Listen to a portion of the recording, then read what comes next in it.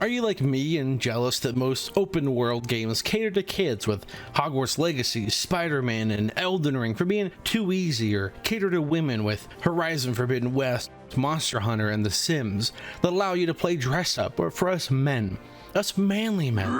There are a few open world games that cater to what we like.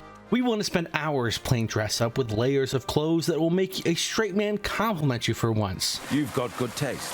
Thank you. Likewise. I want the fear of fighting a homeless man because the threat of death will never stop. You want me to get your mom? The desire to save damsels in distress and then get the girl. To be a good Christian man and solve problems without violence.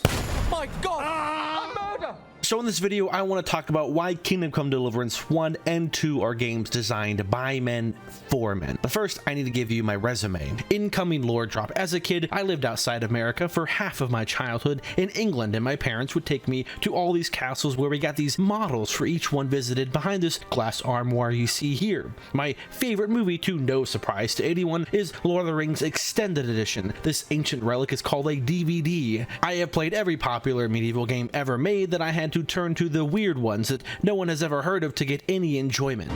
Oh my god!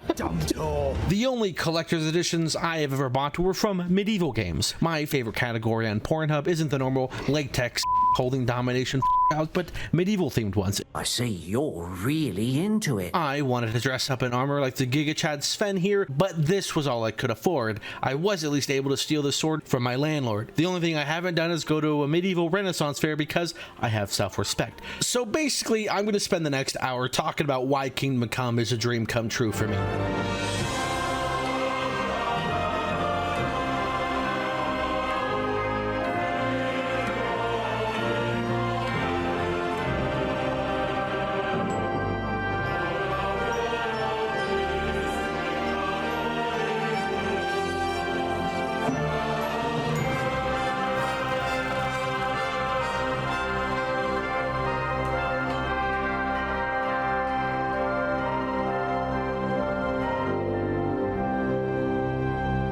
In order to understand why Kingdom Come Deliverance and its sequel are special, I want to go back in time to the 2010s. The defining open world games from that decade were Skyrim, made by Bethesda, Assassin's Creed, made by Ubisoft, and Medieval Batman, published by Warner Brothers.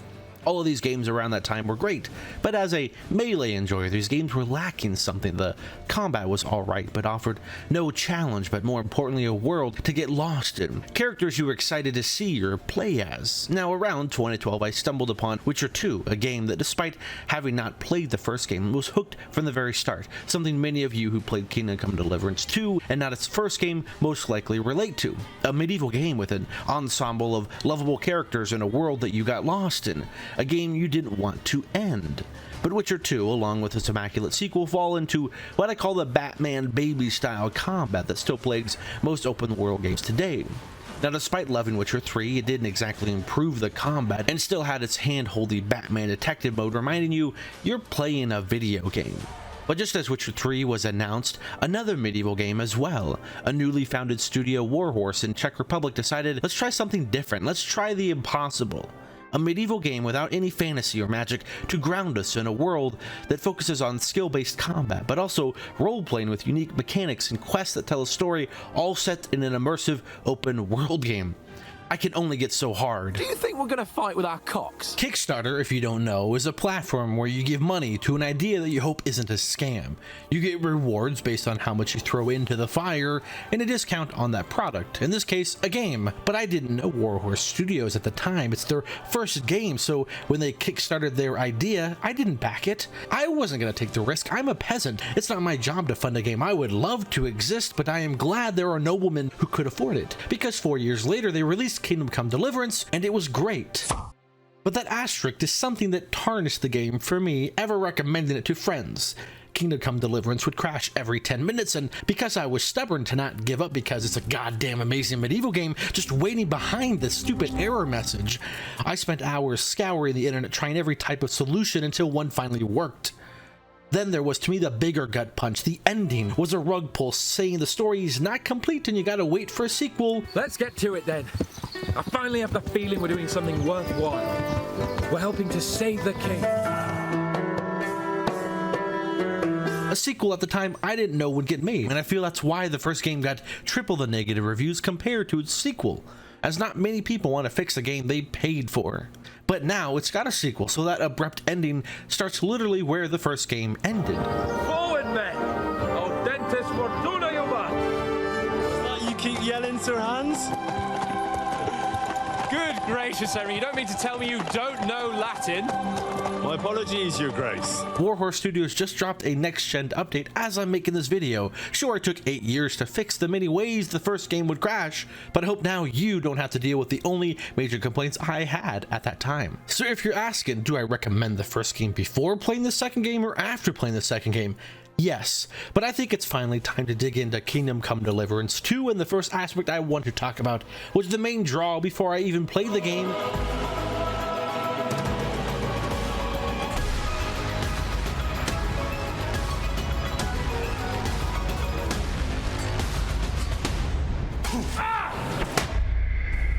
Both of Kingdom Come Deliverance's combat are directional based, meaning you need to put your mouse or controller in the direction of these arrows you see on screen in order to attack, and you block by matching the direction of your opponent. Now, this isn't a revolutionary new combat system. It's been in older games like Chivalry, a PvP medieval game, the Mountain Blade series, and the Jedi Knight series from a little known space medieval franchise. So if it's not that revolutionary, why is it so great? Because it isn't an open world game. Think about it. What open world game has a combat system that offers a high skill ceiling that you love to death, that makes you wish other open world games had something like this, instead of the usual press a button to attack or press a button to dodge for 100 hours? That doesn't mean that open world games that are easy or simple are bad games. Ghost of Tsushima, if you bump up the difficulty to lethal, makes the combat tense and therefore engaging. I'm saying that we forgive the mediocrity of open world games' combat system because they offer more than just fighting. Some offer unique fetishes. And now I have a tribal king. But as far as melee combat, once you play Kingdom Come Deliverance, oh baby, that feeling. It's part of the reason I haven't really played and enjoyed many open world games since, as most just aren't melee enough. But you're thinking, Josh, you wouldn't praise a melee system if it didn't have good parry. You're right, unlike blocking where you match your opponent that offers up a riposte that your opponent can then block, meaning that if your opponent is good enough, you can get into a daisy chain of riposting and counter blocking until one of you runs out of stamina and dies.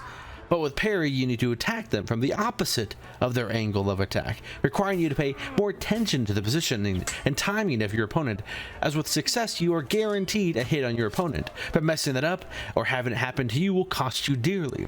This combat of managing stamina, sword position, and dodging when you understand it feels like you are in a duel, not with an NPC, but a human.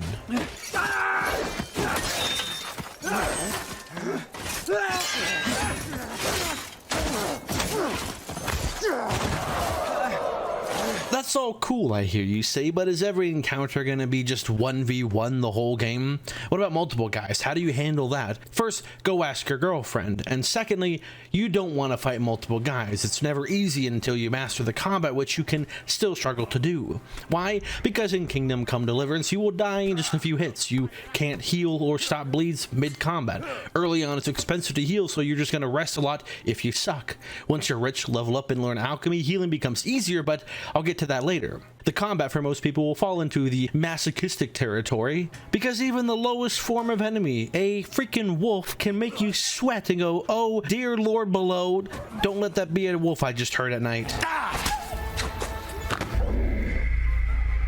Getting armor will help you survive, and it's not just the basic helmet, chest, and pants that every other game has. It's the best dress up that any action medieval game has, unless you end up modding your games. First, you put in your Gapeson to help with blunt damage, but more importantly, to prevent chafing of the chainmail you put on next, followed by some form of breastplate to help with deflecting strikes and arrows away. At least that is what I assumed from my childhood days of playing Stronghold Crusaders. Otherwise, why do knights take so long to kill? I admit it. You know how to fight. If you're rich or a nobleman, the last thing you put on is some type of drip to help with charisma points. Oh yes, every piece of clothing in the game has not just a defense stat for slashing, piercing, and blunt, but a beauty factor that helps not only with getting ladies to want to fuck you, but to win in the speech checks we will talk about later. Pass me my clothes, please. Sure. I've been a bad boy. What about your neck? You don't want to get a nasty stab in there, so first you put on a neck collar, followed by a padded queef for some head protection, but mostly to prevent chafing, to allow any number of the helmets as your final topper. The best and coolest ones having a visor. And randomly, who else enjoyed the Mandalorian at first because of the sexy knight-inspired armor Din Djarin has? Just me? Nobody else wanted to wear that for Halloween as a grown-ass man? This is the way. Then you just put on your metal pants after, say it with me, padded pants to prevent chafing. Because on a hot day, you do not want your boys to get scraped or pinched, do you? What happened to you? I got a bit of a scratch somewhere. There's nothing. Lastly, you cowboy western enjoyers will be happy about this. There are different types of spurs that help with the speed of your horses, but more importantly, style points. And that is all just the armor. I'm going to save the noble fashion for later. So now you're in the end game with high quality armor with no fear of the poor peasant people ever harming you again, unless they gang up with you with their tickle sticks. No, your armor will protect you from death, unless you're the cheating AI that will parry every time because you suck. In case you forgot, in order to parry, you must match opposite of your enemy's attacks, but why try to get good at the combat and read your opponent's moves when the best go-to strategy is to play like an Elden Ring fan, run away, use the overpowered ranged attacks like a bow or crossbow to pull a Skyrim. I took an arrow in the leg. But if you're thinking, I don't want to use ranged, how do you counter extra thick enemies? That is where my knowledge from the Stronghold series has taught me the best solution to a kitted out and slow knight is blunt force trauma to their soup bowl, aka makes his beat knights. We'll kill anything that moves. Now, as great as the combat can be, there is favoritism, and that the swords got even more attention in the sequel. You still have axes, maces, and the newly added polearms that was basically cut from the first game. Polearms all have less attacks to use, seen here by the one less angle compared to swords, which, when even comparing maces between both games, maces sadly got a downgrade. This also means it's easier to get parried. And yes, I know they call them master strikes, but if it walks like a parry, talks like a parry, I'm gonna call it a parry. The only good use of polearms is when doing horse combat, as it takes real skill to time the swing of your sword to hit an enemy. But a polearm is basically just a stick you gotta hold out like a lance. Can't miss. Kingdom Come Deliverance even has combos that if you manage to pull them off, they can do extra damage. But who's the favorite child here? Looking at the 26 combos you get for swords, half of that for maces and axes, and just 4 for polearms. So if you're ever wondering why most of my footage will consist of sword combat, I think you can figure out why now. No! I don't want to die! Now, if my calculations are correct based on how YouTube works, you are watching a video about Kingdom Come Deliverance because you already played the game, so you already know this. But for those of you who haven't played the game for some reason, or it's been a while, all of what I just explained makes up about 10% of what you actually do in the game. Yes, the amount of combat you do is about 10% of the total playtime, which for me was this number. So if I love the combat, and yes, I'm not even done with it yet, I'll return to it later, why would I be fine with the fact that it is such a small fraction of the game? Well, because if all an open world game is combat, no matter how much depth or great the combat may be, I would get bored of, let's say, and stop playing said game. An open world game, for the most part, is only as good as its characters, story, and other gameplay stuff not related to its combat system to get you invested the longer the game is. As combat can't carry a game for that long for me. It's why most action games stay in the 20 to 40 playtime at most. Now, I will have to spoil Kingdom Come's story, but before that, if you're on the fence to whether to even play the game or not, I will talk about some of the smaller stuff that I liked and didn't like about the game to give you time to decide. How many legs does a horse have? 4. Smart lad. If you're a gamer that demands what you play to look photoreal like any of the biggest open world games, Kingdom Come Deliverance is, I think, the lowest end an open world game's budget can be before you get to do the indie scene where they can't even afford to compete with what the big dogs are able to do and therefore focus on mechanics they don't. This small in comparison budget does have some drawbacks. Firstly, Kingdom Come Deliverance animation is pretty stiff. It's Bethesda level stiff. It's not dead stiff like Starfield all the time when they use motion capture and facial capture for the pre-rendered cutscenes. But most of the story takes place in these static, standing around dialogue scenes that date the game already. There isn't anything that happens while they're talking. It's either sit down and stare or stand and stare. Compare that to games with 10 times the budget, and as the saying goes, you get what you pay for. But one aspect that isn't tied to the budget, the lighting, which I love. I don't know why, I think it's the contrast of colors and especially how fire radiates against any scene. Another major selling point of Kingdom Come back in 2018 was how black the game is. That is not a racist joke, by the way. No, that's not what I meant. I know what you meant. It's just that you look Muscular? It's all natural lighting that makes the game really pop. It made me stop and absorb a scene of nature, a room, the rain, even walking through a bridge shaded from the sun. You get that bright glow on a hot day as you're about to leave it. That lighting is one of the best and punches way above its weight class. What I'm putting up right now are from the 100 random spots that made me stop and want to take in a scene. I'm trying to pad this sentence out to show you just a few dozen of them. But unlike Horizon Forbidden West, where every dialogue scene has this unrealistic soap opera backlight that makes every scene crisp, clean, and sexy. And that's why you'll always be alone.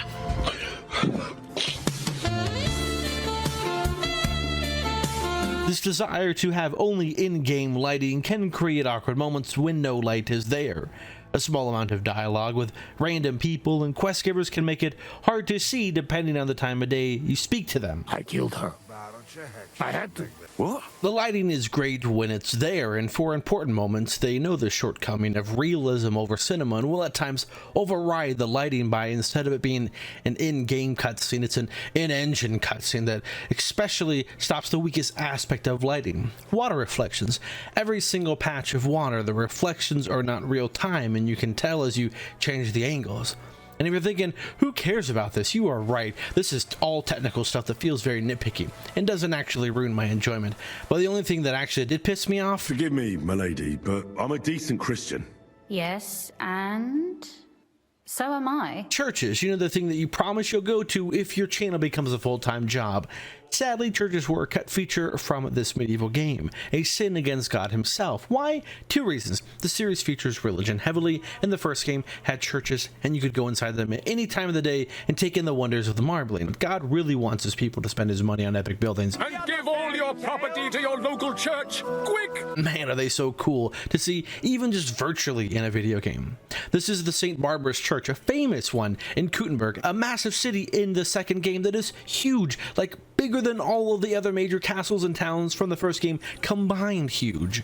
But all that space and not a single goddamn church you can go inside to, that is the asterisk that I think taints the sequel in my eyes. Why? The first game, despite its slightly smaller budget and being a new game from a new studio, featured an entire quest line in the base game that, if you're into role-playing, was a highlight, as where else can you become an assassinating priest? The only other game that I know that did this is for you RuneScape enjoyers. I got a rope. Suicide is a mortal sin in the eyes of the law. I'm not hanging myself. But Kingdom Come Deliverance 2 did something I hate. Sell you the solution. The only church they allow you to enter is one from a DLC. I do have some standards, and that is, I don't like scummy business practices. It's why I will never play No Man's Sky or Cyberpunk 2077, no matter how much they improve their games. Warhorse Studio said they ran out of time and had to cut churches, but somehow can justify charging a fee for entry instead of delaying the game or releasing it for free, as this giant church walled off is a huge middle finger to my immersion, knowing it's a literal paywall. So if you're wondering if you should get the DLC alongside the base game, I personally can't recommend them. Also, I like my DLC to be more like massive expansions like Blood and Wine, Crosscodes: A New Home, and Lies of P's Overture. Totally not a dildo. Is it a shame that there are some side quests and story you'll miss out on without having to pay extra? Sure. But at least now I probably understand why it didn't win Game of the Year.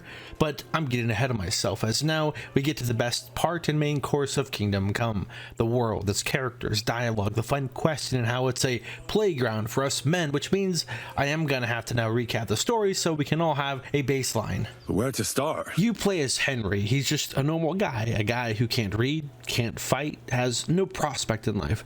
I didn't know they casted me. The first game is, I think, the only example of an open world game where there isn't ludonarrative dissonance, the blending of making sure the gameplay and story match what it would be like role-playing as a normal peasant. You have a girlfriend at the local bar. Henry hangs out with his friends to listen to the current political climate by boomers. Just listen and you'll hear for yourself. Someone has to bring order and reunite the empire. Henry's father, Martin, is a blacksmith from Skalitz, just this quiet little mountain silver mining town in Bohemia, located here.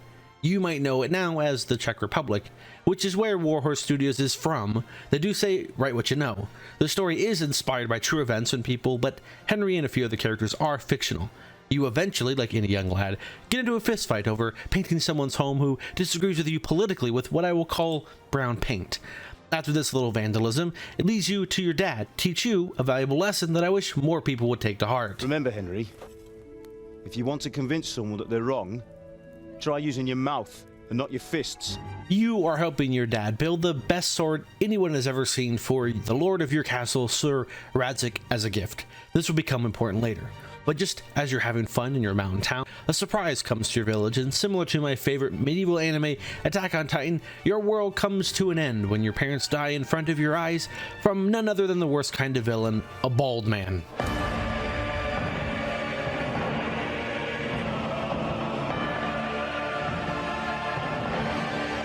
You are not the hero you think you are. You were the son of a blacksmith, so what does Henry do? He flees to Talmberg and leaves his lord Radzig behind, not giving him his sword. He was told to go and warn Talmberg's lord, Sir Divish, that an invading force of unknown origins is coming and to prepare. It's how Sir Divish was able to handle talking to this villain that next day. That was the moment that I knew I was gonna love the game. Greetings, Lord of Talmberg. I am Sir Markvat von Autliz. I come in the name of Sigismund of Luxembourg, King of Hungary and Croatia, who has resolved to strike against those who disrupt concord in the land and to restore order in the name of his brother, King Wenceslaus IV. Greetings, Sir Markvat. The efforts of the king's brother to bring order to this chaotic land are undoubtedly noble. As Burgrave of Prague Castle, I am entirely beholden to the king, and here in Talmberg divine peace reigned until your arrival. To what then do we owe the honor of your visit? Yesterday, His Majesty took action against the enemy of the kingdom, Sir Radzig Kobyla, who has been using the silver from the Skalitz mine to fund insurrection against the crown. Unfortunately, the insurgent escaped. Would you happen to know, noble sir, where he might be at this time? As far as I know, the Sir Radzig of which you speak is the king's hetman at Skalitz. I find it hard to imagine that he would rebel against our king. Nevertheless, I can assure you that Sir Radzig is not at Talmberg. He would be a fool indeed to flee from one castle, where he has little chance of defense, to another, where he has even less. Or do you take the view that my humble manner is any obstacle to your army? Am I to inform the king then that Sir Radzig Kobyla is not at Talmberg and that he has your loyalty?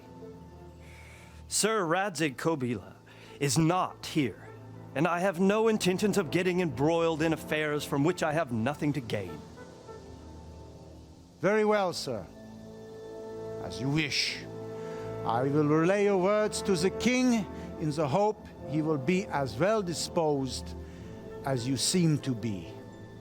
Those who have clean consciences and goodwill may find themselves well disposed even at moments like this, when there is little cause for joy. Farewell, sir. Auf Wiedersehen. If there is one thing I love in my stories, whether medieval or not, are characters that feel like people instead of just exposition dumps or quest givers. But maybe I'm just a sucker for medieval dramas. Sir Divish was playing the Game of Thrones as he knew where Radzig was, wearing his plot armor. But tell me, friend, how on earth did you manage to get away? Thank God for this tempest. We were able to sneak out right under their noses. The Lord be praised. Sir Radzig, for some reason, wants Henry to tag along to bring that expensive sword as he makes his way to Rattay, a more defendable city where the start to the series' staple bromance will begin with Hans Capon. You want to join us? Want to buy us around? I'm afraid we don't drink with peasants. You're not in your village now, boy. No, sir. But Henry has other plans first. The army has moved on from Skalitz. It's now just looters and bandits. And now it's time to figure out what your life is going to be now with someone with nothing but your dad's sword. So you head along to bury your parents. I'll never run away again. You find out your girlfriend Bianca is also dead. You stumble upon a dog now missing his master named Mutt. Not the most original name, but you couldn't do anything with Mutt in the first game other than pet him. The sequel made him able to alert you of treasures, enemies, feed him anything, including actual dog meat. He could hunt and help with combat, just make sure not to hit him with your sword while fighting, as he will run away to heal and leave you feeling bad about yourself. But as a gooper's gonna goop, having a sword that great is gonna make looters want it more than anything. Insert the second name added to the list, the bandit named Runt. Banish the thought. It is my father's sword. You hand over that sword, I might just let you go. If not, you're in for a family reunion you really don't want. Leave me alone. Kill him, Runt. You lose and he takes your sword, and right before he's about to kill you, a savior arrives. Such miserable luck. To die by the sword you helped forge. Hey, go fuckers! The games are over.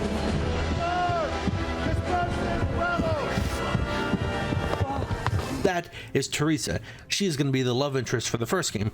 All of this is the prologue that takes up about 3 hours, or 5 if the game keeps crashing around here. The main quest of the first game is simple. You want your dad's sword back. Everything you do leads you along to meet a number of characters I won't talk about here, as if you want more, go play the first game. My lord, he's a peasant. You can't make a squire of a peasant. Why not? Someone made a priest of a pig. The main story beats from the first game where you eventually catch up to Runt, and I struggle with it at first when capturing the footage for this video, as the parry isn't like the sequel where you attack the opposite of their angle. It's the press a single button without any thought and trivialize the combat style. Glad they changed it. A great parry system can make or break a game, it seems. Anyways, as you eventually destroy Runt and are about to get info on where your sword is, Henry gets a little too into it. What have you done with it? Talk, you bastard! I'll see you in hell.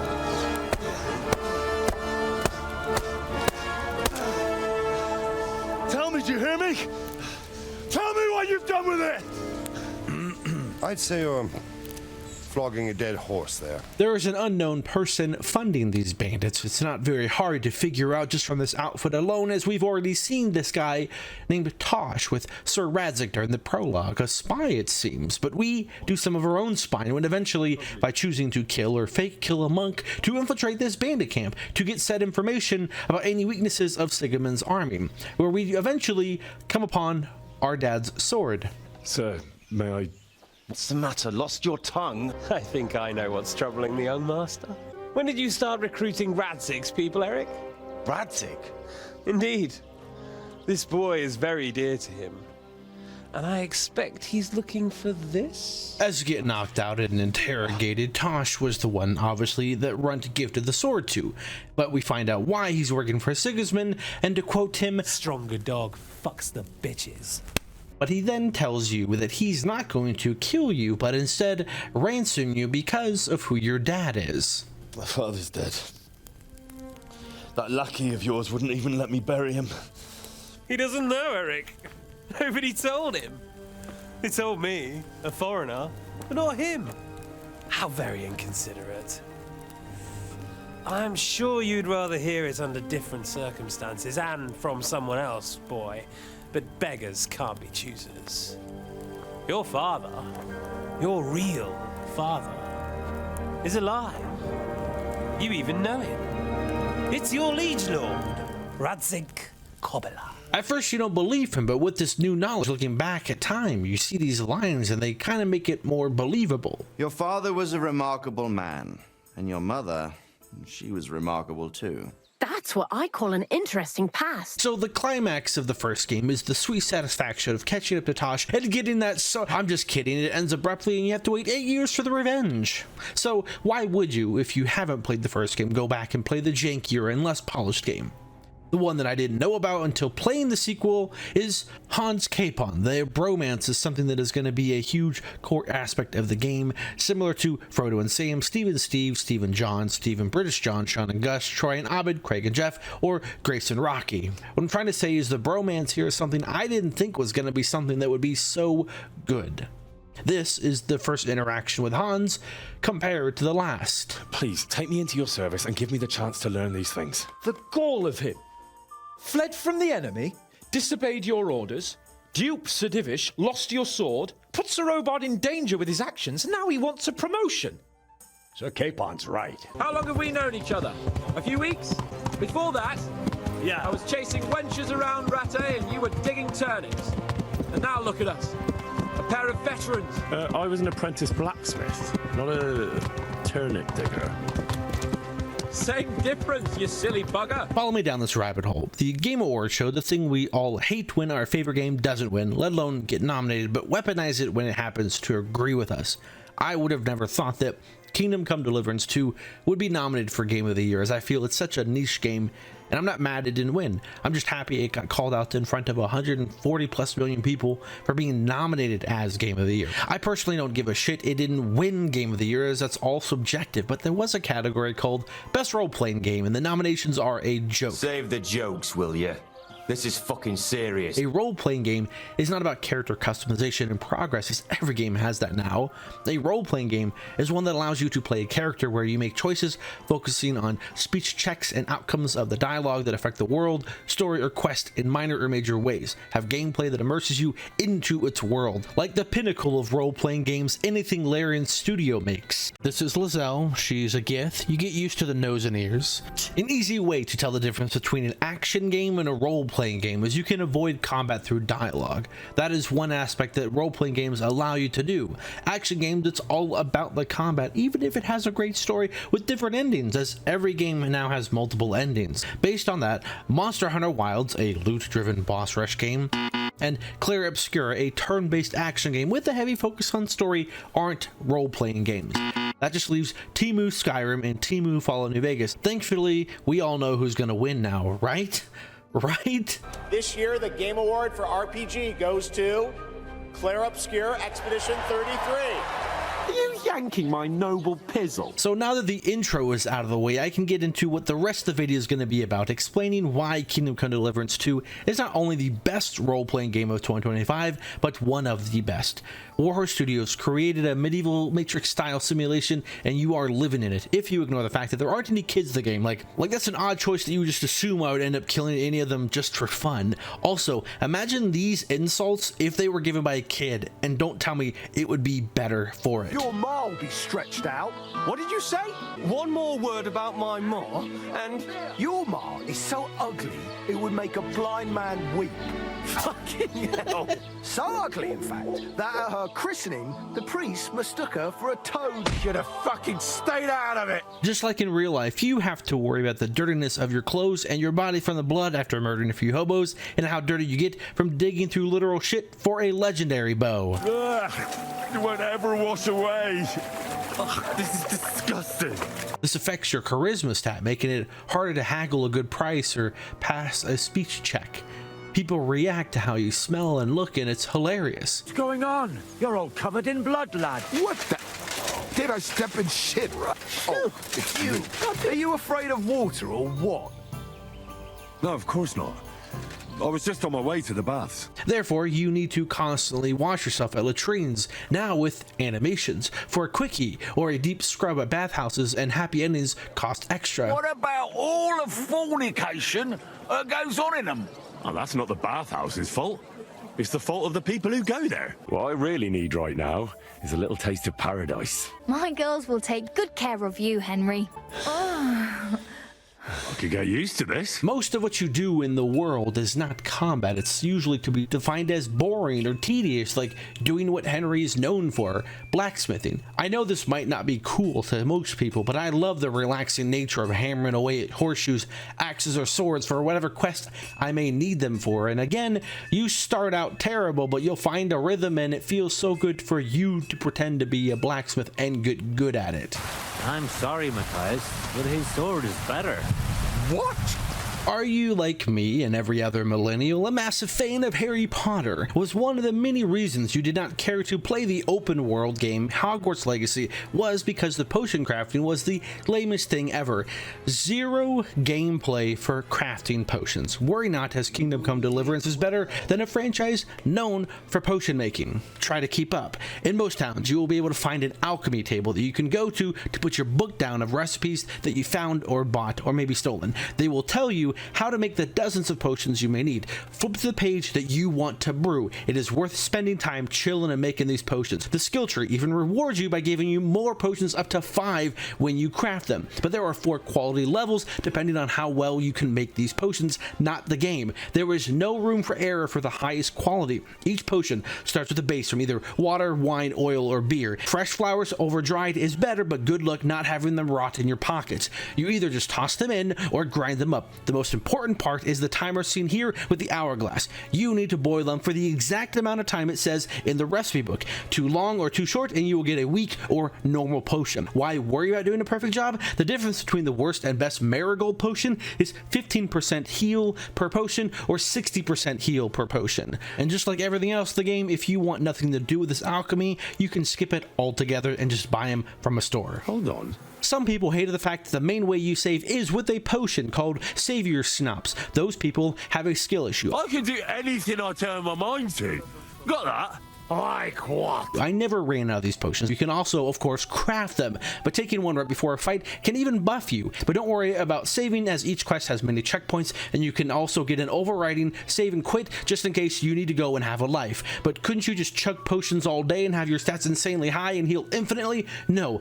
My potions are too strong for you, traveler. That will bloat you. You have to eat in the game. Forget, and your stamina and health will slowly drain. If you overeat or overchug, it takes more stamina to do everything because you are fat. A healthy diet is whatever you find that is cooked, smoked, grown, or stolen, no matter what. Stuff your face with whatever food you enjoy. Bull testicles! Fresh bull testicles! Delicious bull testicles! Since this is a simulation, you need to worry about your energy and therefore must sleep, but not all beds are created equal. If you are without a bed, you need to find one not owned by anyone, or you will get woken up and told to stop being homeless.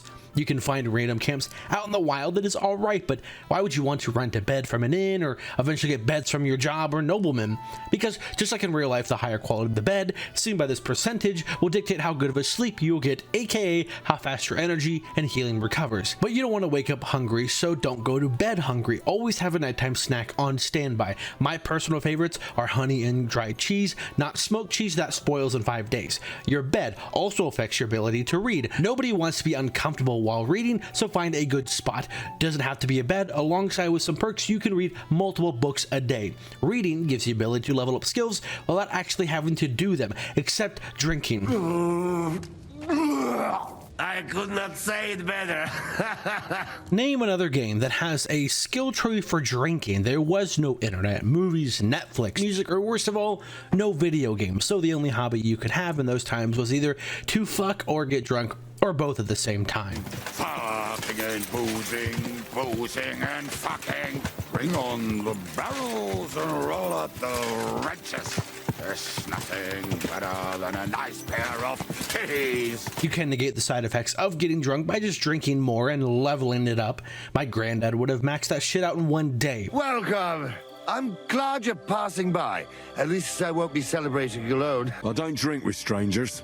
Who the fuck do you think I am, you prick? Here I am, offering to share my best booze with you, and this is how you treat me. I'll teach you, you cocky bastard. If you want a cure to getting drunk and the terrible hangovers the morning after, that is what the hair o' the dog potion is for. You're welcome, alcoholics. But as a good Mormon, Christian, Muslim, I don't drink, as alcoholism will make you act unlike yourself. Underneath our windows, water flows so clear. Take my little horse there and water him, my dear. I won't water him though. No, I can't anymore. But what if, allegedly, you were under the influence where you made an oopsie and you committed any number of the crimes like animal abuse, breach of curfew, lockpicking, running someone over with your horse, or murder, and couldn't talk your way out of it? You are now a criminal. That is where you must choose how you want to get punished if you don't want to pay the fine. You could get branded with a mark that everyone can see and will prevent you from using shops for days, so don't get caught committing crimes. I'll have a look at you. There'll be none of that. I need something repaired. There'll be none of that. How do you do that? Stealth. But if you sneak in your armor, you are a shining glare factory, making noise anyone can hear. You want me to arrest you? Light a torch.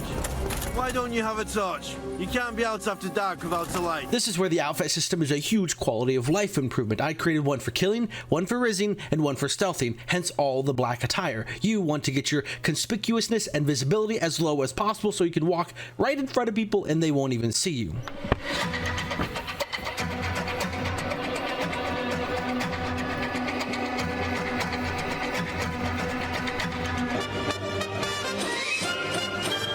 But you're thinking, I'm a good Christian boy, I would never covet and steal from thy neighbor, unless I can do it with gambling. While most open world games have some sort of creative made-up minigame where you play against NPCs of increasing difficulty, none of them are based on real games you can actually play. I mean this as no offense to fans of it, but Farkle is insanely boring. So boring, I'm not even going to explain how bad it is. Dice is mainly about luck. Bollocks it is. I've only seen it once before. It requires no skill, has no depth, and even with these little badges that Kingdom Come uses to try to spice it up, comparing it to some other famous open world minigames, it belongs in F tier. You're as much fun as watching grass grow. There were also horse racing events, horse archery tournaments, and lockpicking, the usual stuff you see in open world games. But in order to talk about the rest, I need to briefly go over the story and quest design of Kingdom Come Deliverance 2, which does a great job in filling in the major story beats from the first game in really creative ways, with this cool hallucination during the prologue night chase scene and the really cool red tinted dreams / nightmares to remind you how much Henry misses his dead father. Dreaming of a dead parent is confusing. It could mean you cling too much to the past and you ought to find a new path. But I think it's a good thing he's more important to you than that murderer. You have Sir Hans Capon, the Nepo baby from Ratai, the castle you spent most of your time around in the first game. It's currently being looked after by his uncle that was another favorite of mine from the first game. And it wasn't just your own life you nearly threw away. I'm sorry, but I had to. No, there you go. When you have to, Radzig. Hanush tasked Hans and his newly appointed bodyguard, Henry, with the simple task of going to Trotsky to speak to Sir Otto von Berghoff to try and convince him to side with the real King Wenceslaus 4th edition, not his brother King Sigismund, a task that should only take a couple days. How could I possibly botch it up? How dare you speak? What the fuck is that? Hans, look at me. You murdered my people, so enjoy this, you sack of shit. I'm Sir Hans Capon of Perkstein. I intend to make the most of this trip, one way or another. So do I. Why this old man Berghoff? Because he is a part of the League of Lords, a bunch of old farts we will never see that have a lot of power and men, and we need Berghoff to help convince the others to our cause. But fate has something else in store as you get ambushed the first morning of because of a simple mistake. Making camp in such an unprotected place is suicide. If you're wondering about the incompetency of Hans Capon and maybe a little bit of Henry, you were literally warned about the bandits and camping out in the middle of the open by the Trotsky captain you met at the start of the game. But unlike your pals getting killed over there, you were saved thanks to being horny and hoping to see naked women bathing. So being horny saves lives, guys. When did you learn to swim? Just now. Skipping past the wonderfully done recap for those that didn't play the first game, as we already did that, you survive a fall to your death, as it seems humans can be a nice cushion. You recoup and then realize the royal message from your uncle is gone, and worst of all, your expensive clothes that told people, hey, I'm a rich Nepo baby nobleman, which means when you arrive at the gates of Trotsky, it didn't go according to plan. Open the gate! I am a messenger from Sir Hanush of Lipa!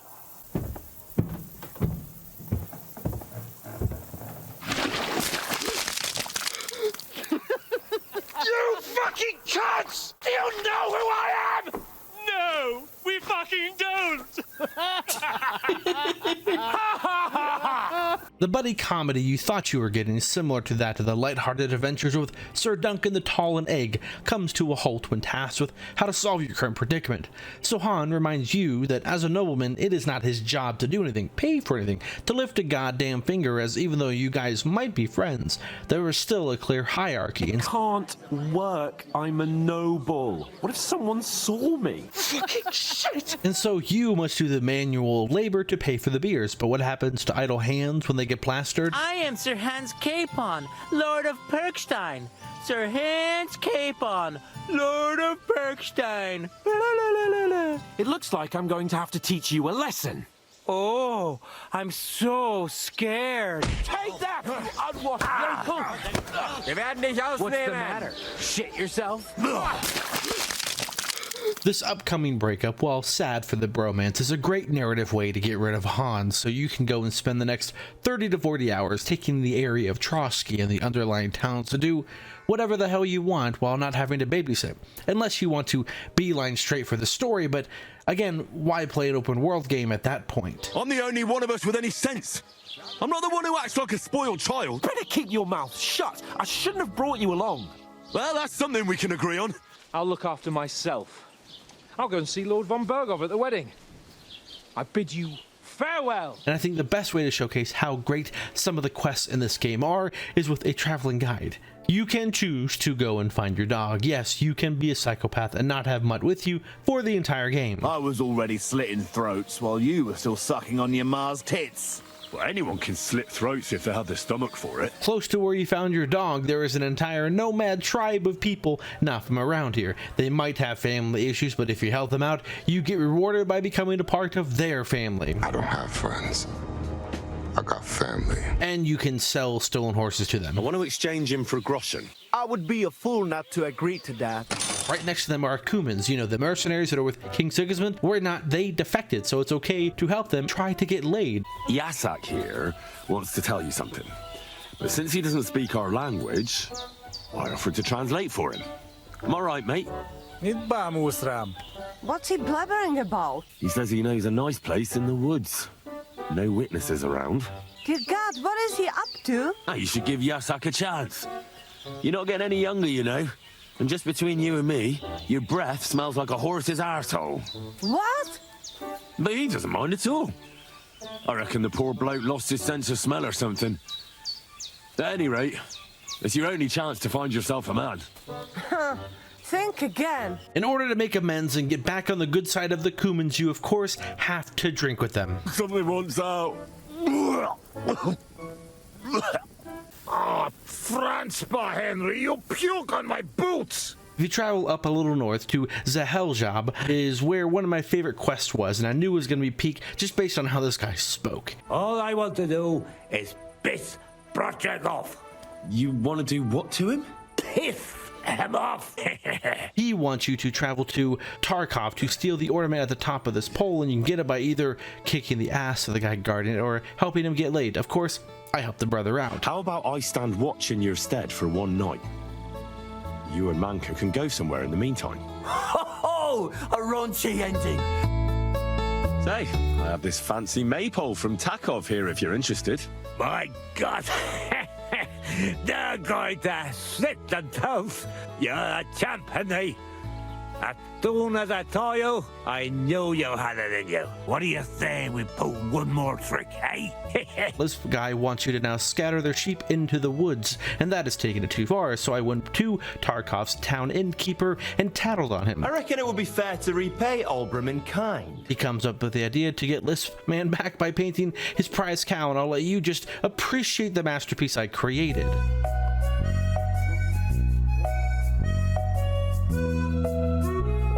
I knew you wouldn't let me down, mate. Olbram must be having a fit. I can almost see it. To hell with the fucking pricks. The lousy city-ter. Fucking shit! What's the matter? I'll break the grubby ankle head. He won't even be able to wipe his ass. This entire feud is about who owns the land to farm near them. You can choose who you feel is right, or go to the bailiff, aka the sheriff, and find out the actual truth, but letting them settle it was a highlight of a quest I will never forget. Old Obram's always fuming, says half the pasture's his. Claim he'd graze his own bull there, but he's a fool, he is. Keep my iron nothing out of your mouth. You know how long it took to watt off all that bloody pigs? The pasture is ours, and that's final. Bullshit. You know right well that I got smacked around as a child in that orchard right over there. What do we care where you got smacked around? Enough yapping. Are we gonna fight or not? That's right. Get him, lad! Yeah! Those my cowpokes!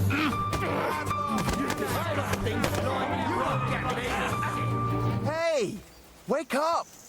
Wake up, come on! Hey! Wake up! For a bunch of ordinary villagers, you fight well. It ain't our first time, mate. Those are just some of the funny quests you could do in the first area, and I love that almost every quest has optional things to do depending on how much immersion you want. You can pick sides that won't affect the main story but makes the world feel like you're living in it. Some even have failure states based on timers, and if you don't make it, like where multiple people are looking for some mystical dragon bones, they find it first, or trying to find a woman to prevent her from taking her own life because of an asshole boyfriend. She's already in a tough situation, and you just made it worse. You're not a man. Hell, you're not even a human being.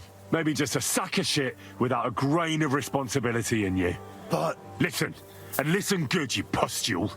Either you get yourself together and take care of that girl, or I'll see to it that your little bellyache will be the least of your worries. All right.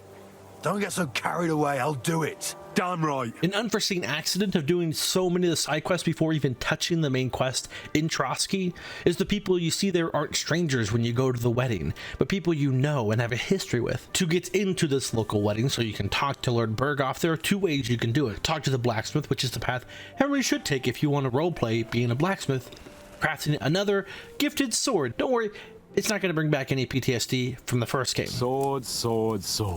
That sword is the only reminder I had of Pa. We forged it together, just before he was slain. Going this route lets you meet Lord Sameen, who is the father of the bride, help him with a missing shipment from the blacksmith to find out his hired hands didn't go missing, but actually stole the goods meant for Lord Sameen. I must say, a huge quality of life that I didn't know I needed until going back to the first game, capturing footage again, was the simple ability to follow NPCs on foot or on horse without constantly start and stop, going too fast or too slow, and just sit back, press a button, have it auto follow, take my hands off the keys for a few minutes, grab a beer, and take in the scenery to focus on the dialogue of the person speaking to me. Ahem, gentlemen, I'm obliged to you for looking after my goods. But I'll take them back now. Just hand them over and I'll let you go. So you find the robbers, and there's a nobleman who you can't kill because, as we all know, elites play by a different set of rules. He's a noble, so Lord Sameen took him into his service. Why would he do that? After Gules tried to rob him? That's the nobility and their rules for you. A peasant would get the noose right away. But the lords play a different game together. So, with finding the shipment, you have a couple of ingredients to make your sword, but you need the best thing, Valyrian steel, in order to make the best sword. Who has that? A hermit up in the mountains somewhere. He's pretty chill, just wants you to help with widows, not the kind that you would want. I don't think you're the kind to fall for pretty poems. That's enough talk, silly. Embrace me. Oh, a raunchy ending. Return back and find the Brotherhood of Steel. I mean the Knights of the Cross with the Red Star. A total mouthful of words. They tell you this guy tried to murder their headmaster, a plant by the Inquisition, and is pretending to be a hermit. That sounds legit to me, so I end up distracting him by burning his haystack and then charge in to help them.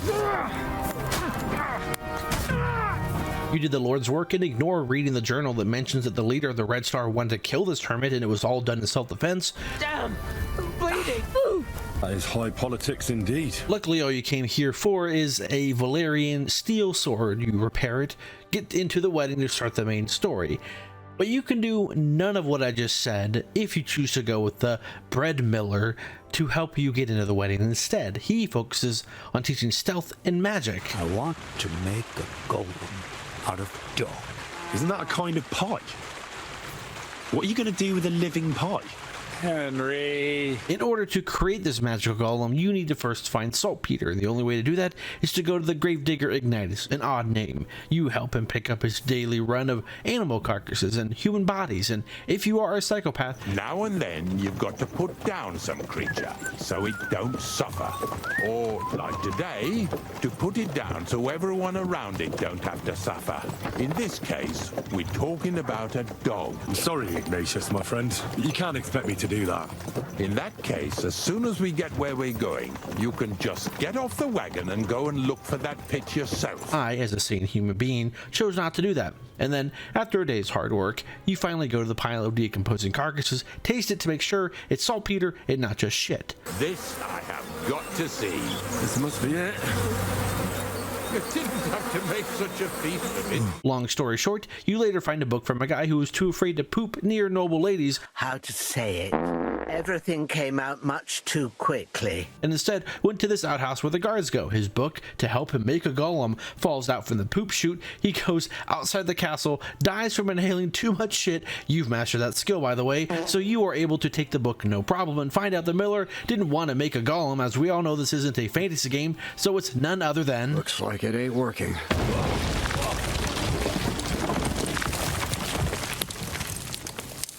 Just casually creating gunpowder, by the way. A lesser studio when adding guns would trivialize the combat in a melee game as why use swords when guns exist now. Yes, they can one-shot anyone hit by the bullet, but good luck actually hitting them. To the task!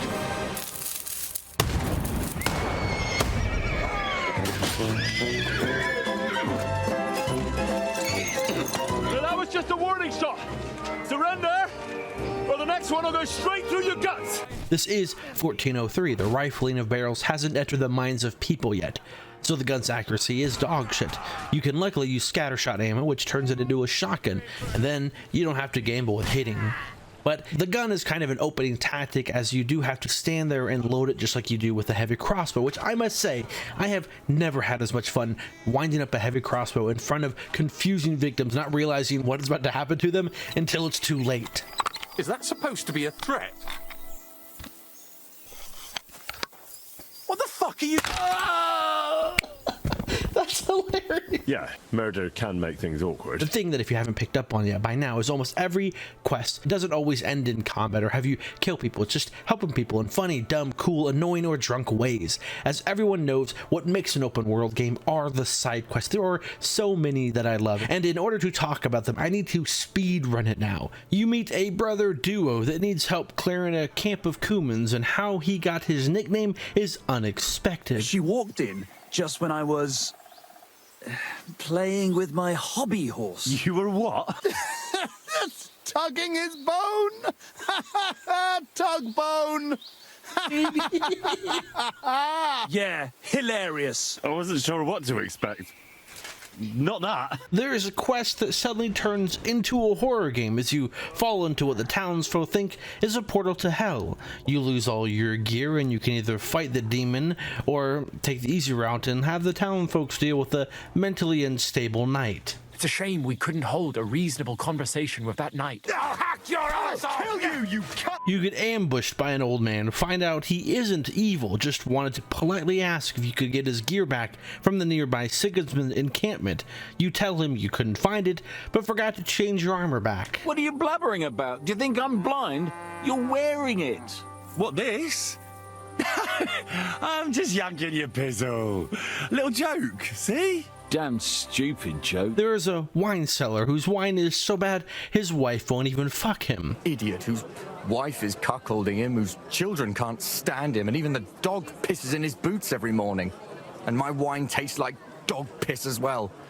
I never should have bought that damned vineyard. What I'm getting at is I love the writers of the game. They are beyond creative. I was never bored. I never skipped a single side quest. There are too many for me to showcase. We'd be here all day if I were to talk about the ones that I couldn't sum up in one sentence. There are no artificial bullshit quests to pad out, all in the name of content or playtime. That never happens in Kingdom Come Deliverance 2, as every quest is there to give you a unique story or experience. If you're thinking, that's cool, what about the main story? It can't get even better, he says as you look at the timestamp. Now, if you've never seen how I cover games with stories, you should go make some dinner, grab some popcorn, take a piss, grab a blankie. Not all at the same time though, because there is so much to cover that's tied to its story.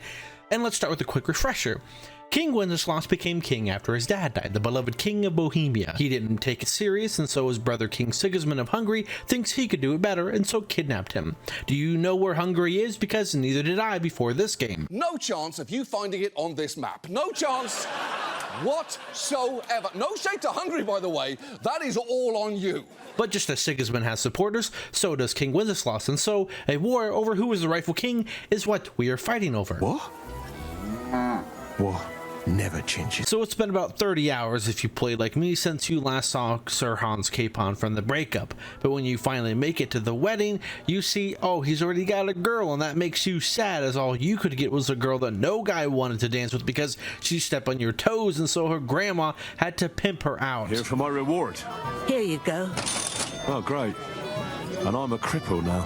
You insolent rat! This wedding is where you were supposed to meet Lord Berghoff to see if he could side with you guys, but he didn't show up and we don't know why. But worse, the groom left his wife and you make the mistake of trying to console her, alone, in the wine cellar, drunk, and after how much you've been stealing all the ladies, it don't look so good for you. Oh, fucking hell! It's you again! You wanna fuck the bride, huh? Someone's been coveting the neighbor's wife, eh? Bollocks! So a spontaneous nighttime rave begins. The outcome of this is the police eventually show up and take you to jail for trying to fuck the bride. But why is Hans in jail? Boozing and whoring. Fucking ha. You were poaching. Only commoners poach. I was hunting in the territory of another noble. Without his permission, nothing to worry about. Remember what Captain Gnarly said not too long ago? A peasant would get the noose right away. Yes, Sir Hans Capon is not noble to the Trotsky people, so he must get hanged. And this is one of my favorite parts of the game, is you have 12 in-game hours to save Hans, with each hour donated by a bell chime. Hear that? That bell's tolling for you, mate. You run out of time and Hans dies. You can't do this!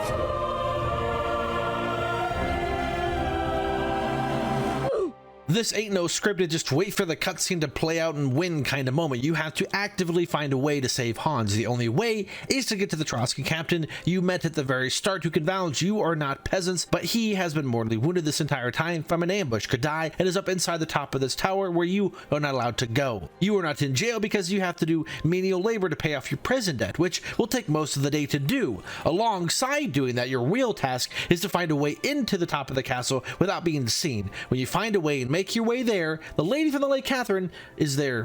What in God's name are you doing here? Sadly, she is not as happy to see you as you are to see her breast, but you try your best to impress her and create a potion to heal the Captain of Trotsky, just enough to get him out of bed, and hope it'll save your boy Hans. You can't execute this man. He's a noble. Captain Thomas here will testify that we're messengers from Ratoi. Captain Thomas has a fever. He's clearly delirious. Oh, thank God, dude. You can't toy with my emotions like that, man.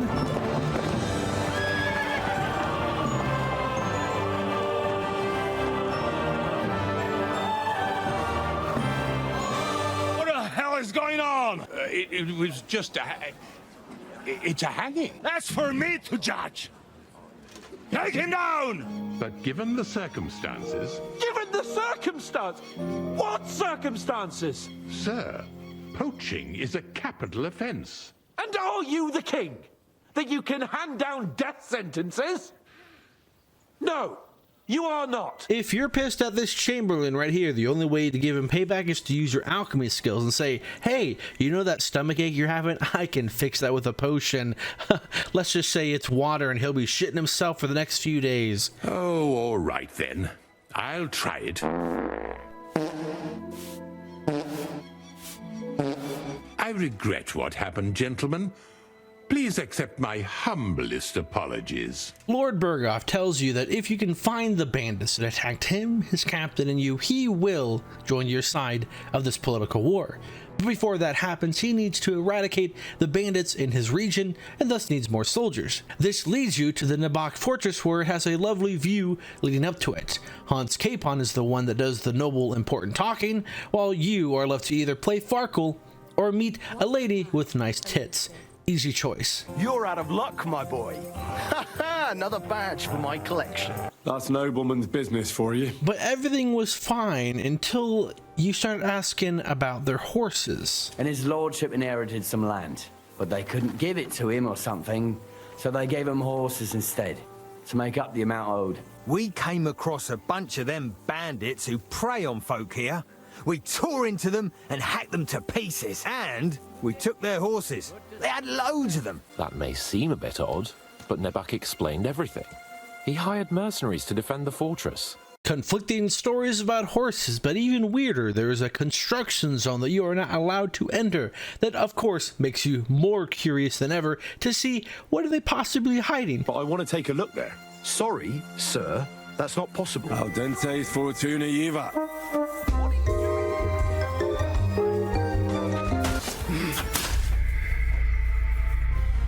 Henry.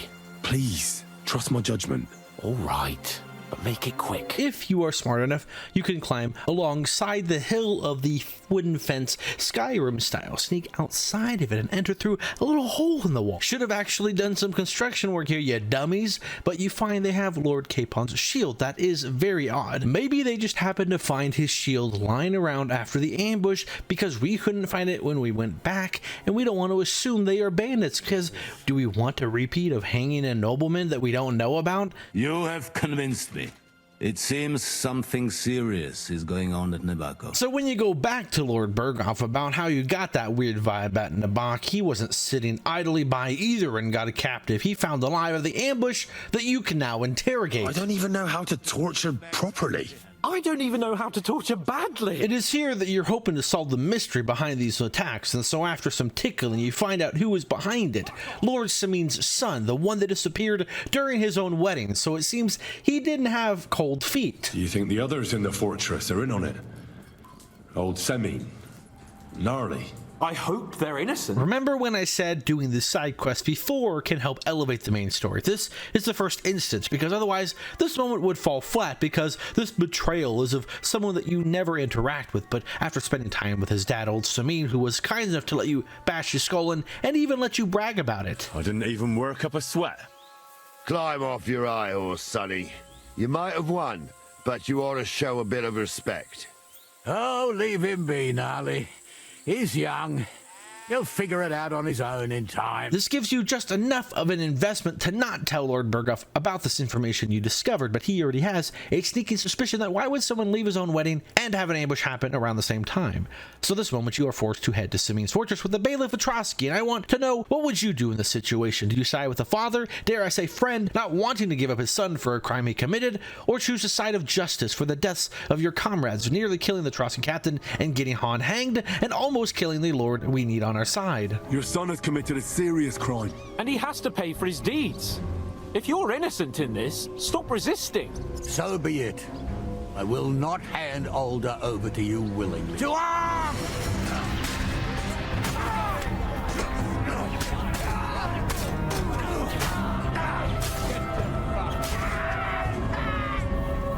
Do whatever you want with them. If Alder hears them screaming, maybe he'll come out by himself. Hashek! You can't do this! If he cooperated, it'd all have ended differently.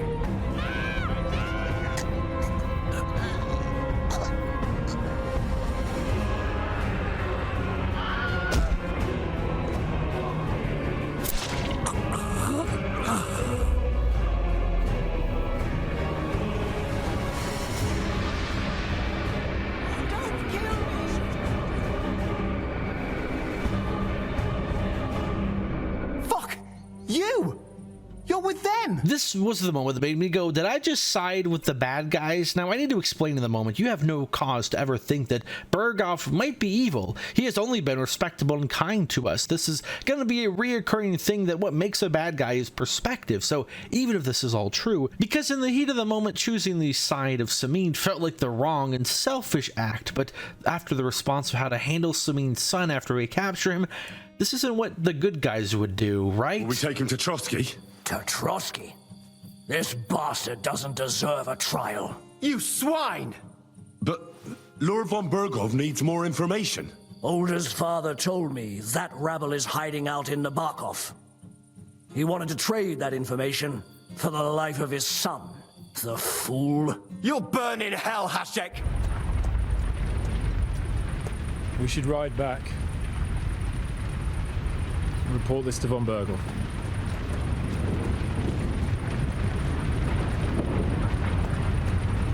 I know I mention a lot on this channel that I don't care for stories in video games because gameplay matters more, but that is only true when there is no story or the story sucks, because let's be honest, most video game story writing is still dog shit. Like, they are an afterthought over focusing on the gameplay, and there's usually just 1 or 2 games a year that put in above average amount of effort, and Kingdom Come Deliverance 2 is one of those games. I would even say that I could totally see this as a prestigious show on HBO that I would pray wouldn't pull a Game of Thrones. It feels like a perfect blend of the side quests being more lighthearted like the British show Merlin, and the main story kind of more dark, intense, and dramatic like the Italian show Medici.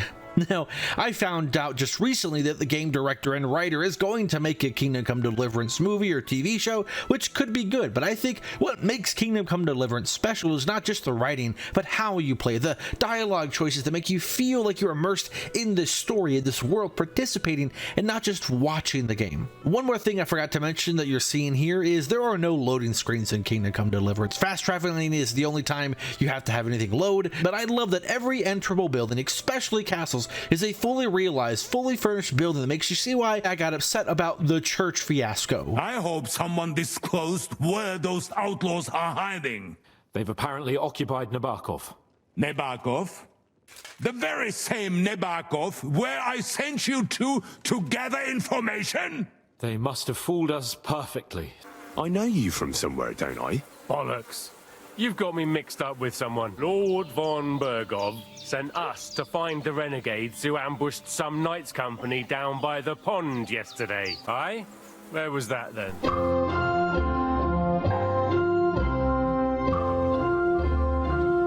Weren't you at the Semine wedding?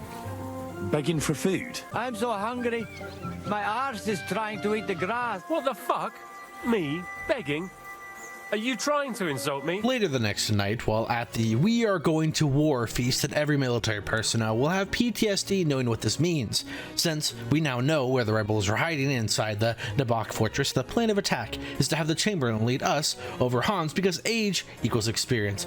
Speaking of, this is where you meet that experienced widow. Thanks for rescuing me from the claws of those 2 old vultures. You are now given better armor that you could find up to this point in the game, because the next morning you need to mount up because it's time for the offense. I can't wait to repay them for their kindness. I can still feel the spot in my shoulder where that arrow hit me at the pond. Never mind your arrow. What about the humiliation I suffered? The rope is too good for those knaves. I get the impression you're afraid to go into these woods, even with an army around you. Yeah, I think I can see now why your lord barely escaped with his life. Maybe his captain underestimated the foe as light-heartedly as you. Weigh your words carefully, young man. You didn't fare any better yourselves. Yeah, that's exactly why I'll be a lot more...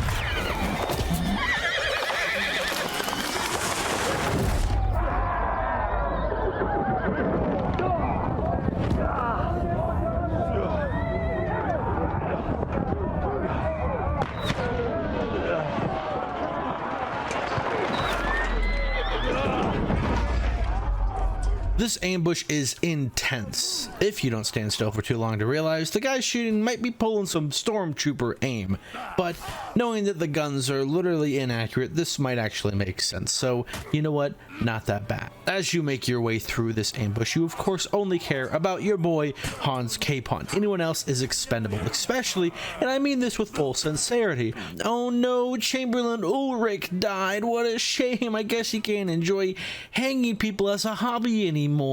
At least he doesn't have to worry about his stomach ache. You, Sir Ulrich, should worry about not getting too many bloodstains on you today. We all have our orders. But you don't care about his death. The one that you fear the most is Hans. Why? Because he gets a mace to the face, which makes your heart skip a beat. And even worse, a Gigachad is now incoming.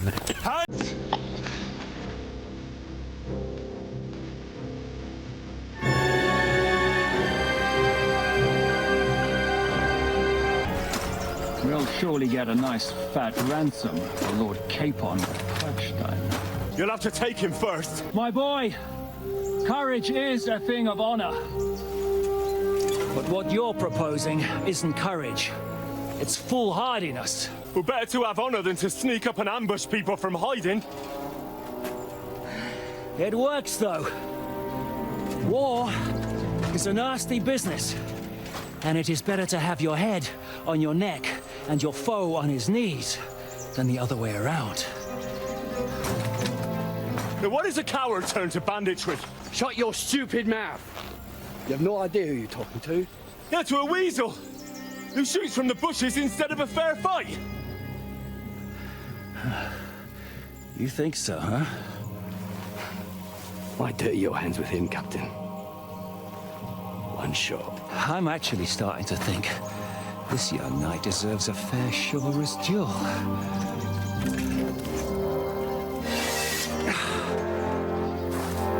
If he's good enough, I'll let him live.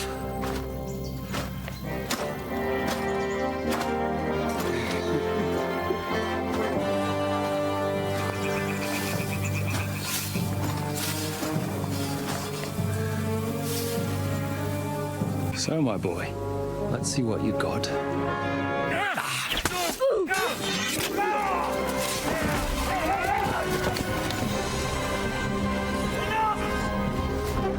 Damn it! You're good.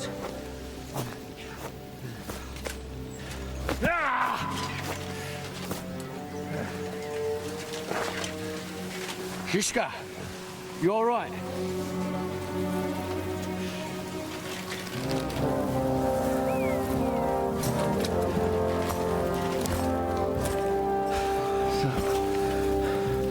Do you reckon you can trust an outlaw to keep his word of honor?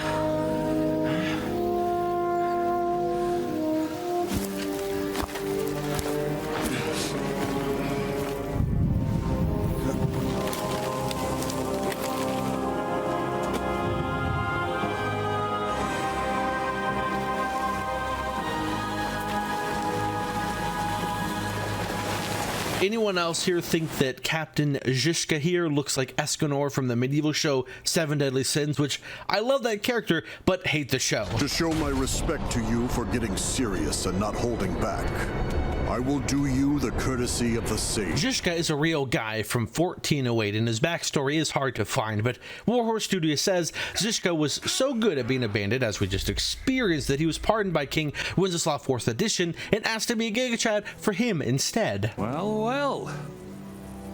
This is quite a turn-up. We are now at a point where I have to mention that there is another character you play as right here, and once before, after that wedding rave, Godwin, who I honestly forgot was in the first game. Seems he wasn't someone that impressed me much. He is a drunk priest who likes to fuck, so maybe he's not that bad after all. As the saying goes, man proposes, God disposes, and then boots you right in the balls. Hanush and Razik, who tasked us with our message to reach Lord Berghoff, and since it's taken more than 2 days, they need Godwin to check up on them. Everyone who was at the Semine wedding knows them too. But I wonder how those of you who play the game feel about Godwin's edition. I loved it, similar to how The Last of Us Part 2 worked with a dual narrative, but here it's more bite-sized chunks lasting 5 to 20 minutes that offer different gameplay, dialogue, and unique interactions that would not work if you only played as Henry, that will have payoffs later in the story. As you start to close in on where Henry and Hans are, you get to see the aftermath of the ambush.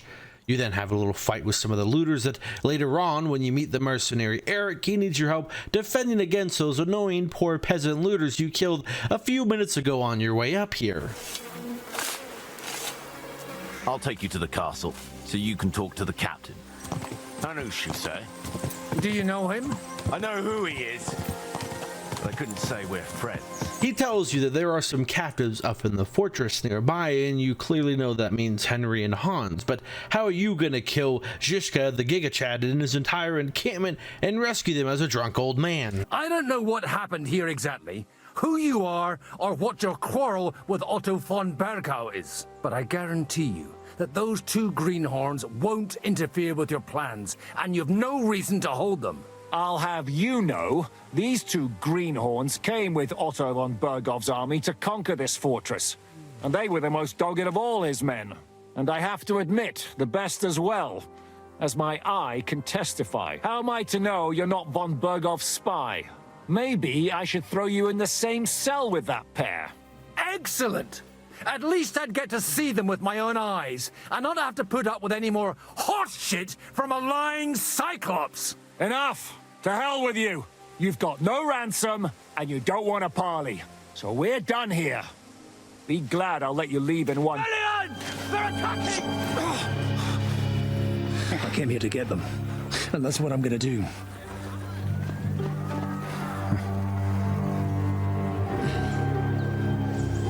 Looks like you know how to use a blade. Fighting Turks will teach you that. Hungary?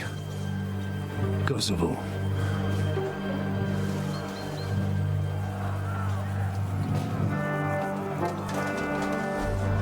If you help me, I'll let them go.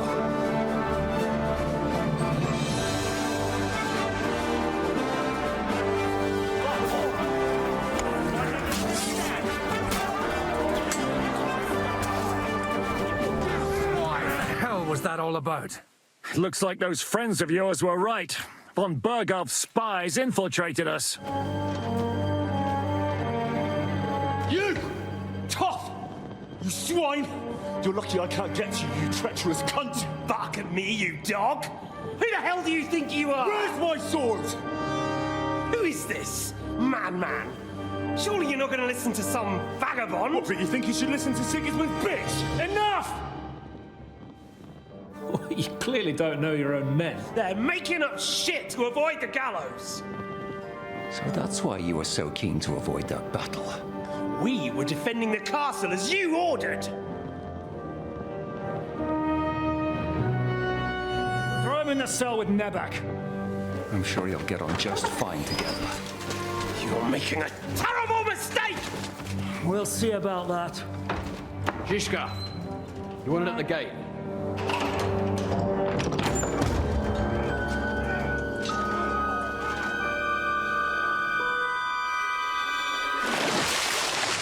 When did you start recruiting Radzig's people, Eric?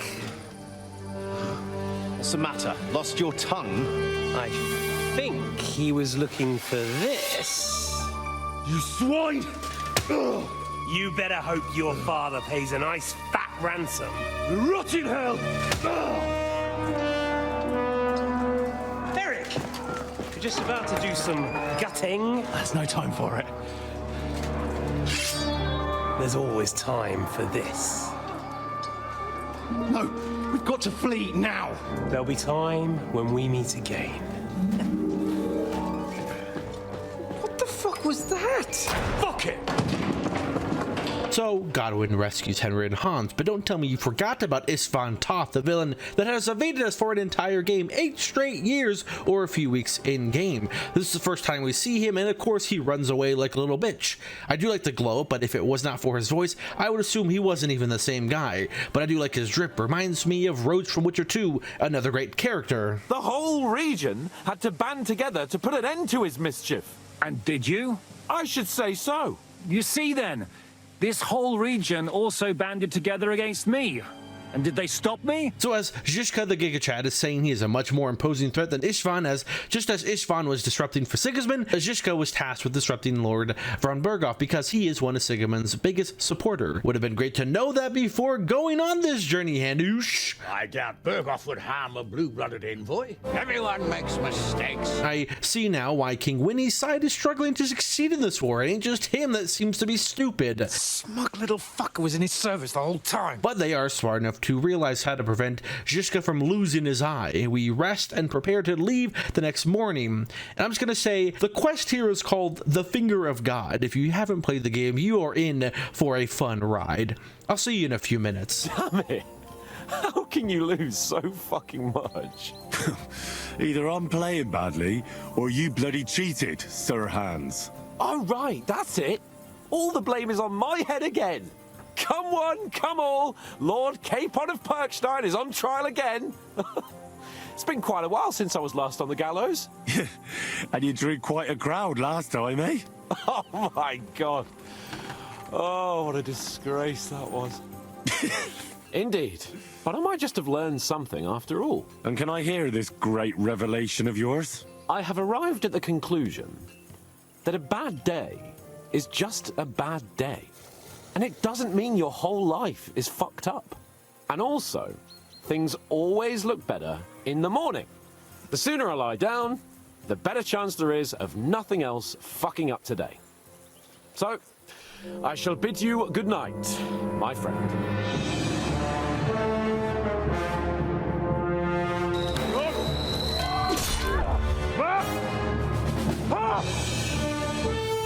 I am here, lad.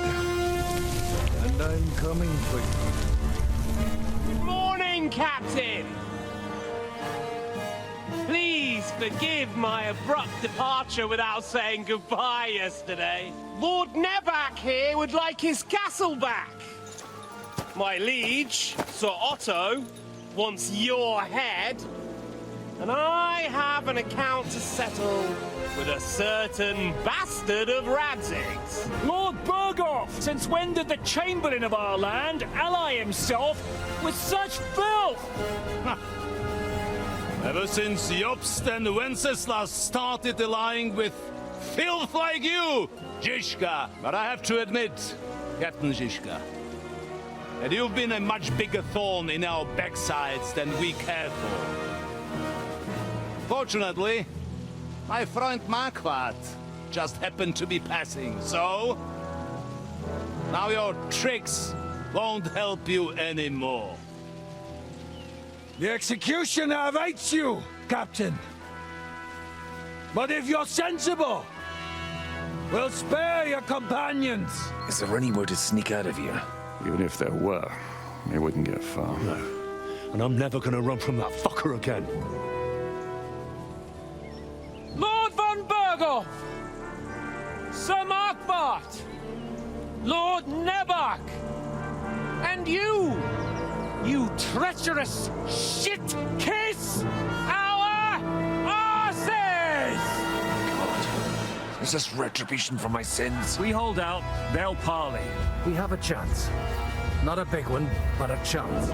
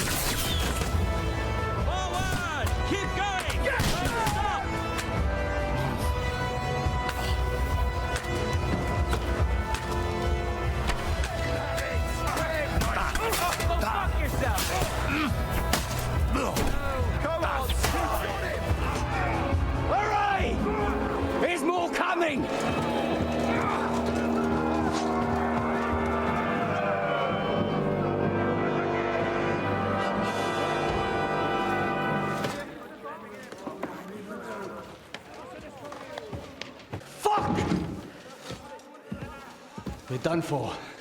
Bollocks. They won't get into the tower easily. They'll parley, you'll see.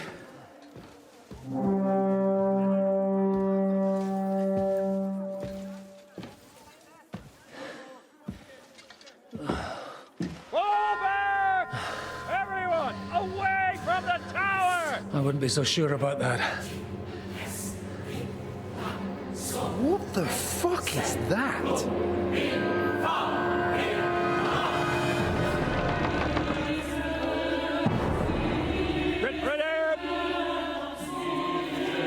Pater Noster, Kies in Kielis. Et debiti nobis debitar nostris sicut. Take cover! Et nos dimitimus debitoribus nostris. Everyone away from the wall. Et ni nos inducas in tentationem. But deliver us from evil.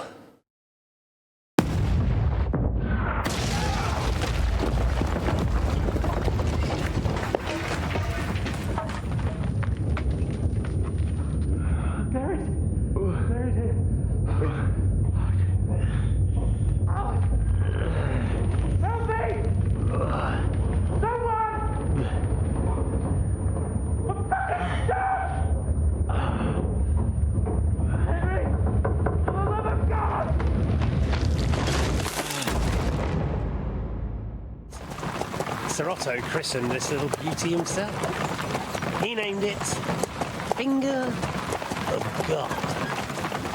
Whoever it points at. That is just one of a dozen moments in the game that I sat there speechless and went, I'm not just playing a video game, I'm experiencing a slice of time set in Bohemia that allows me to participate. What's funny looking where we've come so far, the core cast in the first game was Radzik, Hanush, Serdivish, and his crew, where the latter isn't even in this game. I don't know of another game that basically throws away all of the entire first game's cast and will slowly introduce more friends and villains and doesn't end up feeling bloated, as you will soon find out. I mention this because the second game does a great job at making Godwin go from a random priest you got drunk with to main character status, and one major reason is they changed the god-awful voice actor from this AI sounding one. What do you think you're doing? I have a mind to call the guards. No offense, Randall, it's just that you don't sound like a priest who hates his life and wants to drown it away like Ewan can do. I'm not going to my grave sober. Am I? And you know what's even crazier? I feel so far this is just a wrap up to conclude the loose ends set up for the first game, so you can go into the sequel story and you can probably guess what will have to happen next. You all obviously got captured, but since Hans Capon is a nobleman, he is, and say it with me, a rich person and therefore treated differently. And so he will be taken hostage by Lord Berghoff as he goes to King Sigismund, while you, Zizka, and Godwin end up getting tortured by Istvan back at the Troska Castle. Where are Jobst of Luxembourg and Jan of Liechtenstein? Probably off fucking your ugly mother somewhere. You still have the strength for jokes, I see. They want to find information about the rebellion that I will go in more detail when it becomes relevant, but here they want to know where the leaders of it are hiding, and like manly men, both Henry and Zizka don't tell him any information, even if they air punch him and twist their nipples. No! Stop it! But Godwin can't handle being left out, and thus he mentions Gutenberg. Well, I'll be. He sent him right into Sigismund's lap. There's a lot more I want to know. Good night, gentlemen. But how are you going to escape this time, and who is going to come and rescue you? Alleluja Domine, Alleluja Domine. About time, Catherine. What took you so long? You can hang around here a bit longer if you like. Catherine, who will be a love interest in this second game, turns out she is a part of Zizka's espionage gang, and now it makes sense given that this guy was Zizka, and why he ended up killing one of his own men was so that she could escape and then eventually work at the castle to gather intel that leads to the ambush we had earlier. But one thing I don't understand is, why didn't you just poison everyone at this banquet? Wouldn't that have been easier? But as you'll soon find out, nobles have this thing called "they are treated differently" syndrome that Istvan and his partner Eric don't have. Here's a report for von Berghoff. I almost felt sorry for Radzig's bastard. But we got what we want. The main thing is, find Job's spy, Liechtenstein.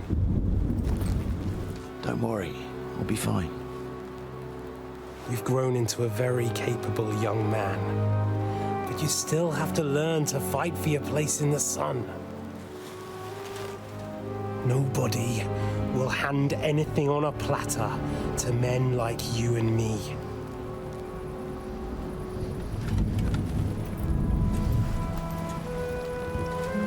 As you make your way to kill Istvan, I have to say he makes such a great villain, like Andrew Ryan from BioShock. Every scene he's in, you lock in. It doesn't hurt that his view on religion was something that I could totally agree with, and the reason for picking Sigismund's side isn't cartoonishly evil, but instead makes logical sense.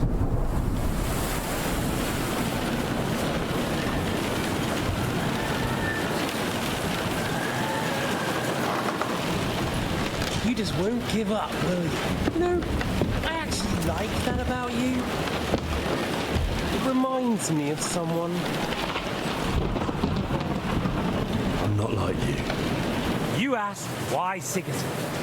Because you morons are trying to rescue a king who's a drunkard so that the local noblemen can continue their thieving in a land without a ruler. While Sigismund has the Turks on his borders, but has to deal with your petty squabbles instead. And you can't imagine what will happen if he fails to stop the Turks. To you too, to all of us. I lived through it. War took your home and family. Do you think you're the only one? No, boy, You're not. But as well as taking, the war also gave our lives meaning. Yours, mine, just like everyone caught up in. What meaning has it given me? Vengeance? Or are you here to make peace? Aren't you fighting for King Wenceslas to stop the war? I didn't have much of a choice. This war of yours took my parents and my home. You see? And yet you say we're not the same? My parents were killed by the Turks. Same shit, different day. So you're like me, Eric's like me. Who else is like me? Otto von Bergov? Sigismund? Eric's an orphan, like us. I found him during a raid in Moravia. Found him? During a raid? So you made him an orphan? War is a nasty business. What message should I pass on to Eric when I'm slicing his belly open? This is just between the two of us. Eric never did anything to you. Leave him out of it. Well, well. I get the feeling you have something to tell me about the two of you. You speak about him like he was your son, or when I saw you in the courtyard, there was something more to it. You love him. Do what you like. Take your revenge if you can. Drown me in blood if you want. But leave him be, please. Are you begging me? We've hardly got started, and you're already begging. Yes, I'm begging you. You're just the first name in a long list. Markvat von Autliz, Otto von Bergov, and I won't forget your beloved Eric.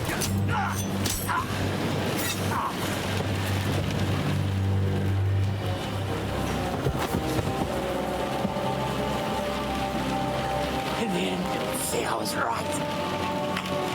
The stronger dog fucks the bitches.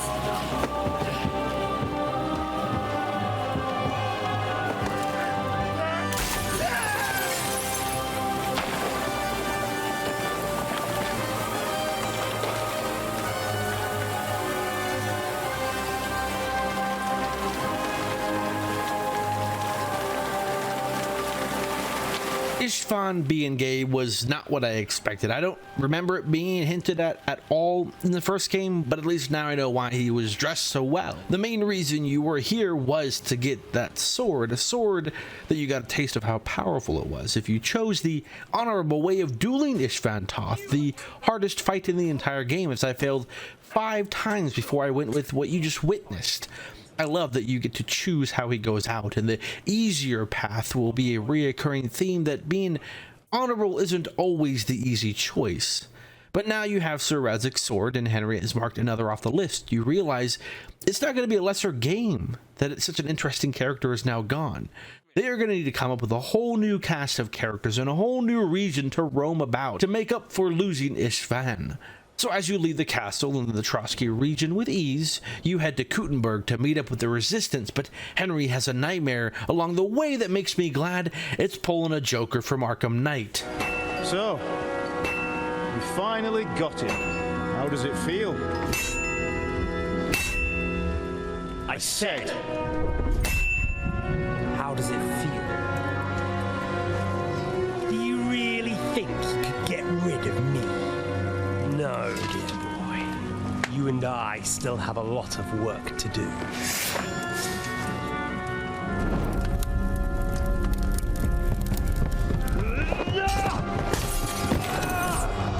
When you arrive in the Kuttenberg region, your main base of operation is going to be the Sukdil Castle, owned by Peter Pisek here. You have 2 tasks: rescue Hans and recruit the Devil's Pack, with the leader being Hinek, a friend of Zizka. I have an important message for your guest, Hinek of Kunstadt.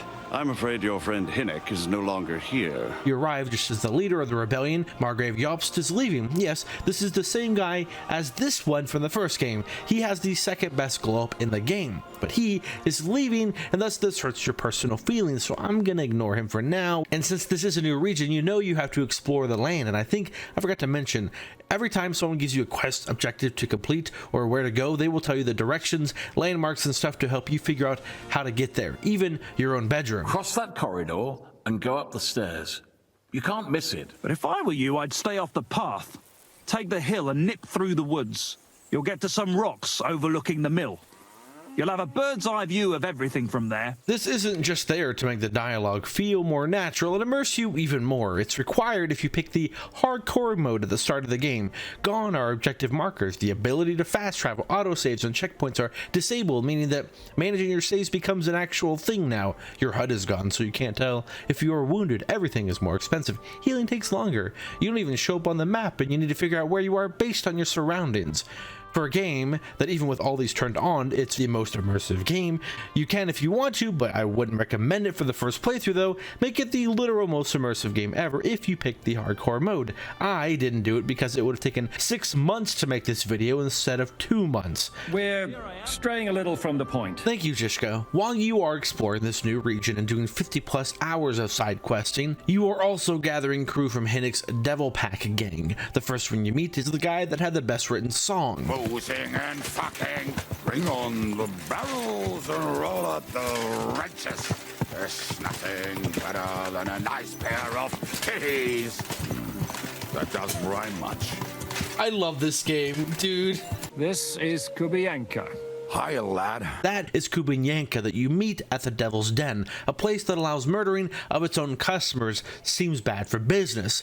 You wouldn't get a crossing for no turnip, mine. You're right about that. I'd have a use for that turnip, but I can only pay for it with iron. He's the dad of the group, and just like every dad, he drank way too much on the ride to your destination. But we better pick up our pace. I need to piss. You are en route to find guns he lost to help with an upcoming ambush, but it's really just a ruse. Just tell me you didn't throw those hand cannons in the water. Of course not. Look at that basket over there. What about it? The cannons are not there, but there is something better. Booze. Be a lovely lad and fetch it. God, why are you punishing me? While you were babysitting Dad, Zishka was hiring mercenaries for the upcoming ambush. The next time you want to send me looking for something with Kubienka, just kill me. You'll save me a lot of suffering. Did we find those cannon? We did. So stop whining. When you spend more time with Kubienka, you'll realize he's not doing it on purpose. He's just a prick. Hey! But why do you need to ambush? Because the leader, Hinnick, is en route to getting hanged. Why is he getting hanged? Because he is the murder hobo, the dark urge, the dark passenger, the one that loves to kill and pillage just for the adrenaline it gives. Are we there yet? No. How many fucking times have I told you? Are you deaf? Pay no attention to him. Pay no attention to him, Rupert. Halt! What the fuck? There's more of them than I was expecting. We can't back out now. Let's blast at them and seize the advantage. Oi! You two! Get that wreck off the road. Not to worry, Honorable Sir. We're working on it.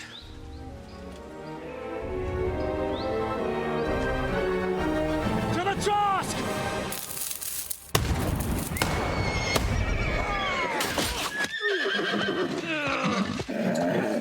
You missed. They missed the pistols, dude. Incredibly inaccurate, brother.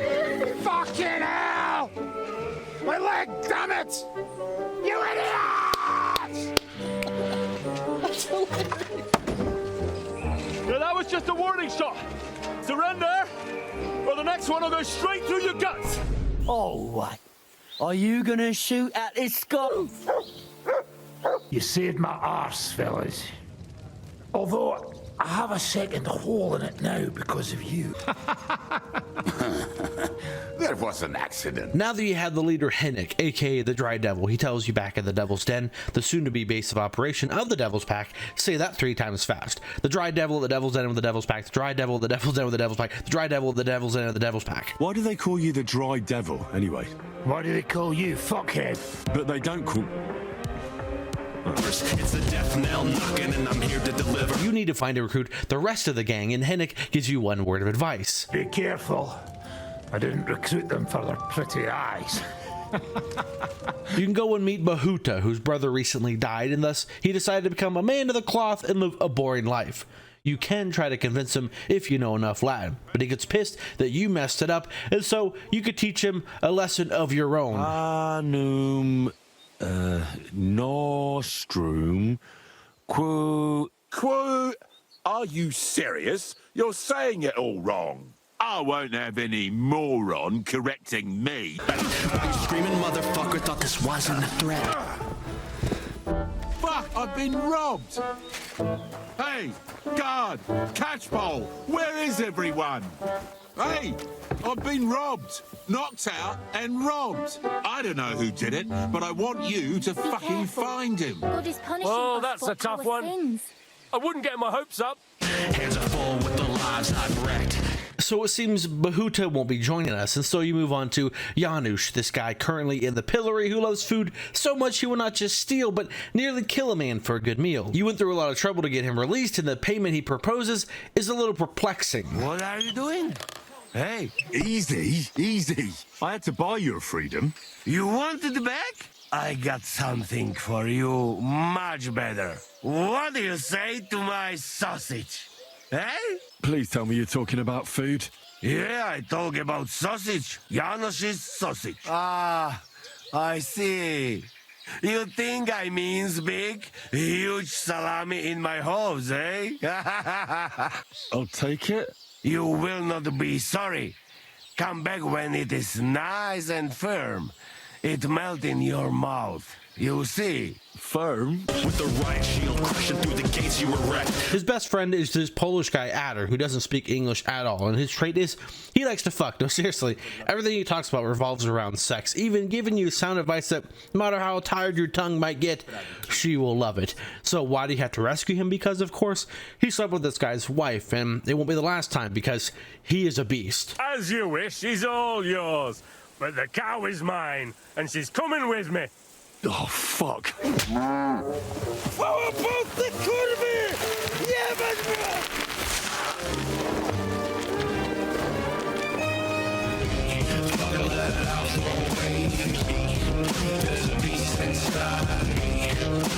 beast inside of me, stop.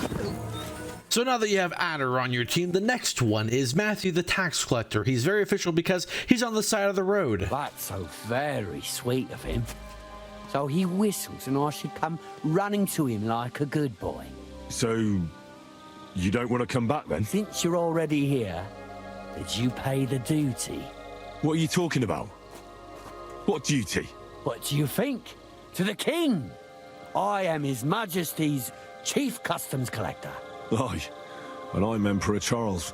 So where's the payment? But because he tries to intimidate you to pay, even though you could smell a fraud from a mile away, before you go and sneak into his camp and try to kill him, make sure you get him because he is someone that can teach you a lot of skills that you might be lacking.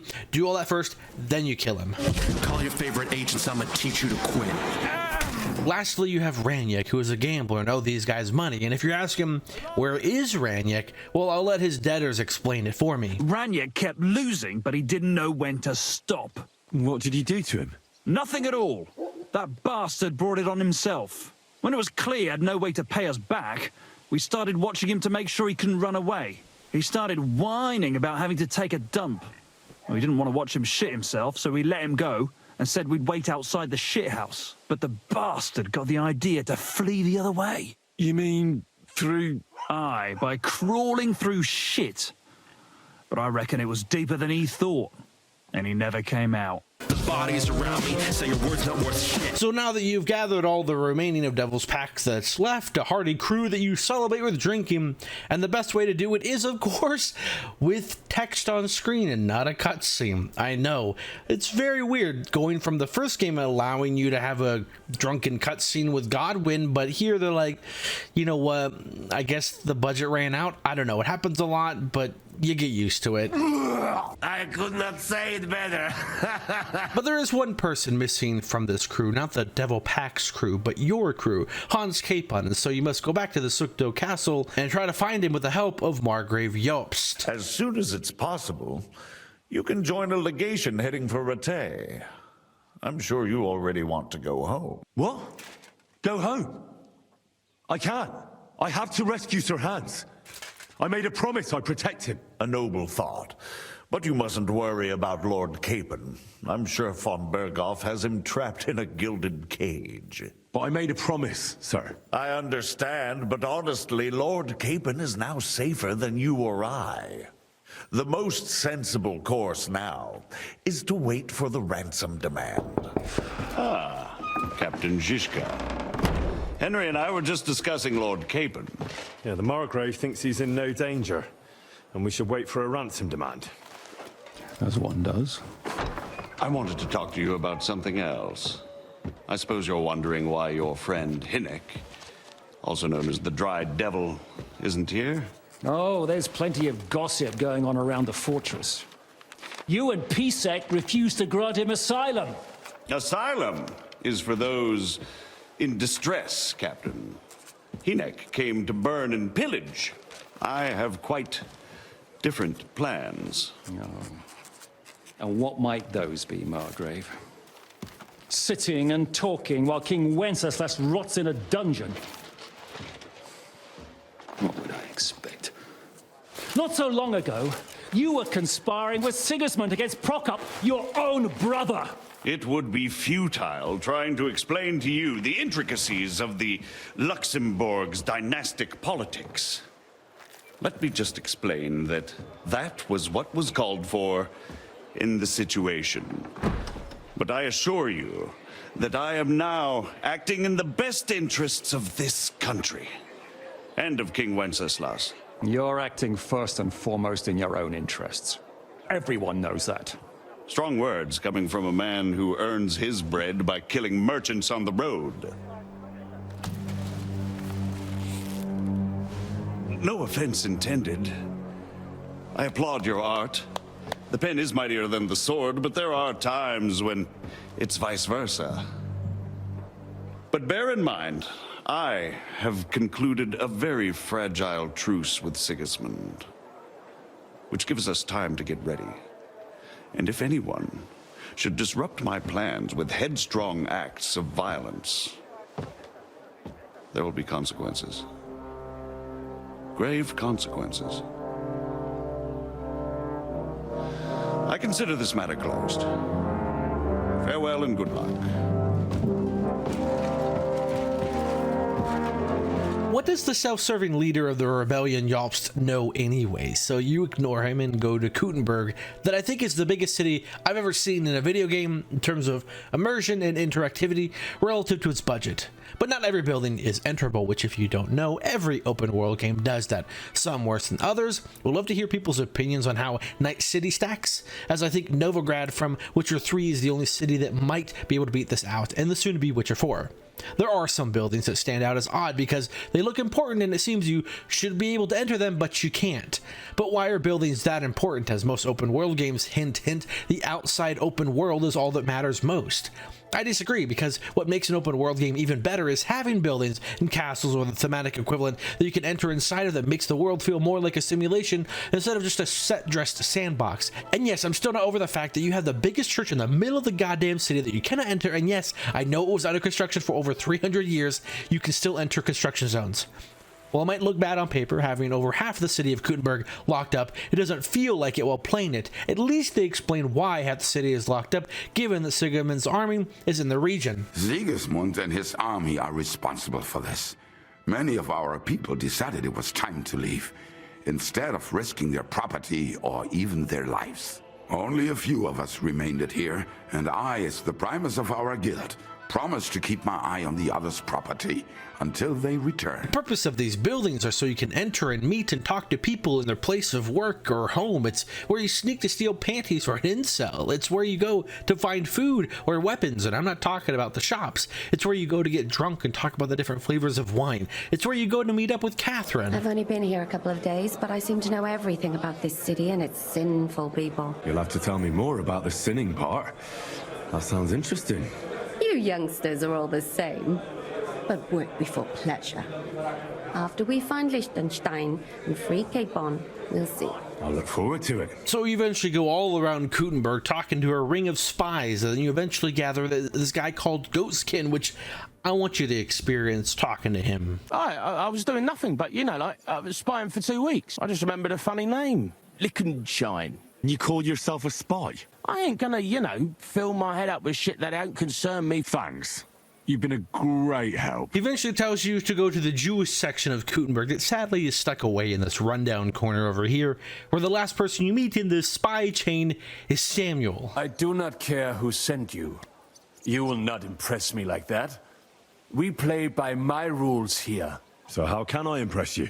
Impressions are worth nothing. I'm only of interest to you Goyim when you need something. To you, I'm just a dirty Jew. All right. You probably know that my people face outbreaks of hatred from time to time. A house is plundered, people beaten up, sometimes murdered. Usually it is started by some scum spreading rumors that we eat Christian babies or poison wells. They always find some excuse. All right. He tells you about some anti-Semitic people that you need to take care of before he helps you, and so you change your outfit into sneaky mode to not be seen while you take them out. But it turns out to be a trap that you are lucky this guy's crossbow was made in China. Junk! But since you aren't in your armor, a sword fight becomes impossible to win. But then why would Sam betray you? Sigismund has sent all sorts of bastards and spies after me. Look, I'm not... But I have to say, you're about the cheekiest mamster of them all, asking me straight out about Liechtenstein. But I'm not... I'm not Sigismund's spy. Oh, you're not. So whose spy are you then? I was sent by Sir Radzig Cobbler. Liechtenstein knows him. A nice tale. Can you prove it? Yeah, my sword. It's got Sir Radzig's crest on it. Well, unfortunately for you, I haven't the slightest ahnung who that is. And just as he's about to kill you, he notices a symbol on the sword that changes his mind and instead takes you to the person with the best glow up. This is John of Liechtenstein from the first game compared to the second game. Of course. Henry, Lord Capon of Perkstein's page. We met on my visit to Rattay. He's all right. All right. But tell me, what brings you here? Well, that's quite a long story, sir. I've got plenty of time, and actually I enjoy long stories. You know why? Because they demand a lot of wine. My first concern is to rescue Lord Capon. If von Berkhoff is there... That's where his captive will be. Correct. Capon is at Malyshoff Fortress. Jobst ordered us not to stir up trouble. But if Capon simply vanished, maybe we'll understand better if we get drunk. Why are the Jews helping you? Because I asked them to. All right. Besides, the local Jewish community have no love for Sigismund or von Berkhoff. Let's drink to that. If you're wondering, I really like his outfit. I want to be able to steal it from him while he's sleeping. Unfortunately, you cannot do that. 0 out of 10. Good God. I need a drink now. This next quest is a test of whether you fully understand what makes the game truly immersive. No other studio would ever be so creative, or should I say insane, to make you do an audit. If you won't sell the mines, you'll lose them. Just like Malyshoff. Two can play that game.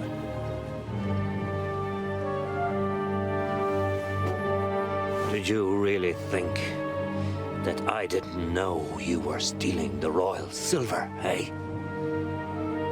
When your self-proclaimed king finds that out, your head will be on the chopping block. In order to figure out how to sneak into Malyshoff, you will need to help Mr. Rutard here get off his old ass and do more than just vague threats when dealing with the current Mintmaster Vivek here.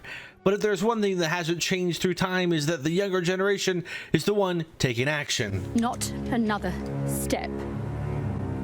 You'll get yours too, Turtle Dove.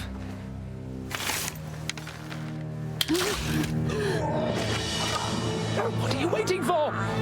Can't you see? They're threatening the Royal Mintmaster!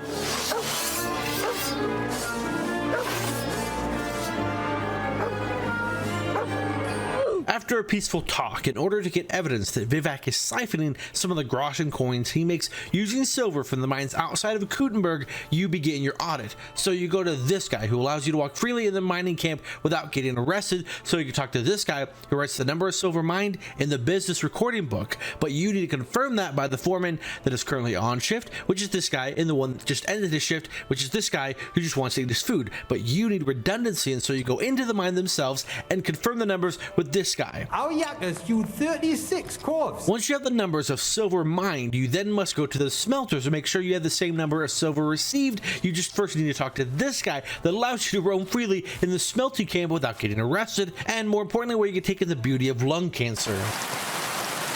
Well.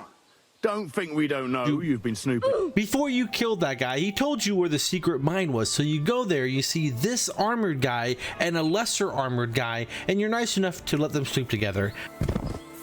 Once you make it inside the secret mining mint machine is where you can't tell who this guy is because of the natural lighting of an underground mining facility. Was this guy who gave you permission to investigate. So as he is now taking a permanent nap, you have all the information for the audit and thus the blackmail on Vivek, and take it back to the very first guy you met, and let's say it's peak capitalism. Here, his handwritten records of the whole scheme. Here's the plan. Everything would stay the same. Entering false figures in the books, processing the ore in the works, a secret mint, only there would be a change in management. All right, I'll keep my mouth shut. Excellent. You won't regret it, but don't forget, you can blackmail Vivek with the evidence all you want, but leave the path of silver to me. The plan was to get blackmail, not to stop the operation from happening. So when you return to Rootheart, you tell him, yo, I got the goods, and this makes Vivek here scared enough to want to talk it out in private, to back down and leave Rootheart alone. You've made up those books. Or do you actually have them on you? 1 minute later. You can't just cut down the Royal Mint Master. Wait, we got off on the wrong foot. I'll give you the wrong foot. Right up your ass. So now with Vivek off of Rootheart's ass, you can go meet some nice ass upstairs. You don't want any old idiot to find the secret passageway to your castle. True enough. But call me an idiot and explain it to me once more, please. Rosa is the one that tells you about the secret passageway into her castle, as how else is a woman gonna disobey her father and sneak out to have fun when this is your home? This is the only time where you are forced to pay attention to your surroundings in order to find out how to follow her instructions, instead of using a detective mode vision to solve everything for you. So as you look through this hole to follow the markers placed by Rosa to find the secret entrance, which you end up having to dig up, which makes it a really good secret. As you make your way through this really long tunnel, I do have one problem. You can't clean your clothes when you step in water. You usually have to clean them with soap and water at designated locations. I guess the game is literally unplayable now, but it's gonna take a really superb cutscene with a surprise visit to lift my mood now. But Liechtenstein is your concern. How come you haven't caught him yet? He's slippery as an eel. He's hiding somewhere in the Jewish quarter. I sent spies to track him down, but they never came back. Flush him out of that hole of his. For fuck's sake! Why such concern, Ardo? Gutenberg is ours. Sigismund has the reins firmly in his hand. Holy shit, dude. He's in the flesh. Dude, no fucking way, dude. He's got fuck all in his hands.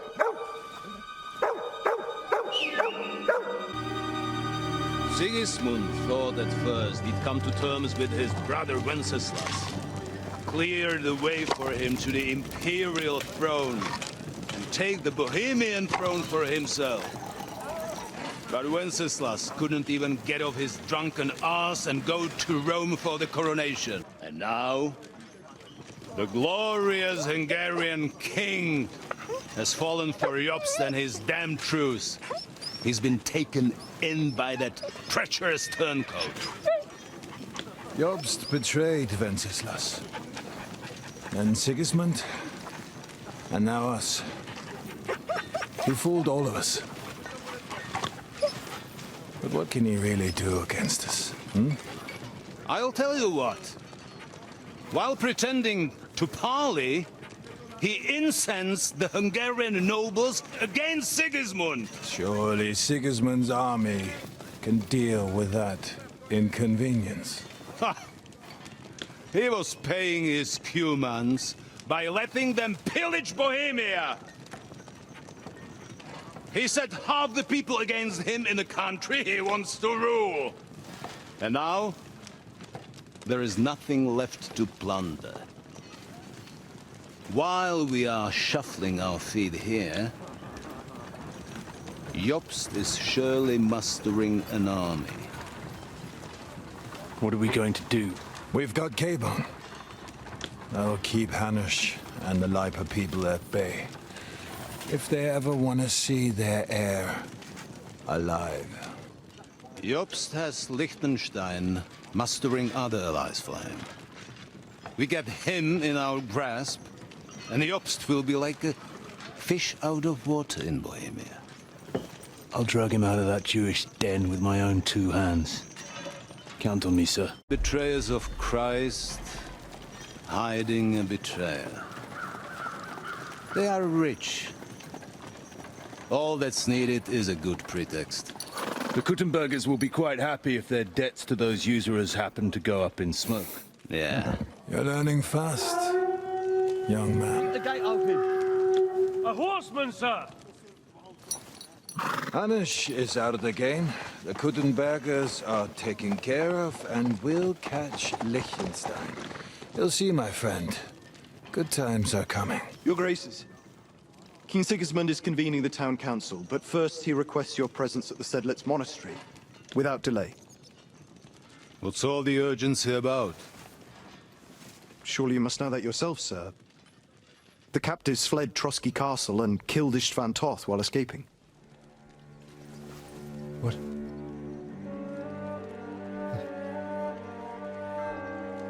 That's not possible. It's a lie. It is true. Lord Toth is dead.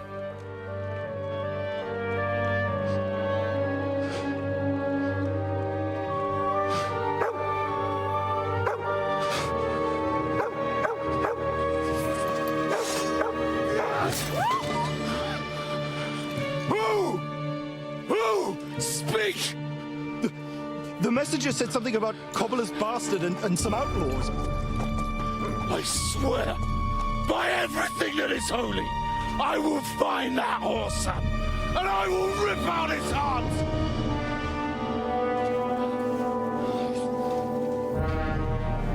Jesus.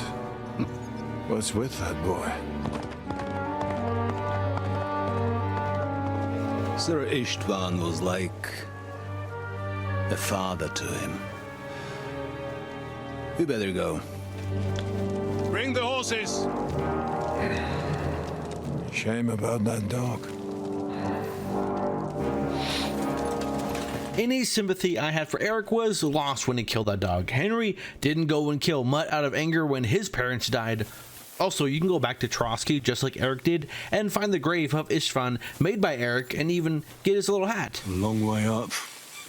That arsehole flew for a long time. Remember when I said the animations felt stiff in most scenes in this game? I say that because that last cutscene and many others that I hope you noticed the difference between those being motion captured, like the first scene with Liechtenstein, and his following dialogue scenes not being motion captured. If you're wondering why I'm bringing this up now, it's because I remember the first game not having amazing cutscenes like these, and it turned out the first game only did body capture, with the sequel introducing facial capture for the first time, which allowed a performance from the actor of Eric only being affordable previously by AAA studios. I'm bringing this up because they just released a behind the scenes where they showcased that they did facial capture. Dare you speak to... You know, if you just shut up and worked a bit, we'd have coin by now and be on our way to the castle, but no, not his lordship. You've got a nerve. So with all the villains gone, to a business meeting, you have to sneak around Malashov now, where be a Chad and wipe the entire fortress out of people. I'll kill you, you cunt! The easier way is to pay the peasant some money to tell you that the cook has a key to Capon's room at the top of the tower. So first knock her out and then pickpocket her. Think smarter, not harder. And so as you make your way up, you hope to find Hans.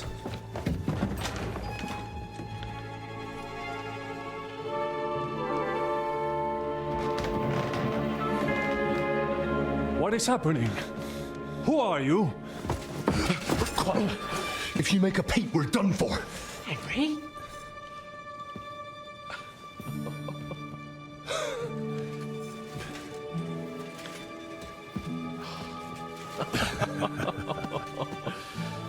God, Henry. What are you doing here? What do you think I'm doing? Hunting boar? Came to save your noble arse. My noble arse thanks you. Well, how did you get here? I'll tell you later. Who's this? Vauquelin Brabant, Chevalier d'Arezzo. At your service. Brabant led the defense at Kuttenberg. He's Sigismund's prisoner, same as me. And I came very close to holding the town. Besides... There's no time for chit-chat. He's our ally. We can't leave him behind. Right, no doubt you've got a cunning plan for us to get out of here, right? You can forget about it. I'm not going through any passageway. What the fuck?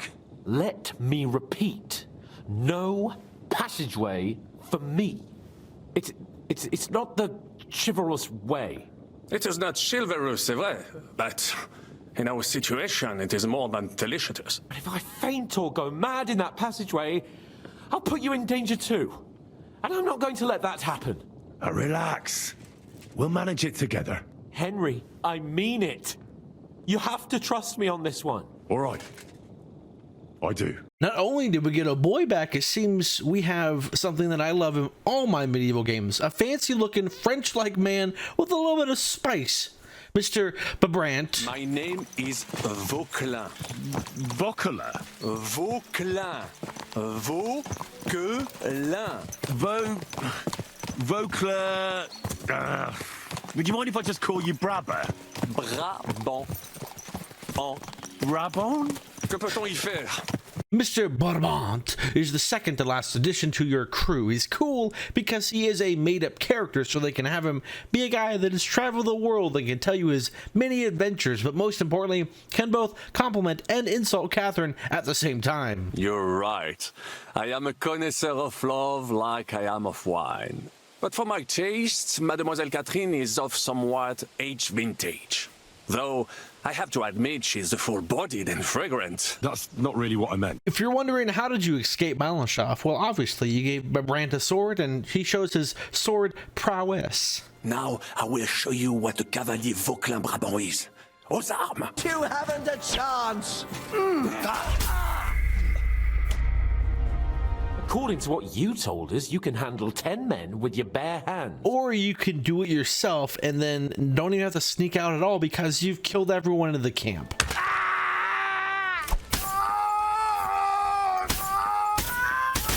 Did you pick up that every time you get reunited with Hans, there's always a reason? The moment afterwards, the two of you get broken apart.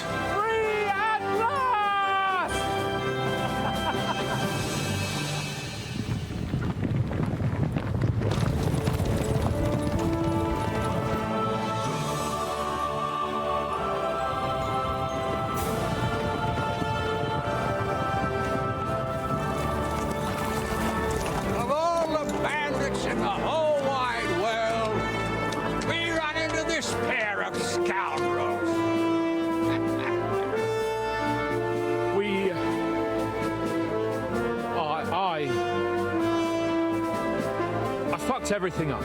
What brings you here? Young Lord Capon will go with us to Rabosh. What? We're riding to a gathering of King Wenceslas's supporters. If fortune favors us, the future fate of the kingdom will be decided there.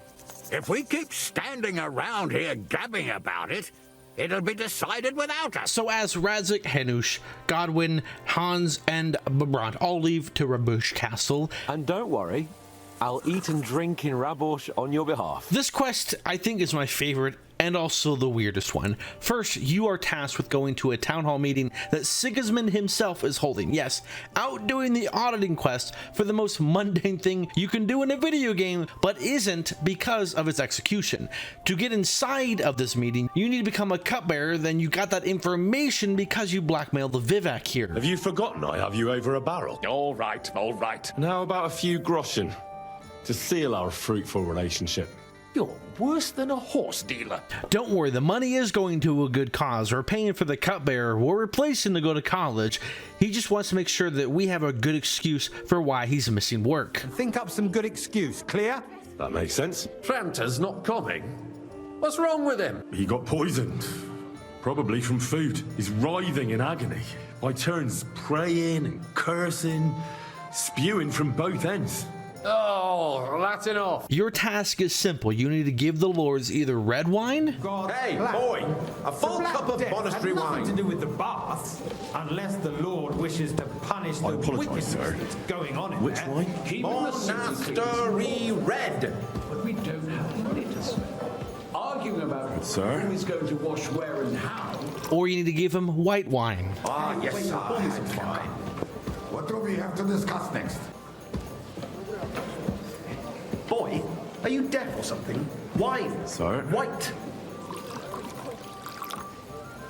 Thank you, wait. And then for the first time in any of the games, you get to see the man that has started a war that nobody wanted, and he also has orange hair.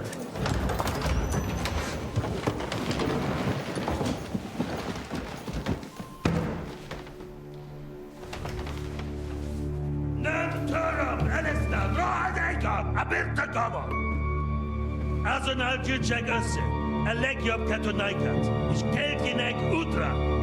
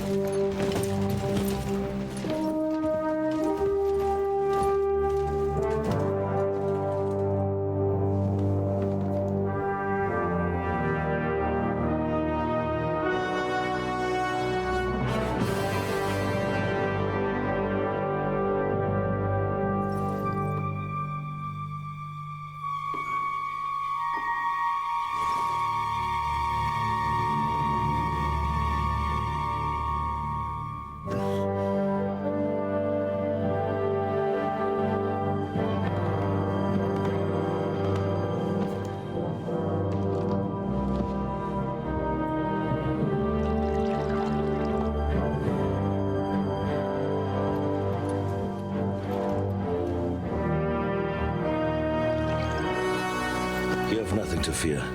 Not you.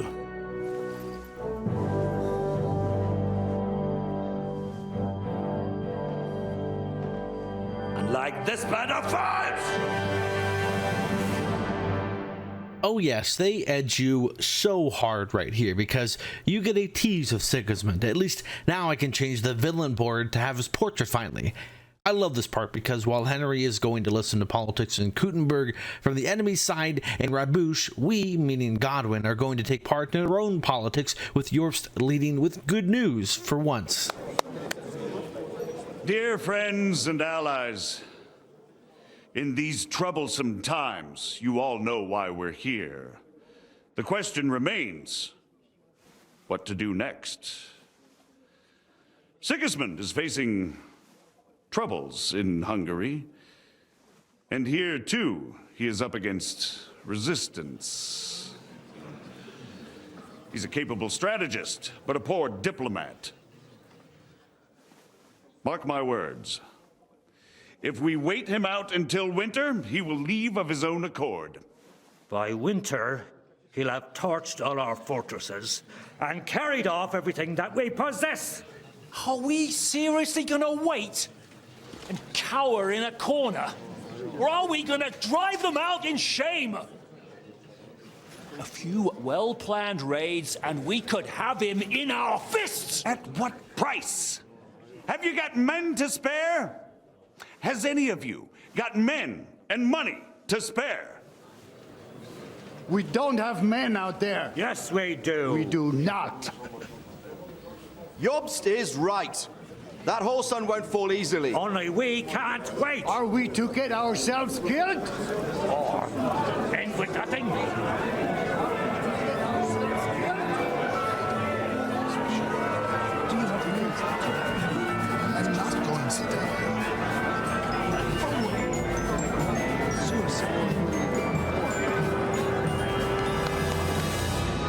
Friends, we'll get nowhere like this.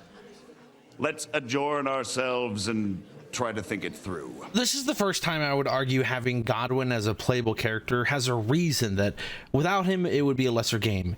During his section, you are tasked by Liechtenstein to convince 3 nobles to help pay for an army. And that's why I'd like to ask something of you. There's going to be a lot that happens here, so I'm going to try to be quick. Also, there is wine, so every time something good happens, we get to drink. Success to our plans.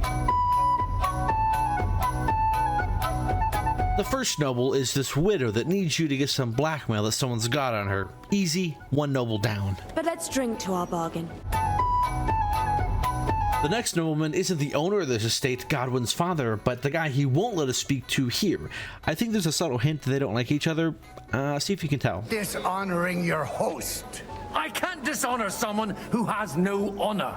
If you had any, you'd be— That's enough. You won't get away with those insults. I challenge you to a duel. Apparently, Godwin has a younger brother now. Didn't know that. Luckily, you can duel him and win, of course. And he decides, you know what? I'm going to help win over the guy that your father won't let you speak to, so that deserves a drink. I don't know how to thank you. You can drag me to a tavern sometime. Pa doesn't need to know about it. At a future date later to be determined. The last guy is the one on the left, drinking with Zizka. He has a niece that he wants to marry, and if you could only ally with a powerful house, we would get his support. Perhaps someone of suitable standing who Yitka would also gladly accept. I don't want her to be unhappy. So naturally, you're going to have to go tell Hans the good news. You're going to get married. Good one. Is she at least pretty? I don't know. I've never seen her. You're really a barrel of laughs, Godwin. Wait till Hannah hears this. Now, enough nonsense. Let's have a drink to your health and my freedom. To your health. You of course got to get permission from his uncle, and you kind of made a mistake by talking to him second. Godwin, you conniving old bastard. Oh, fuck. Let's drink to it, shall we? So then you return to the nobleman to tell him about the wedding, which is good news, and you know what that means. Cheers to the beautiful Lady Yitka and the unhappy Lord Capel. Here's to a good bargain. Now, you can, if you want to, leisurely talk to Brant and hear an earful of his adventures. Okay, we get it. You're a super cool and adventurous guy and better than all of us because you don't drink our wine because it's not as good as French wine. So you instead go mingle with the Jewish rabbi that has Sam show up, and when I go to parties, he is who I relate to. And this is Samuel, my aide. Who would rather not be here at all. I'd rather have a drink. L'chaim.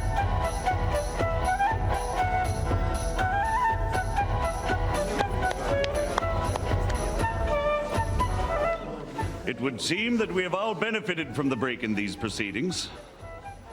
New alliances have been formed. And I have also changed my plans. We shall still wait for Sigismund to withdraw his troops of his own accord. But we will wait with an army at our backs. And how are we to raise an army? Wasn't it made clear at the meeting that no one wants to take the risk?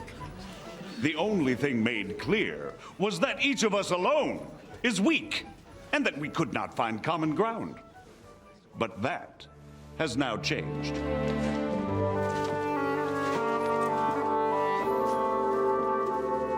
King Wenceslas is, by the will of God, the Balbatim of all his subjects.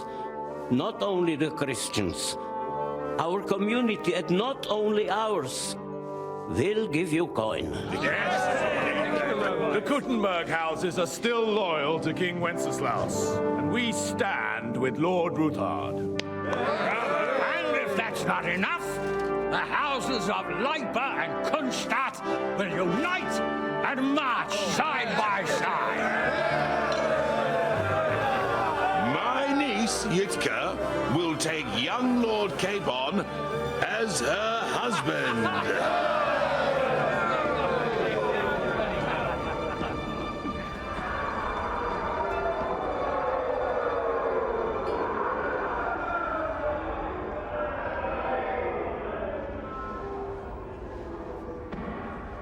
Lords Kunstadt, Hanush, Radzig, and I will set out immediately. God willing, we will be back within 3 weeks, along with an army. Well, those are words worthy of a nobleman. My friend, I still believe that words are more powerful than swords. And our words will ring in 1,000 voices to the glory of King Wenceslas.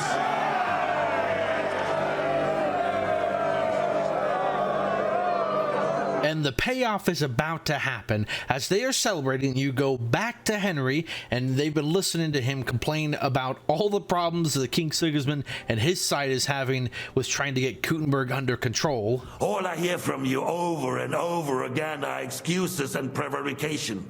And results? None. The city's Jewish community was and still is on Wenceslas' side. They need a warning. We do not even have enough men to... Markvat, could you spare a few men for a while? Of course, sire. I'll assign them to Eric. He'll take care of it. Because once the council leaves and it's just literally you, the king, and the person that killed your parents is in the same room. I don't know about you, but this could have been a cutscene, but having it be like you're just standing there giving them wine and like, hey, thank you for the wine or whatever. It's like, it felt a little tense to me, like legitimately tense. And it gets extra tense because now we get information that we're going to find out that Godwin and the rest don't. And my heart dropped a beat. First, we need to crack down on the biggest troublemakers. We're working on it. While the council was meeting, Otto von Berghoff and his men set out for Rabosch. What the hell do you beat it with? It looks more like a damn bull. Sir! Sir!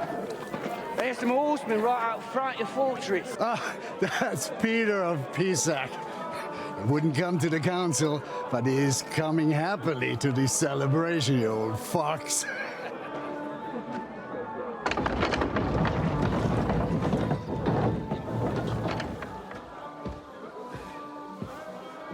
Come on in, sir. There's wine aplenty.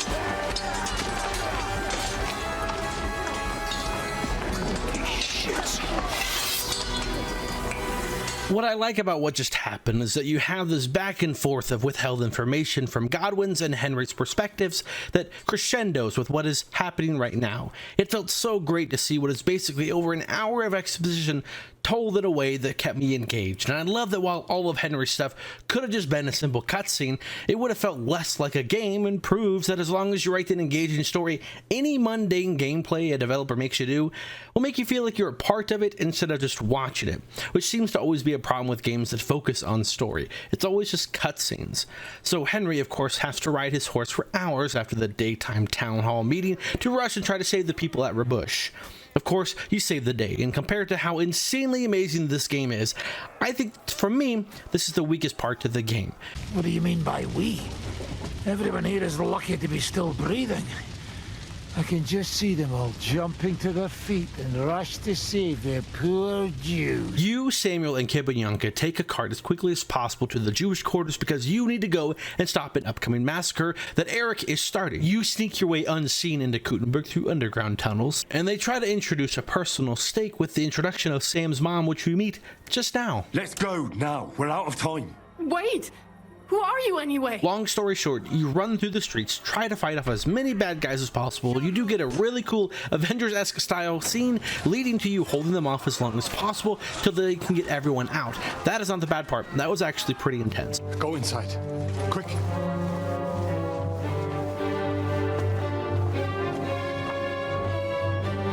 the fucking task. I've never been so glad to see you two. In need of a helping hand, are you? No, I just don't want to die here alone.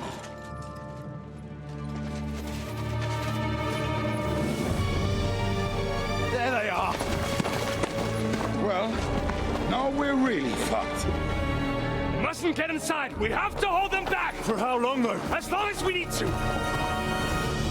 You hold them off to get as many people out and meet up outside of Kutenberg through the same secret underground passage you took to get in. The problem I have is there were no stakes in either of these surprise attacks. Of course, the nobles got kidnapped because they are important, and the people that did die in this section, to quote Logan Roy from Succession, no real person involved. Meaning that out of all the people you know, none got wounded, gravely injured, or killed in this surprise attack. If you are confused about what I mean, remember old Samin and do his quest. When you go to the Samin massacre later, that felt like a personal attack on a friend, not just random NPCs dying. I think an easy fix could have been just have either someone from our personal friends list here have something bad happen to them, not Godwin's brother, who we just met, being the only one that got gravely injured. I'm not saying to pull a Game of Thrones Red Wedding, but maybe introduce Sam's mom earlier so when we go to rescue her, she feels like she's a part of our family instead of just someone we don't know and thus don't care about. And yet, if you're thinking, this isn't terrible, I didn't say that it was, I'm saying this is the weakest part, and I think that proves how great the game's story is when this is the weakest part of it. So to segue from this into something more silly, we find out that Sam is Henry's half-brother. I am Martin's son. What? Let me visualize this. Martin was in love with Sam's mom, but since Martin isn't a Jew, her dad disapproved the marriage, so he took Sam's mom away for about 5 years until Martin gave up and left, moved on to Henry's mom, who had Henry from Radzik. That is her literal name. I am not making this up. That's all I wanted to say. Ada's just returned from a scouting mission, and he says von Burkov's at the castle. So we were attacked, and our noblemen were kidnapped, and in order to retaliate, we are going to kidnap von Burgov himself. Yes, the big man. But he is safely in Malashov right now, and with our Devil's Pack crew, Hans and Brabant, that might seem like enough to storm a fortress, but we're gonna need the finger of God. Company of mercenaries, a surprise attack, and a cannon in reserve. We could do something with that, couldn't we? No, not so fast. We don't have the cannon yet. I'm gonna skip over the quest to get it because it mostly takes place inside of Sigismund's camp right here. I don't give a shit about your regiment, but I heard your pay is better, and I need the money. Where you go undercover, commit some war crimes. One of the captains in the camp gets murdered. They of course accuse the only black guy. He must have known that suspicion would fall on him first. The lad's right. You are not racist and thus defend him. Do some Nancy Drew shit to find the true killer, which is now dead on the floor after trial by combat. The whole reason you went undercover was because they were holding the finger of God inside the camp and we're going to move it outside the camp back to Prague. You relay this information to Catherine in the most sensual way possible. You're as stiff as if you were waiting to be branded. When you're washing me all over, I'm more likely to go rigid. You naughty boy. You don't have to be bashful in front of me. Even about what I think I see in that tub. Well, the water is pretty cold. Of course it is. And if you're ever asking, Josh, how does archery work in this game? If you max it out, you become John Wick because you can slow down time to give you ample opportunity to line up a headshot. And let me just say, game becomes easy now.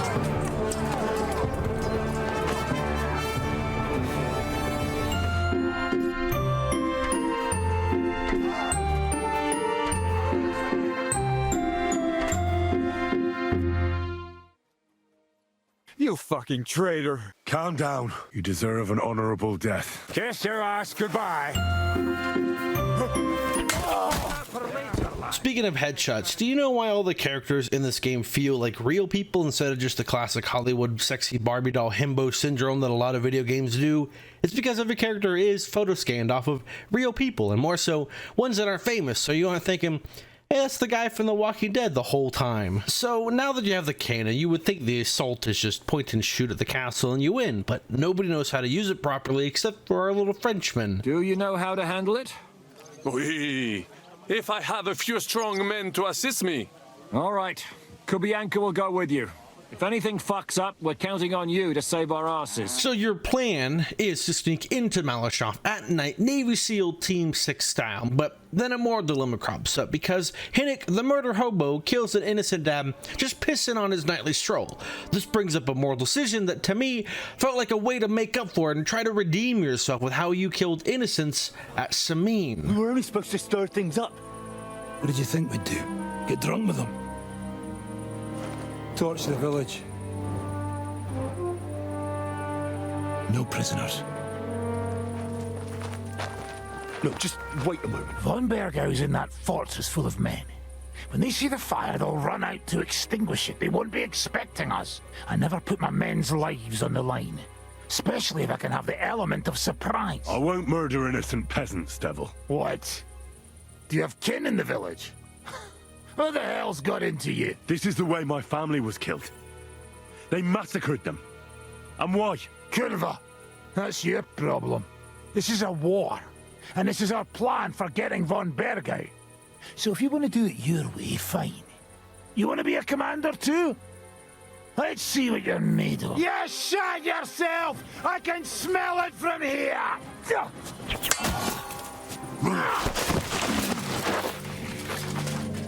Well, well. The bastard taught the devil to dance. So you won. The stronger dog fucks the bitches.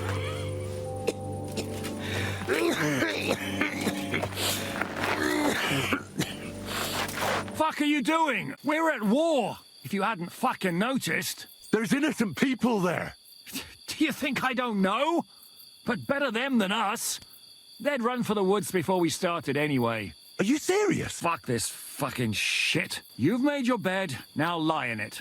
But if any of us die today because of you, I'll gut you myself.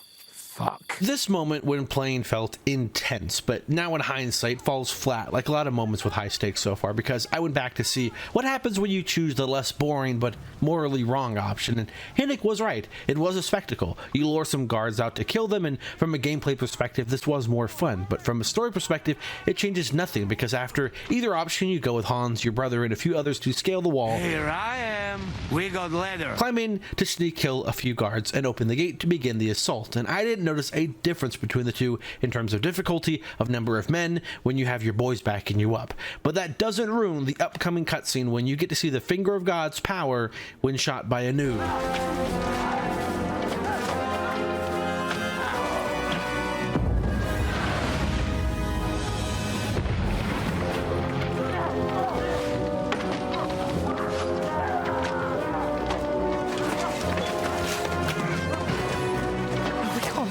More of this.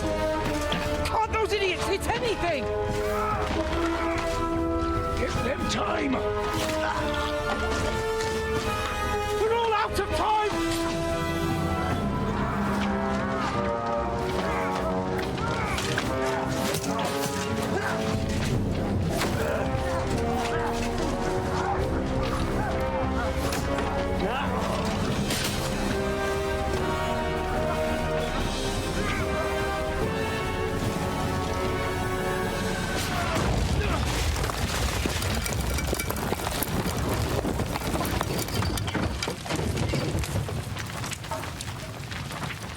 Let's go.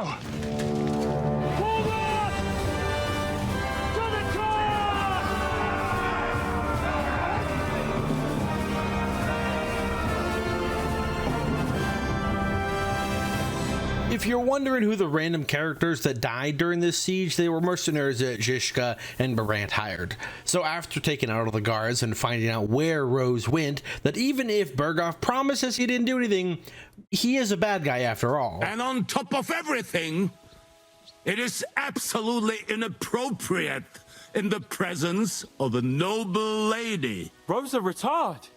Lord Capon. Henry! So as we take Berghoff into our custody, there is one person who doesn't like that nobles are always taken hostage. Time to settle accounts. You will pay for what you have done. No! He's under my protection. He's a murderer. He deserves to die. Nobody's going to be killed here.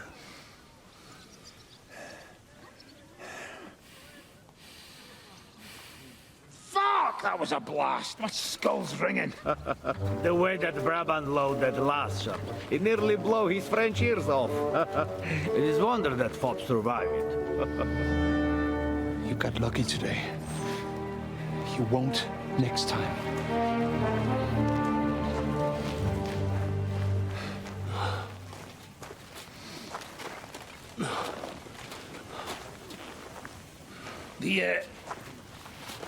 The finger of God is fucked, Otto.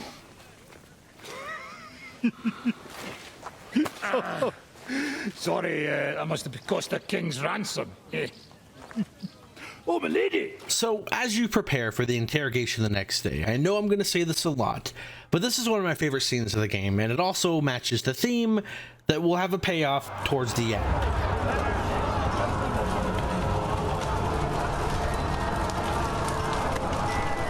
Nice work! Nice work indeed. You saved the peasants but sent your own men to the slaughter.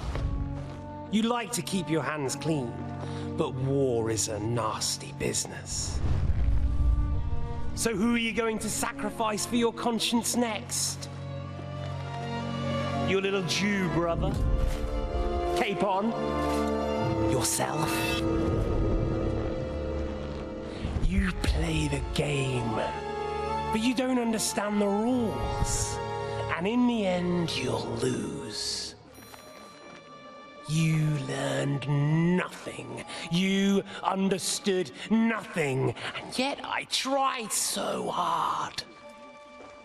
And yet we share the same fate. Lord! My family was slain too, by the Turks. I felt just like you do. And Eric went through the same thing. That's why I took him in. We're one big family of orphans. Well, of course, you do have a father, although he's not gone so far as to give you his name.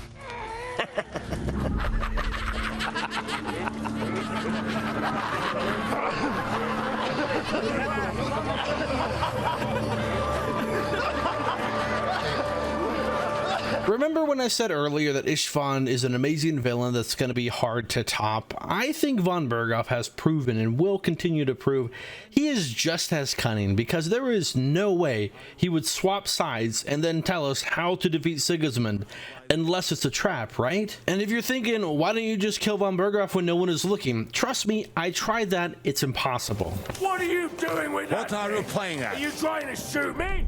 Put it away now, or I'll take you in. What are you playing at? Good. See? There's no need to be swinging a weapon around here. You think I'm some villain, don't you? But I've only ever wanted what is best, believe me. What is best for this country, for my loyal supporters, and, naturally, for myself. And I'm not ashamed of that. And it appears that Sigismund is no longer what is best. He's in trouble, both here and in Hungary.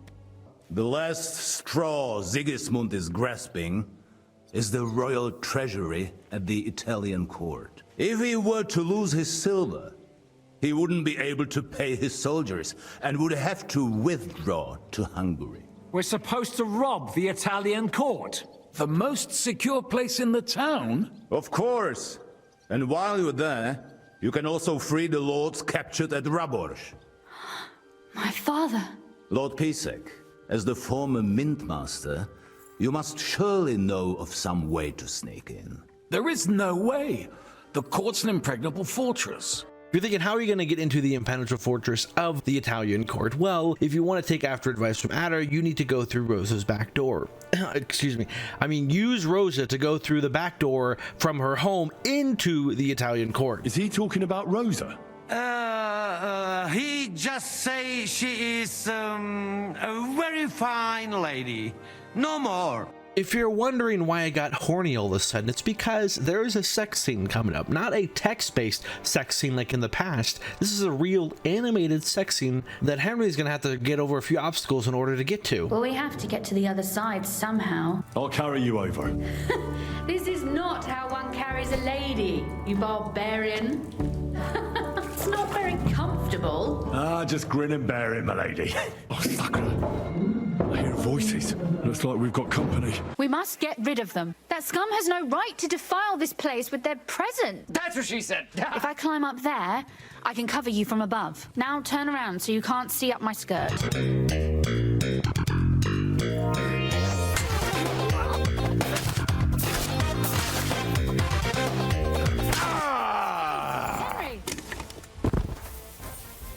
Are you all right? I want to ask you something. And I want an honest answer, all right? If everything were to go wrong at the Italian court and, God forbid, you had to choose, would you still try to rescue my father, even if it meant putting stealing the silver in jeopardy?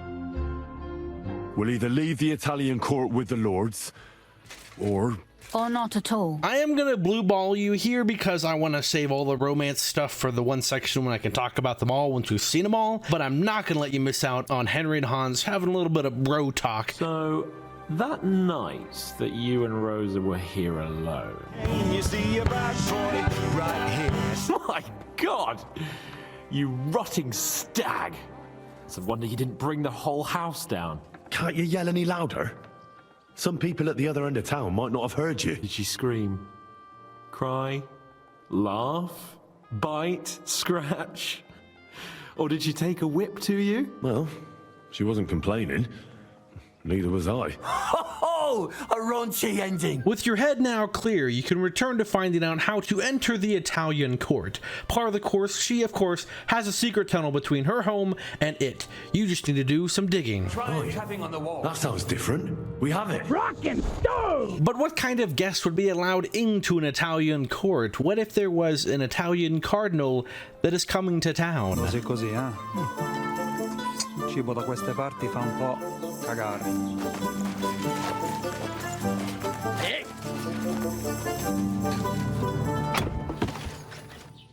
Ma che diavolo? Come cazzo vi permettete? Eh? Sit the fuck down.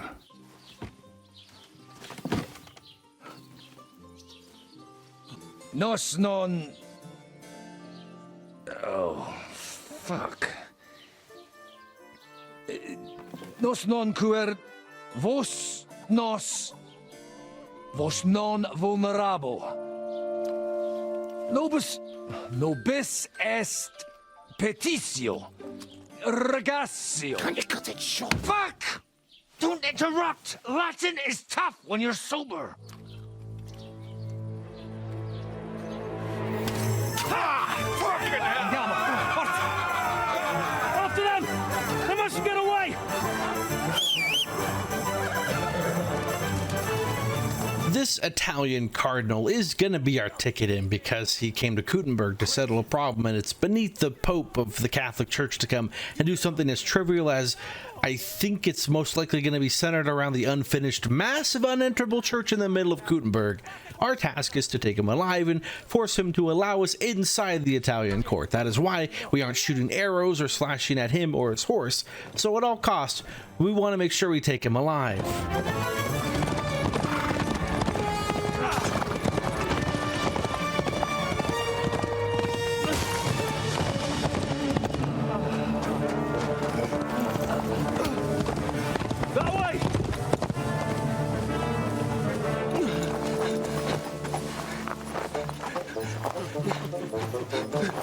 L'uomo di Dio, mi lascia in pace.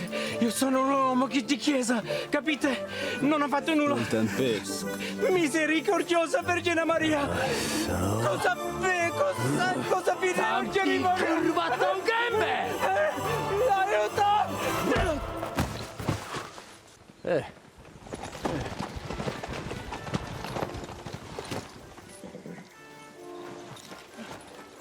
Right, let's see him. Nie chciał zamknąć gęby, to dostał. Nic mu nie jest lekko otumaniony. No przecież lekko dostał z bańki, no leciutko. You've killed him. No przecież nic mu nie zrobiłem. You fucking killed him, you great Polish ox! You are going straight to hell for that. Kurwa do diabła, tylko nie to. That's right, hell! And all those horned demons there will be taking turns with you. You just wait. They're gonna be fighting over your Polish arse. Przecież nie chciałem, no! Boże, czemu dałeś mi tak tępy łeb? Strip them, or their clothes get even more soaked in blood. You can undress His Eminence here. Me? But why? Yes, you, aka Godwin, will have to roleplay as an Italian cardinal. The reason this works is because nobody has seen this guy because newspapers, photos, or the internet haven't been invented yet. But Godwin doesn't know Italian well enough, so he needs to be taught by Brabant rather quickly, who's also going to teach Henry, Janusz, and Adder because they will be his guards, and so needs to know a few important phrases that might come in handy. Repeat after me. Buonasera, signori. Good evening, gentlemen. Buonasera, signori. No, no good. Once more. Buonasera, signori. Buonasera, signori. That will do. Eder? Buonasera, signore. Perfect! You meet some Italian. You make him bleed out of ear. Mi sono perso. Excuse me, I'm lost. Scusi, mi sono perso. Mama, pee pee, poo poo. That was very good. Well, you'll mostly be speaking Latin at the meeting, right? Aye. But as you heard, I'm not very good at it while sober. Let's hope they have enough wine at that meeting. Lead on, Your Eminence. The trippiest moment happens right here as you are staring at Henry through Godwin's eyes. Remember, you're a cardinal. Nice and dignified, no sudden moves. And be nice to people. Signore, welcome to Kuttenberg. Vaffanculo, soldato. Eh? What did he say? Now, unfortunately, because most of what this is going to be is either in Italian or Latin, I'm going to have to skip over 90% of it and just summarize it, because otherwise you're going to be reading a lot. But there is one fail state where if you do not stand up for Henry, this guy from the town council is going to notice you and you're going to fail. Recently, at the Kuttenberg Council, you were pouring wine there. Fraudsters! Guards! Guards! So once you distract the host from Henry not being someone that he's seen, you make it inside through the beautiful courtyard to the guard who speaks Italian, who you have a nice, fast, casual conversation with, and he will become important in a way you could never guess. But you quickly head into the meeting that at first I thought was going to be like, hey, yo, I'm here to teach you Catholic priests how to be better men of God or something and not touch little boys, and instead, it's a turf war fighting over funding.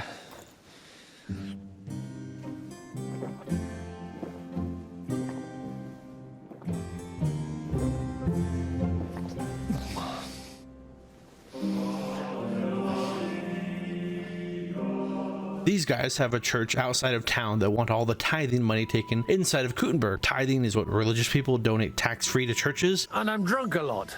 That's true too. But these guys want to go to the church in Kuttenberg, and what could that be? The Santa Barbara church that you cannot enter. You also meet Musa, that Henry has met 2 other times. You know, the guy that was accused of murder, and if you visited him before that, he gave you a tour of the entire Sigismund camp.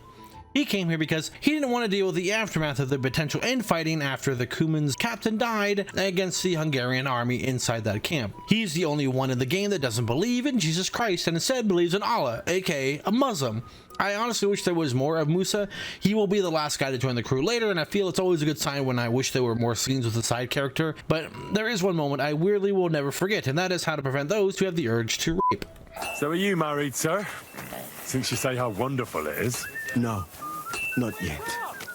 What woman would want to spend her life traveling with me? But being single does not permit sinning with any girl who takes your fancy.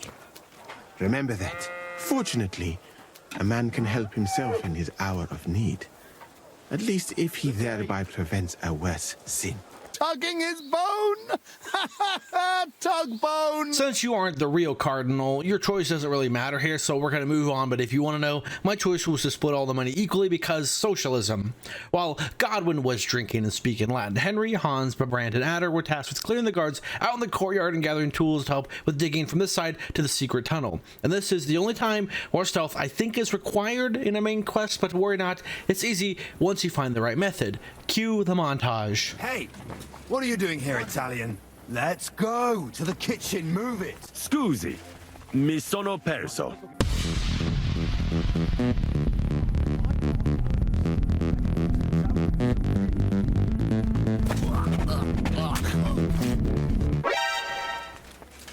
Stop hiding, you piece of shit!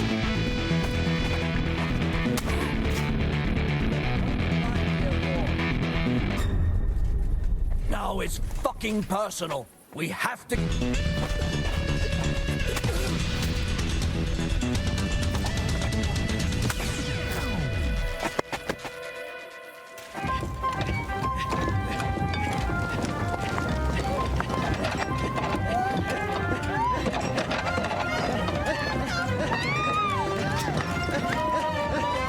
Mamma mia!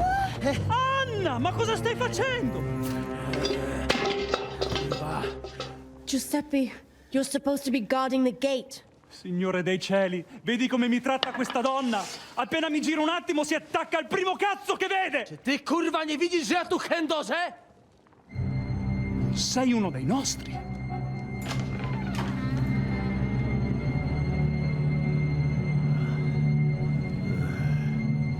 Did you really think there wouldn't be a payoff to Adder constantly going off about all he thinks about is sex? So of course he's gonna bone the waitress during a life and death situational heist. The literal wife of the Italian guard here, if you can persuade him, literally can gaslight himself into saying, oh well, it's his fault for not telling us that it was his wife. Fatta la legge, trovato l'inganno.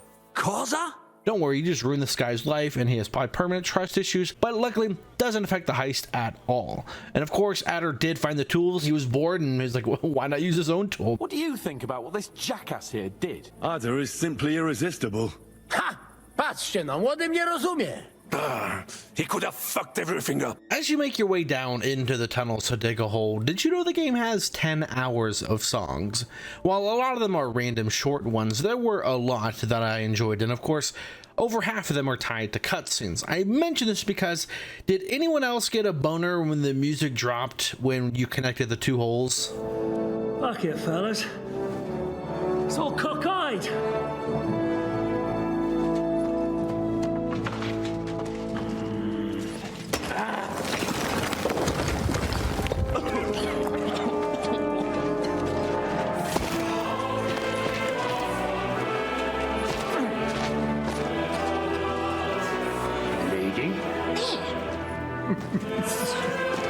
Really as hell without pen. La cour italienne is ours.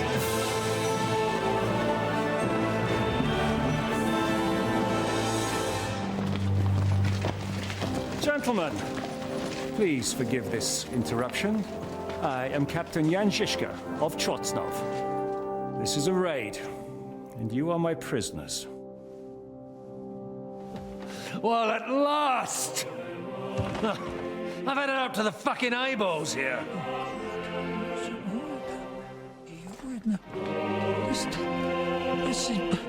God, seize them!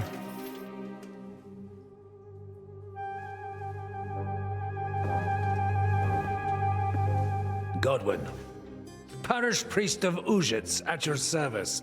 Your saintliness. And now, shut the fuck up or I'll redden your fucking cheeks for you.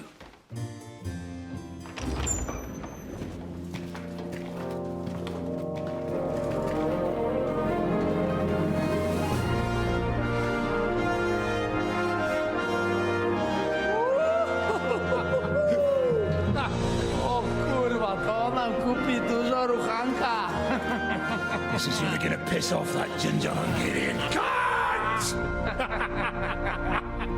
You know the way to the Refat Palais, mon ami.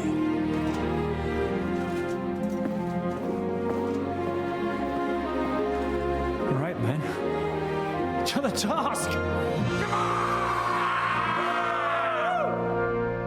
And if you're thinking, who would guard the lords that have been kidnapped? Only the biggest, strongest Gigachad of them all. You will not forget this guy. His name, if you can pronounce it, I think, is Casaba Molinar. Listen, fellas.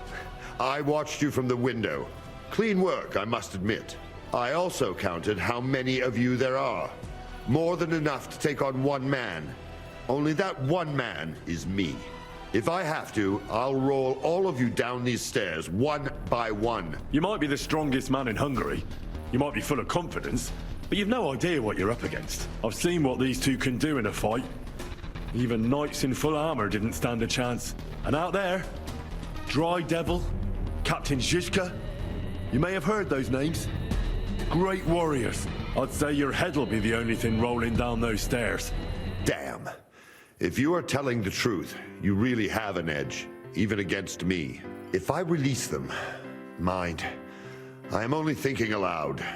If I release them, most likely I will no longer be considered the strongest man in Hungary.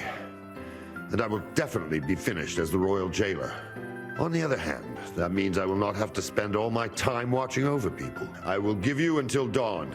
You have my word as a nobleman. That is the only time we will see this guy. Talk about stage presence. Anyways, as he moves aside and lets you rescue the nobles, it's a heartwarming moment for Rosa reuniting with her father and Godwin with his father apologizing, and they make up.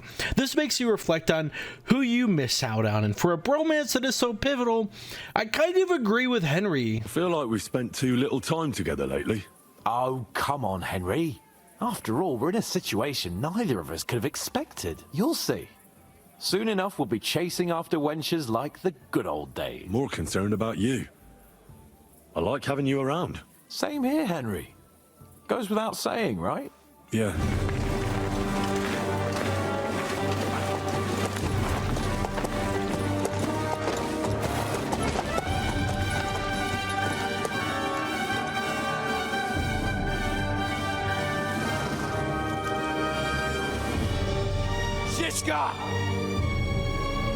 I know you're in there!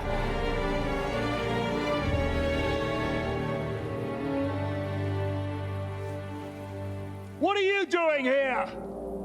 Shouldn't you be licking Markvat's ass in Sedlets? I got word of what you were up to here. Decided I just couldn't miss it. What do you want? Open the gate. Hand over Radzig's bastard. And I'll let the rest of you leave.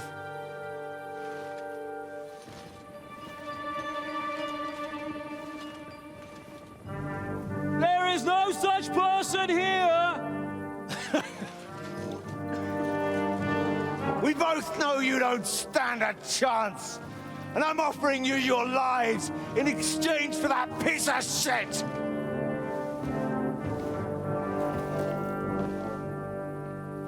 It's a shame you weren't there to see Ishtran's plunge from the tower. Although I see you've got ladders, so you could try it for yourself today. I'll skin you alive, you There are probably a couple questions you were asking right now. How did Eric know we were going to be here? We will get that answer once I'm done talking. You're also wondering why I've been complaining that the game constantly tells you that the stakes are high and that your team is gonna die, and when you look at the tally, we have had nobody on our side and crew a real loss. But I will say, for the first time, they deliver on making the stakes feel real for once as we're heading into that moment. There is Musa, who is able to break free along with all the priests, and one thing about him, he is a doctor and he's a coward. He told us he became a doctor back in Sigismund's camp because he wanted to avoid fighting in combat, as the fear of death is something that is genuine and a rational thing, as I only enjoy fighting virtually. So as Eric gets into this courtyard and we get an epic fighting cutscene, this moment is kind of a letdown because you fight Eric only in the cutscene and not in the gameplay. And for such an immersive game, this isn't very immersive. These types of cutscenes are what I would expect in anime games, not manly games. This is the only time I feel this major disconnect between the story and playing, as I know I would kick Eric's ass solo, but the game won't let me. It would have been amazing to have so many enemies swarm you, then trying to kill Eric yourself would be impossible, so I would choose to run away instead of having to be forced to lose in this cutscene. But the reason I feel that we lose is so that Musa can have a moment to truly shine and do something he promised he would never do, use a sword and defend himself. So after you get a surprise distraction by Henrik with a gun, Musa then pummels Eric so that we can escape, and this is when Musa joins the team and we flee from the Italian court. What are you waiting for, you idiots? Kill them!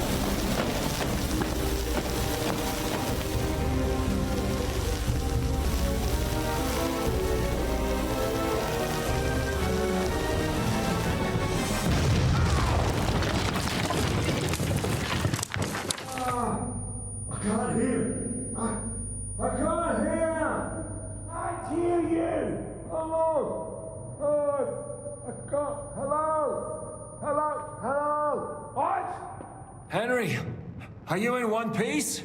Looks like it. Been sweating like a pig, eh? I almost died there. It turned out all right, so what's the fuss? Let's get out of here, come on!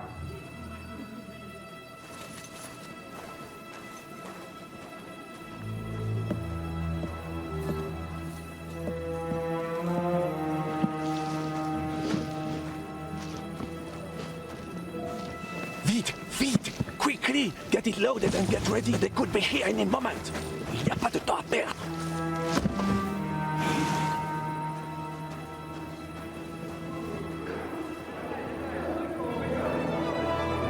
No! Bracie! Kurwa! Almost! Ale nam się udało.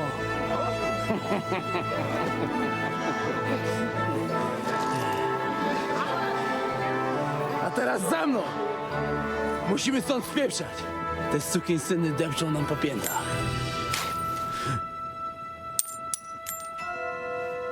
Je suis désolé, mon ami. I'm sorry.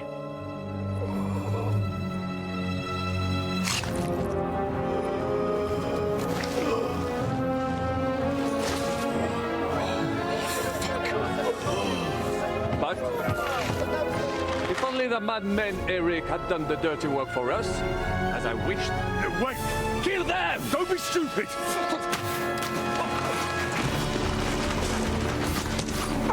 French can't betray us! He's trying to make up with his silver.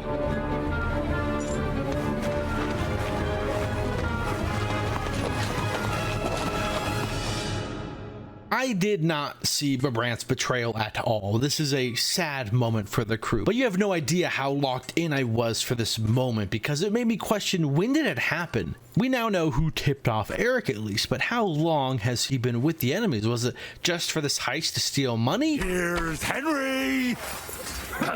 I think he was from the beginning. Remember, he was up in the tower, kidnapped by Lord Berghoff along with Hans. Like, if that's true, that's insane that he was planted there. Talk about 4D chess. Or maybe he's working alone and he just wants the money and he just was using us because obviously, why wouldn't you want all the money in the world? And who cares about some random people you met that saved your life? But the only thing that matters now is Adder's gone and we're entering the end game. Come on. You still owe me 50 groschen. You know how many fucks that would buy? Huh? Shit. Swoją matką.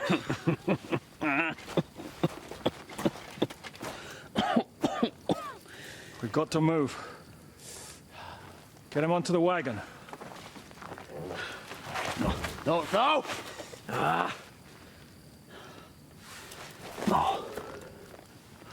Do not hold corpse. Better to take living.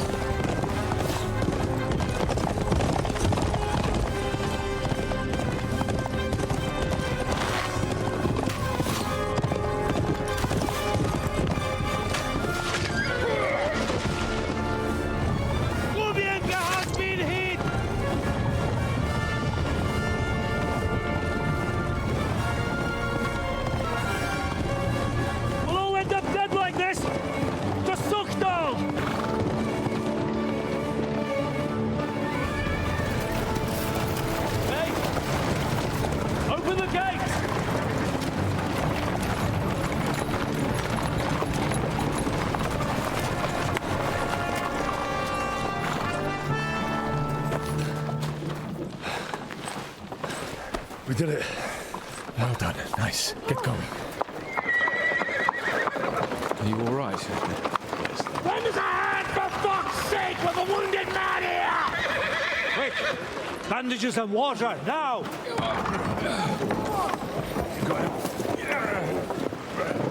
all right. You're all right. Are we all here? No, we are fucking not. The Pole is dead. And Kubienka too. Kubienka? You saw him fall? With my own eyes. And fuck it.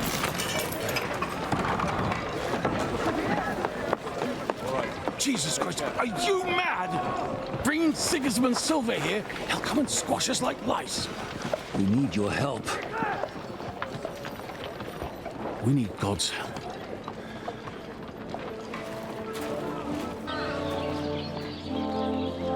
Henry, wake up. Sigismund is pulling out with his army. What?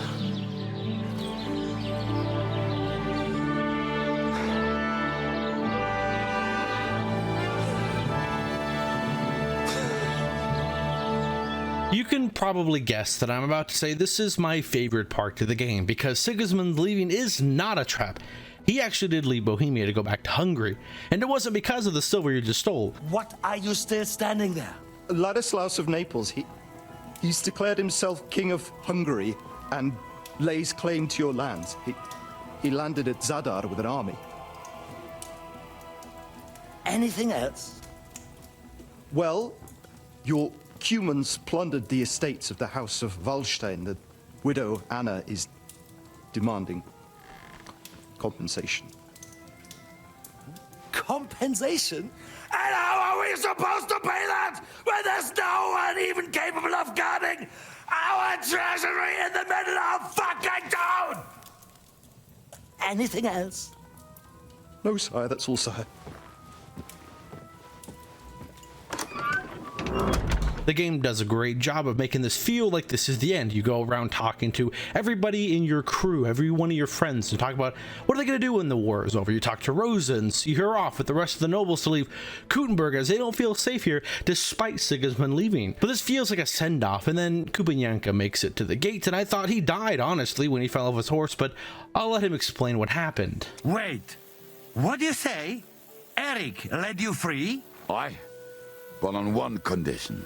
That I find Henry and give him a message. He's waiting for you in what used to be Sigismund's camp, and he wants to fight you, man to man. If you never played the first Kingdom Come Deliverance game, Eric was a joke in that game. He wasn't even someone that I remembered. He was just the lover of Ishvan, and in this game, he kinda still is. Forgot to even add him to the villain board, but he is honestly a step up from someone that I forgot to someone I will remember now, because he is Henry if he joined the dark side. We killed his favorite person and wants to avenge him, just like the bald man did for us and our dad. Since he wants to get revenge for Istvan, I'd try insulting him.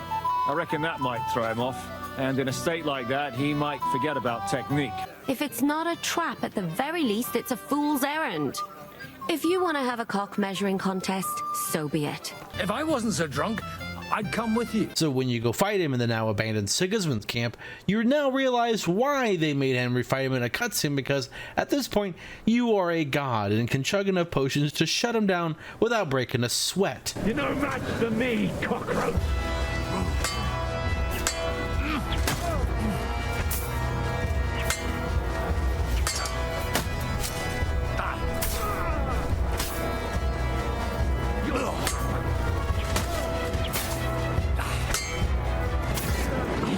Get away with it!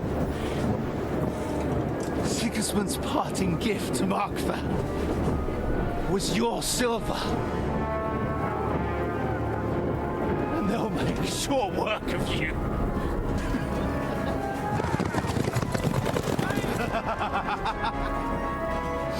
Damn it! That's it, coward! Run!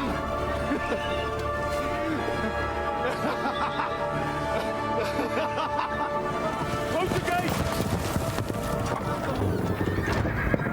That's not Sigismund.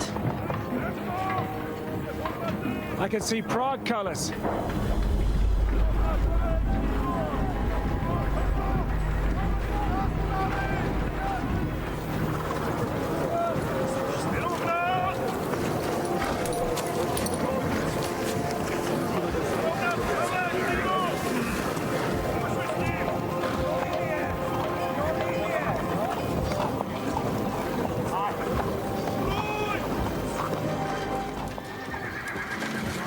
hell's going on?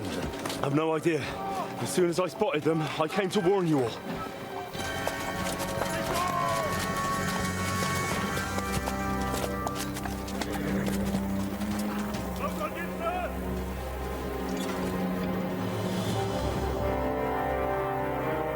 Auliz, you cunt. Steady on. I don't want any hot-headedness here. I am Markvat von Autliz. I've come on behalf of King Sigismund and Lord Otto von Berghoff, the Royal Chamberlain. It has come to our notice that the bandits who robbed His Majesty's treasury of a great deal of silver have taken refuge here in this fortress. I've been charged with putting paid to this grave crime. Greetings, Sir Markvat. This is an unexpected visit. As the former Mint Master of King Wenceslas, allow me to correct you. Nothing has been stolen from King Sigismund since he is the Hungarian monarch, and the silver of which you speak belongs to the Bohemian king. I'd also like to assure you that we do not require the presence of the Hungarian king to bring order here. But then I hear that's no longer his plan. So it would seem that you're out on a limb. As for Lord von Bergau, he's a guest here in my fortress, and we are negotiating.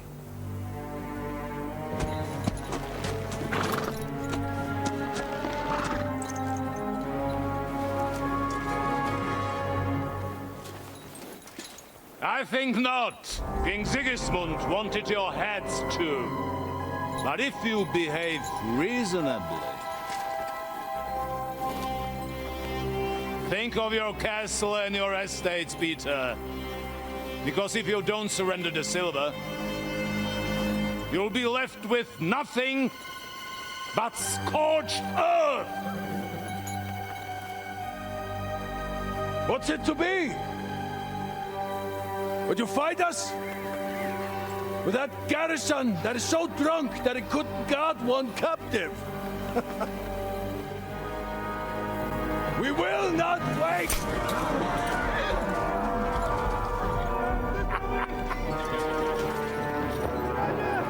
But ain't you drunk or sober? You old whoreson! As you wish. You will pay for this!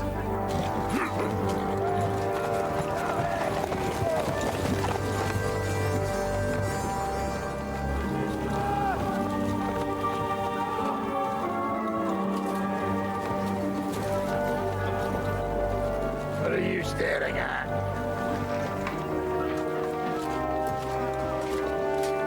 Are you gonna give them the silver? It's all the same now. We have to prepare for an attack right now! My words exactly.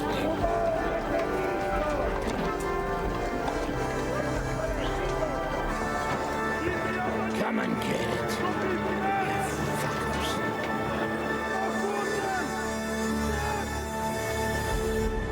Ever since seeing Helm's Deep and Lord of the Rings back in 2002, I have always wanted to be a part of a siege, and I've never felt that dream come true. Before Kingdom Come Deliverance, the best we had was Witcher 2 in its prologue, or Stronghold 2 if you want to go outside of pure action games. Every other single player game that features a siege always tries to focus on the spectacle and not the feeling of being in a siege. In Kingdom Come Deliverance 1, you were on the assaulting side of a siege, trying to make it into the Talmberg Castle, and just like a lot of what that game did, it wasn't exactly the best.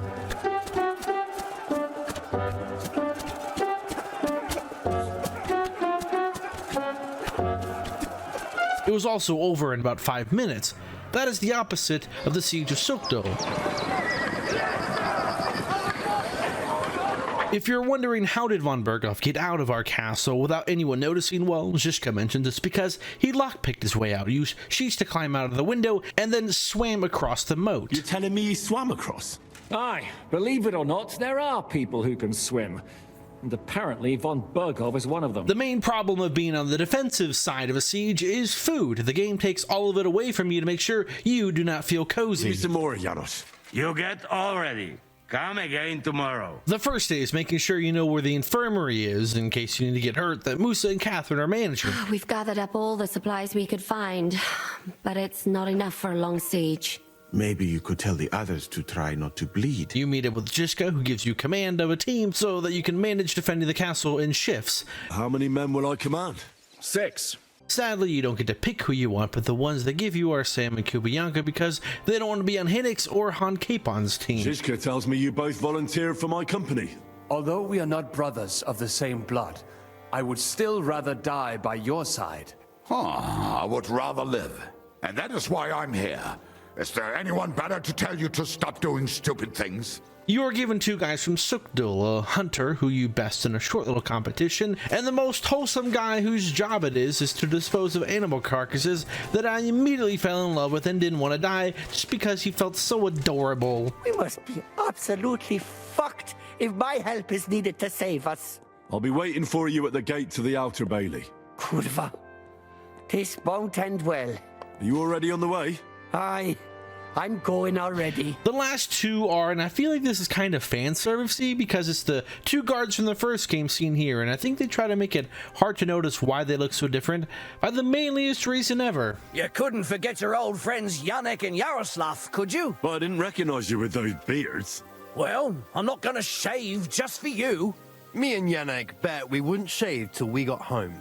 And whoever has the shortest beard will have to pay the other one's bill at the tavern. This is the crew that you are going to manage, and I'm going to give you a little bit of a tease.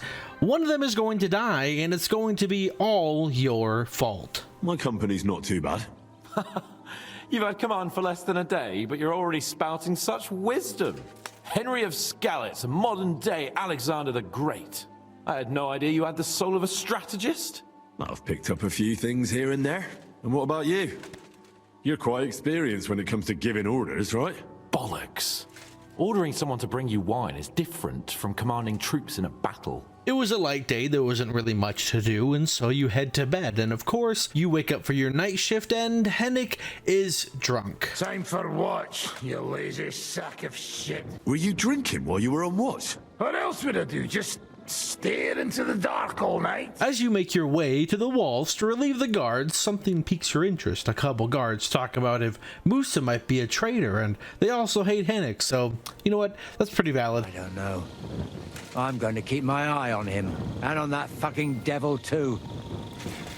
So you move on to the next set of guards, and this guy is a little too formal. My lord, what are you doing here? Everything's perfectly all right. Why are you calling me your lord? Don't you know who I am?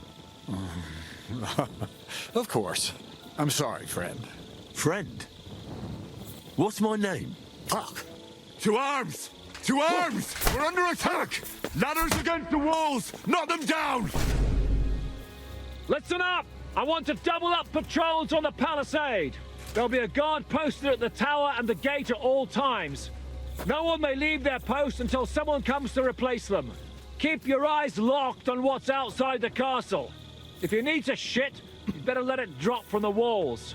The Pragas know it'll take more than brute force to get the better of us. Now they will try deception. Today they nearly took the castle from us without a fight. That can't happen again. It then skips to day 11 when the Prague army starts to come up with the idea that maybe we should fill in the moat and then build palisades to help cover them. You come up with a counterattack, choosing 3 guys to send out and burn all their cover and use them as a distraction for others to then burn their supplies in the nearby village to slow down this assault. Speaking of supplies, Do you have any food for me? Half the ration for each man. We must save. The other main thing you are going to do today is torture, interrogate a guy that Hennick captured that snuck into our castle a few days ago. He gives us some good news and some bad news. Markvat is alive, but wounded. Von Berghoff took off somewhere right after the negotiations. So who's giving you orders? We have more than one commander. one of them you know for sure. That Frenchman, Brabant. Always knew that French bastard would fuck us over, but that's the limit.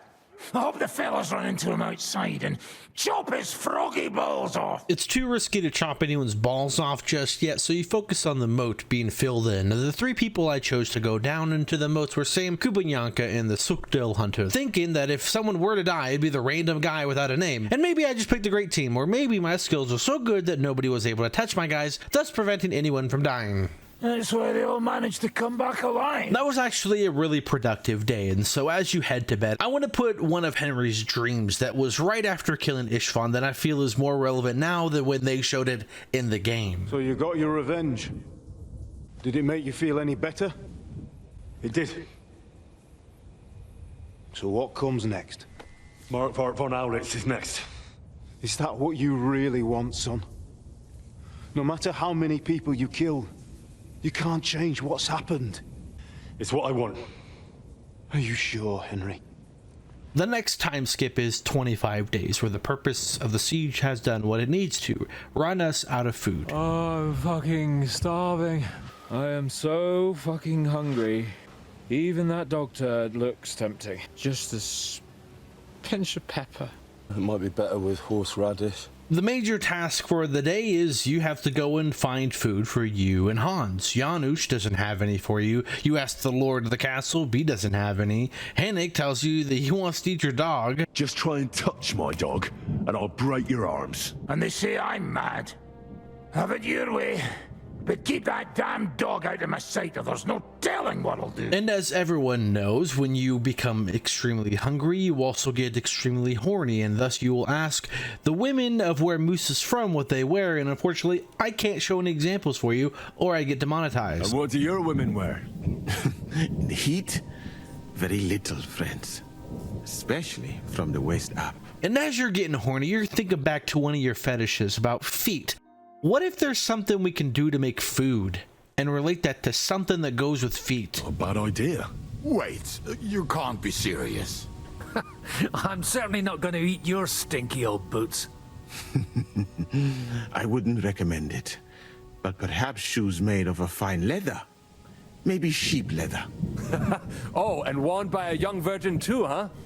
Is it food or flesh you lust after? Depending on what you were into, this could be your favorite moment in the game. For me, it definitely wasn't, because you have to sneak into a noble lady's room and get her shoes. But first, you have to get past her guard by telling him, hey, there's food outside in the courtyard. What the fuck? Why didn't anyone tell me? And then you could easily sneak into her room, grab her shoes, and unfortunately there is no sniffing mechanic, but then just as you leave, the guard returns. You bastard!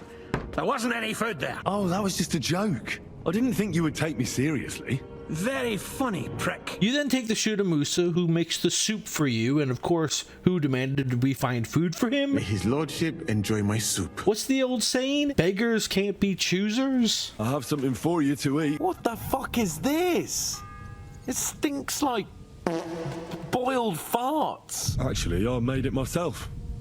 From her finest lambskin shoes. It was Moose's idea. Well, that's just great. After you eat your shoe soup, you attend the mass grave funeral for all the people that have died during the siege thus far, and as a sign from God himself, the worst thing happens. Alarm! Everyone in the battlements! Letters coming! Get ready! They're coming from this side too! We need reinforcements! Hans, Henry, take your men and knock down those ladders! We'll defend this side.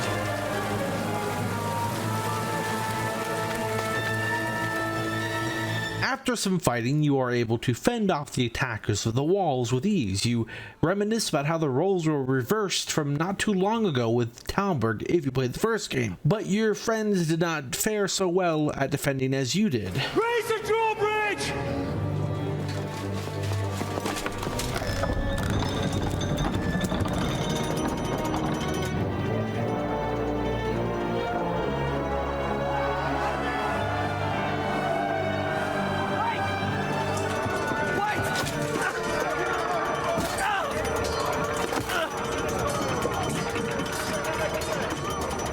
Trapped here.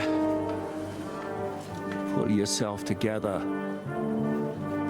We will find a way out of this mess. This day's sharp turn into despair felt rather quickly compared to the last 2 days you play, and so now your crew's starting to think maybe we should surrender. We have no food, Yorpst and his army is nowhere to be seen, and we don't know when or if they're going to even arrive. This continued defending is going to get everyone killed, making Catherine show emotions for once. Have you all gone mad? Didn't you see how many people were in that grave? And how many are lying in the field hospital? How many remain among the battlements? And all for some silver that'll be used to pay for more war. Catherine. Quiet! I knew things would end like this again. I've had enough of you all. What her problem? Who knows? Women. It's the death knell knocking and I'm here to deliver. And so you come up with a last-ditch plan that somebody needs to sneak out of the castle into the Prague camp, find a horse, and relay we need reinforcements yet. For this suicidal mission, Sam volunteers. You volunteer as well, and Hans Capon volunteers, but he's denied because, of course, his noble status is too precious to risk him getting captured and then ransomed.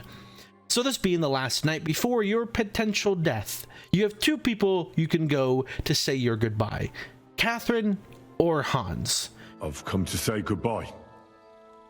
Already? Aye. We have to leave at night. You see, I've been thinking a lot about the two of us, and about what you told me in Malashov. And? You see, once I heard a French minstrel tell a tale about two knights. They met on the battlefield, where they faced each other. One as a commander, the other as a black knight. Why are you talking about this now? Wait, I'm getting there. In the story, there's something I don't have my own words for. The commander, Geilhaut, saw how valiantly the Black Knight had fought and decided to surrender alongside his entire army, even though they had the upper hand. After the battle, the knights met. They grew close to each other, and from then on, they only fought side by side. When on campaign, they slept in the same tent. They even seduced court ladies together. Sounds like we have a lot in common with them. Aye. That's why I'm talking about them. They went through a lot together. Until Lancelot was eventually captured. Everyone thought he was dead. When Galahad found out, well, he was distraught. He felt life was meaningless all of a sudden. In the end, he dies too, of grief and sorrow. Henry. If anything happens to you, then why the hell can't I save you once for a change? Oh, dude, the bromance got elevated to a romance. I mean, do you kiss him on the cheek? I don't know. This, like, if...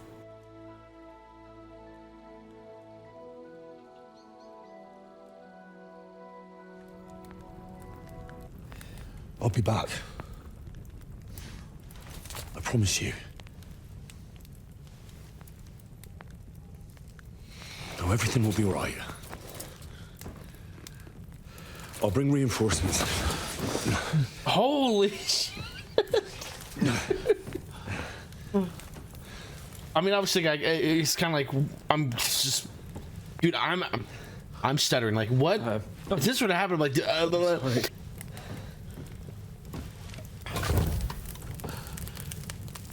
I just,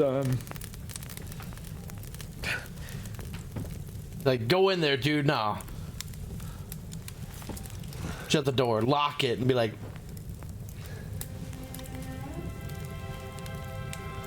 hell yeah, dude. Fuck it, dude.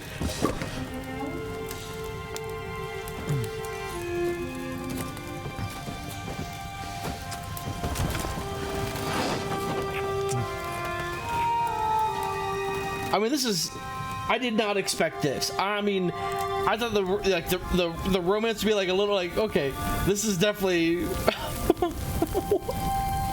This moment, as you just found out, was a total shock to me. I was truly speechless, and I think it's the best romance in the game.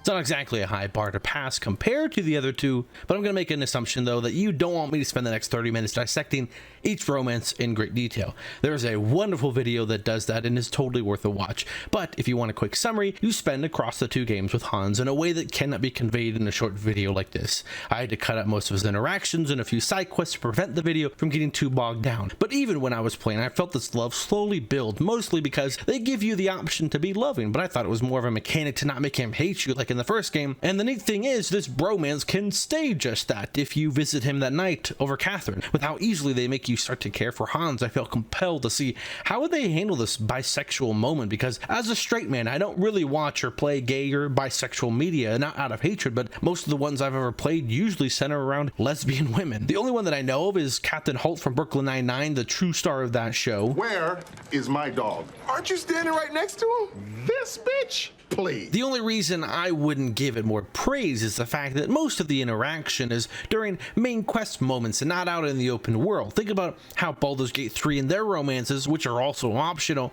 are better woven into the game, as it would be better if he could tag along as a follower like how Bethesda's games do it. And this isn't even about the romance anymore. I would just love to have my bro with me and see how he would react to all the wacky side quests in the game. We could ride out together on the hunt. Wine, bacon, wine, the deep woods, a quiver full of arrows, wine, shoot some deer and celebrate with wine, like we used to do back home. We only went hunting together once. But that's a lot to ask for in an open world game already over budget, so I don't blame them. But in the next game, the romances should have more interactions. Despite that, I can't believe how natural the bromance or romance is compared to how the one that I should have gravitated towards is the complete opposite. All I wanted was to get my revenge and never be attached to anyone ever again. But look how that ended up. I have you. And instead of revenge, they want to take you away from me again. After beating the game, I went to choose Catherine instead, and she has zero chemistry. And this romance, I can't believe I'm saying, felt forced, and the only redeeming thing about her are her insanely large tits that she must be wearing a corset to contain them. But I will say that her side quest is one of the best in the game, where she thinks she and her girl spies were getting killed by Sigismund when it turned out to be this noble woman who hated whores sleeping with her good Christian son and would kill them for sinning, and Catherine's response is the only reason she is in D tier and not lower. If we kill her, it'll all be on us. We'll see.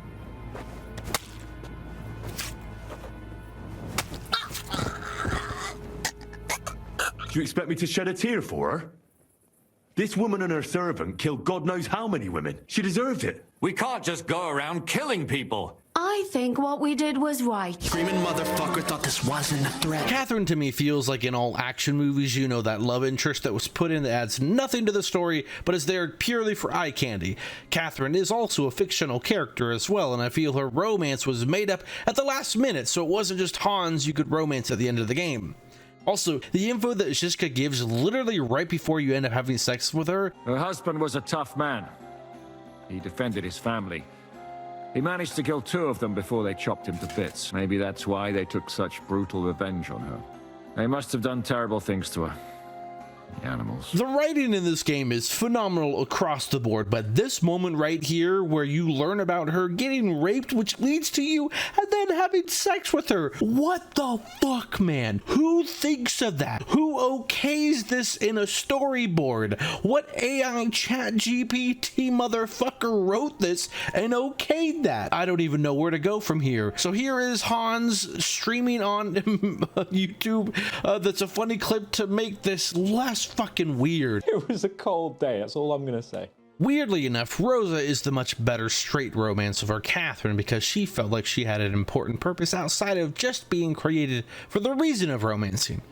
She helps with sneaking around Kutenberg multiple times, and her one side quest, well, not as crazy as Catherine's, it felt more like a first date by accident because you're writing a book together, and maybe I'm a sucker for a woman being goofy, and this endeared me to her over Catherine. I expected something better, I suppose. It's your work as well. You can't braid a whip out of cow patties. But not as much as Hans, hence why she's between them in this totally legit tier list. So the only way to segue out of this romance section is to make the best gay joke I could. Do you think we're gonna fight with our cocks? Well, it seems you did end up fighting with your cocks after all. My ass is sore. If you've been keeping tally, it's probably the 15th time I've said this is my favorite part of the game. You and Sam have to sneak into the camp. This isn't a scripted section. You can find the horses on the right side of the camp and leave, and the game will head into its conclusion. But there are a few things you might want to do that are completely optional. One, you need to find Sam because he climbed down first and didn't wait for you. As you sneak around, you can take out any guards you see and then wear their clothes so you can blend in and freely walk inside the camp, which felt really cool to do. The most important reason you'd want to be here is to find the man who started your journey down this path of revenge. This man who killed your parents, Markvat von Aulitz. And the confrontation might not be what you expected, but it's hard to disagree with what he has to say. Nice work getting here.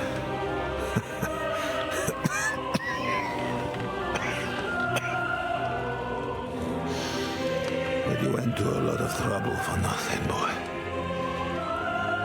I'll be dead by morning anyway. That drunken bastard got me good. Who are you? Henry. Aren't you that boy who ran away from us? So those were your... My parents.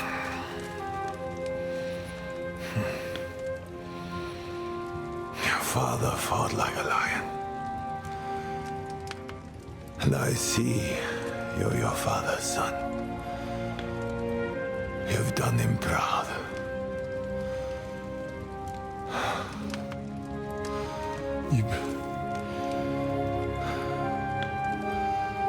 You remember them?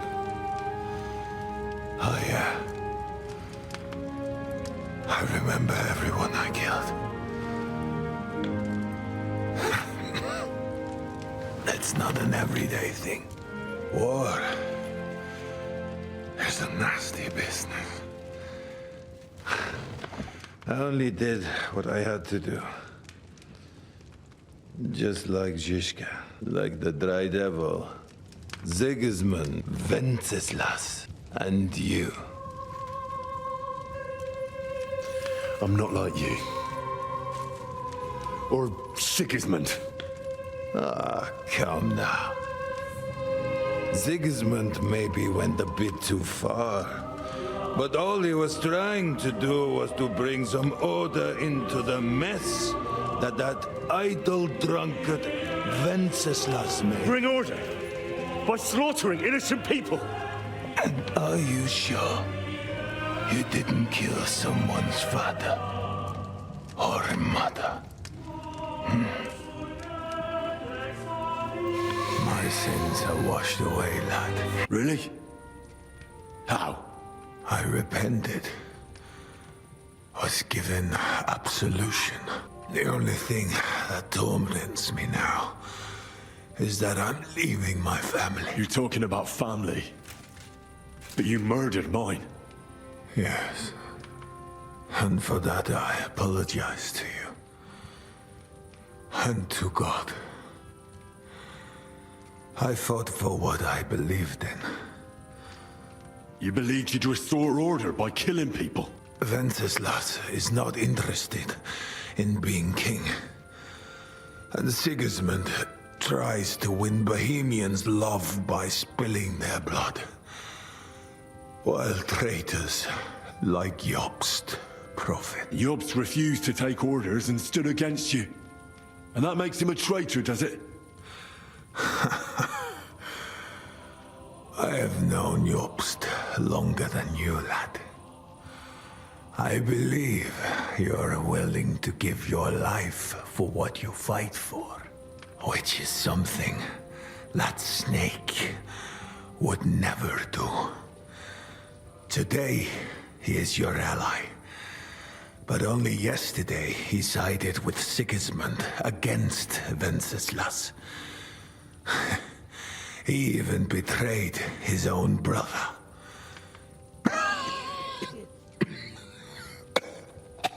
And tomorrow, he will betray you for greater influence.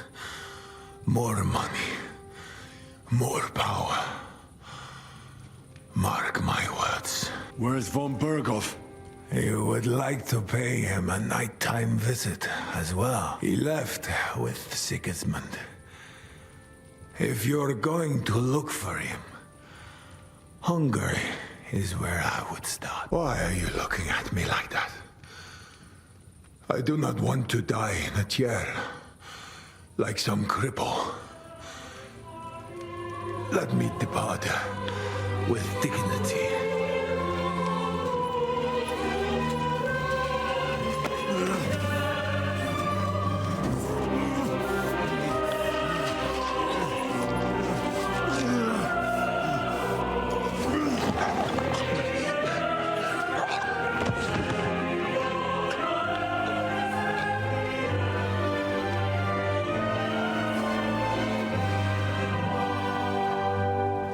Markvat von Autliz always felt like this supervillain that was an untouchable, larger-than-life character that was going to be pure evil and not even remember that he killed your parents.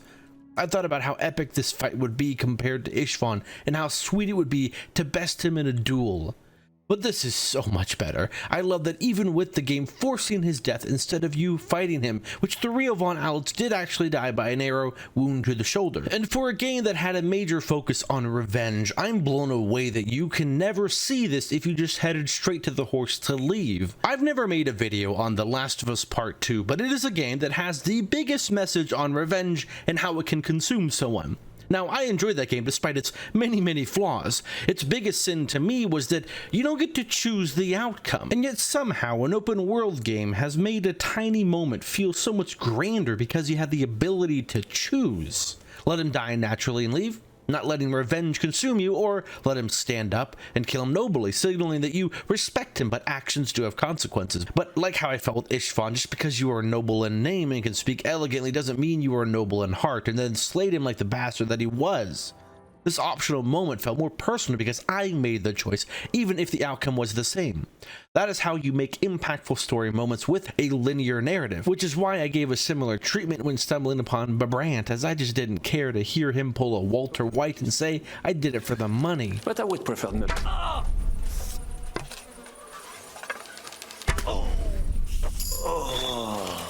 So with the last person you can mark off the list, the villains of Kingdom Come Deliverance comes to an end. We had Sigismund, who was too large and important for our heroes to tackle, and I find it funny that he just left this war, this life-altering thing he caused for so many people of Bohemia in our cast, and yet, for him, it was just a Tuesday for them. The story of Henry is also coming to an end, but now you have the most important decision that will affect the ending of the story. Even if we found the horses, I cannot ride.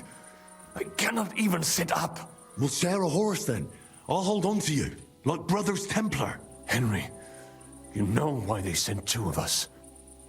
So at least one of us would make it. Exactly. Everyone is counting on you. I found this choice to be interesting, and this is something that you don't have to do, and I love that instead of having a heroic death of a character or tragic, it's Sam's own fault. He's emotional and brash, and he got himself mortally wounded because he went ahead of you to seek out von Berghoff for revenge on the assault of his people, not knowing he doesn't have the plot armor that Henry has. I did try to save Sam, but seeing all these guards and how much of the video I had still yet to complete, I didn't feel up to the task of clearing out all the guards, and so left Sam to his own fate. Now, you might have chosen to save Sam at all costs because he is your half-brother and no soldier left behind, right? But war is a nasty business, and if you ever notice a trend with most of my favorite stories across all of media, they always seem to end with some sort of bittersweet or flat-out depressing ending. I told you I'm a masochist. I love pain in my gameplay and in the feels. So I was selfish and took the easy route to save time and give the ending a sacrifice that it needed to feel complete, because without Sam's sacrifice, the siege for the most part was a mild inconvenience. I will be honest though, Sam's death isn't something that emotionally hit me like it did Henry later. He's not on the same level as any of the other characters that if they would have died would have hit harder. So as you hope for Henry to get reinforcements, you play as Godwin and him and Hans get drunk one last time. I see you finally found someone who loves you. What? Who told you that? I'm not gonna say it again, but this is actually when the game started at the very beginning, not this gameplay part, but this cutscene. After 130 plus hours, you have forgotten that they started and spoiled the game for you. And maybe this is showing that I'm still a kid at heart, but did anyone else, despite a trebuchet now entering the siege and gonna fuck things up for our boys, realize that they might be autistic, getting a little too excited seeing it throw a big rock?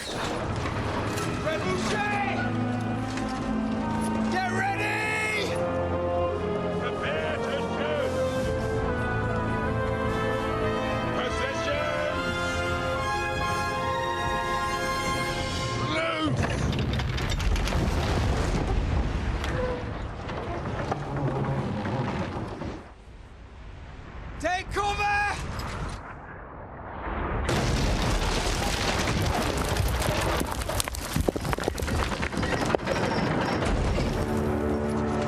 Now! Form up!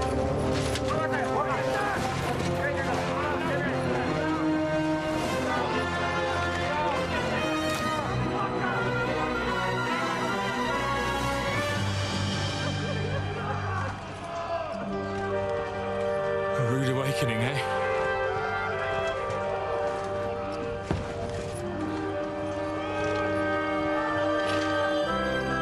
Make it count.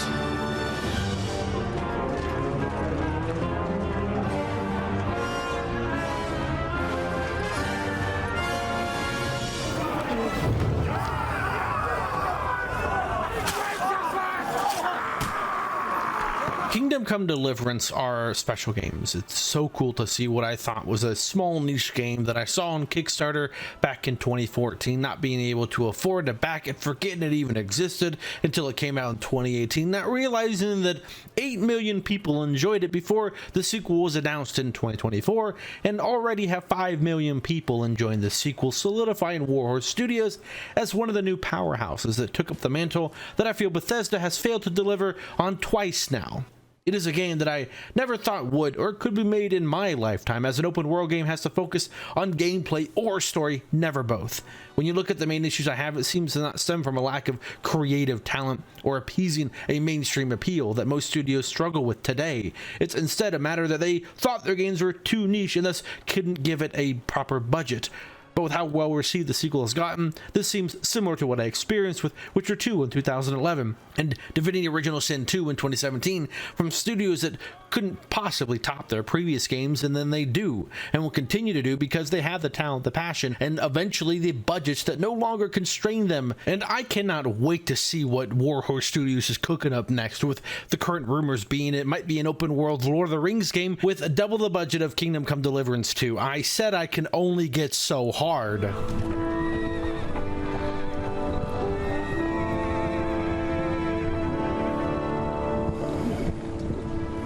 It stinks like a festering wound here. It's time to heal that wound, once and for all. That is why we're here, isn't it, youngster? Let's not waste time. We'll end it. Here and now. Look at them! The Prague lords who bent their knees to Sigismund. And even after he fled our country, they carried on plundering our lands, invading, killing, raping, spilling the blood of their fellow countrymen for a foreign usurper. Should they get away with it? Traitor! Good consideration. The time has come to put a stop to them forever.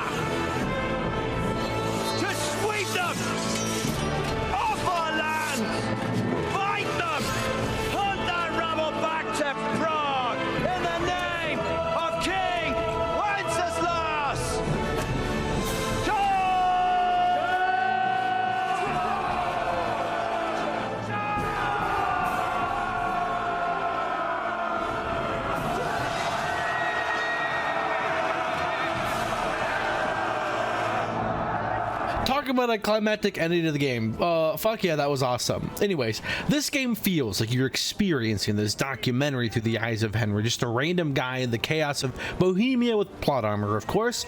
Kingdom Come Deliverance 2 is a roller coaster of emotions, and you go, this is the most immersive open world game I've ever played, and I don't want to stop exploring to.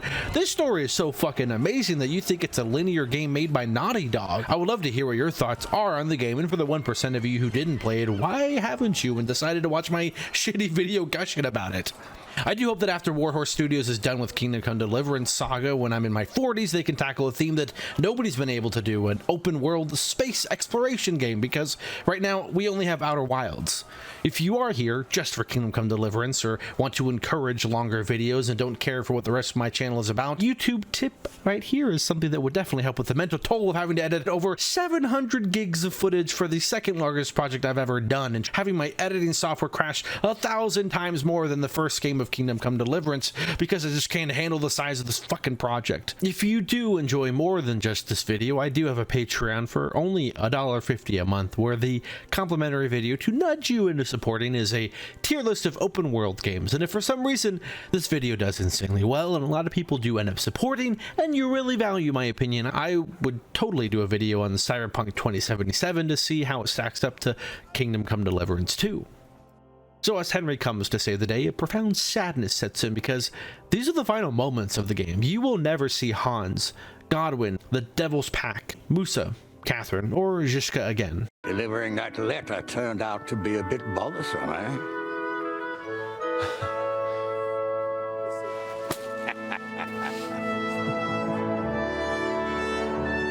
I love that when you go and lie down waiting for Razik, your biological dad, you have a moment of peace where your real dad and mom reflect and judge you that while hating how the choices I took made me evil and not a saint like they would have wanted, but war is a nasty business and it's more fun to steal and kill in a video game.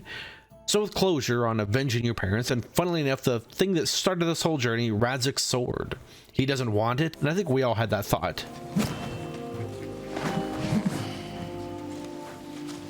Sings so nicely, but it's not singing for me.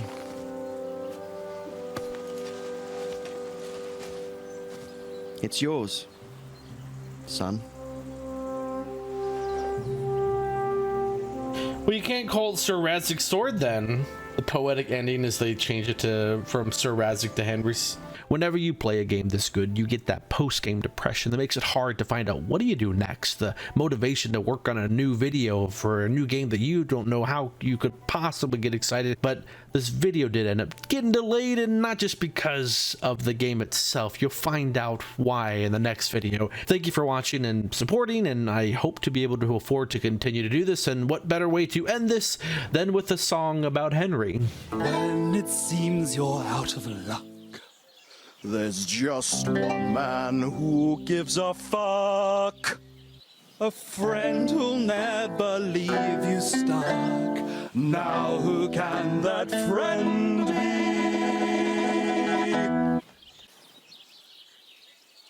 be? Ludwig?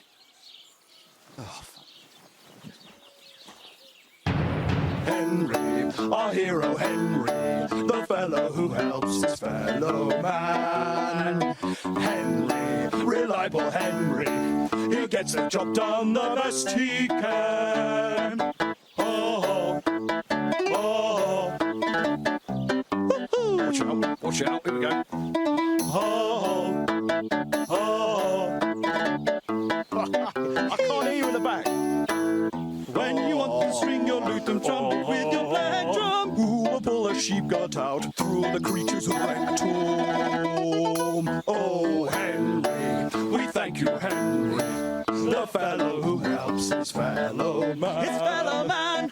Henry, let's drink to Henry. He gets the job done the best he can. Yeah!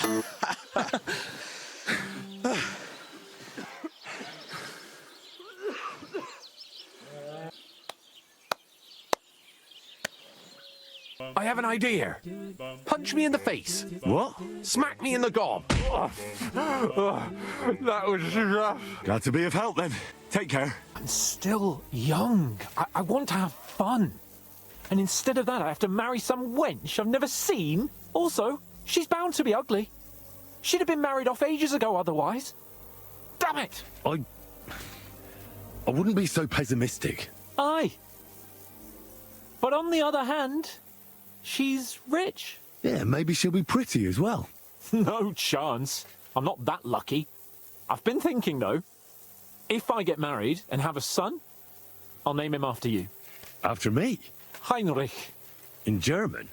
Ah, you see, it's in fashion at court these days. And what have you got to complain about? You should be pleased. Or would you rather I name him Vacalin? No, I'm pleased. Honestly. I hope he turns out to be a great man. Of course he will. He'll take after me. It's called Henry's Sword now.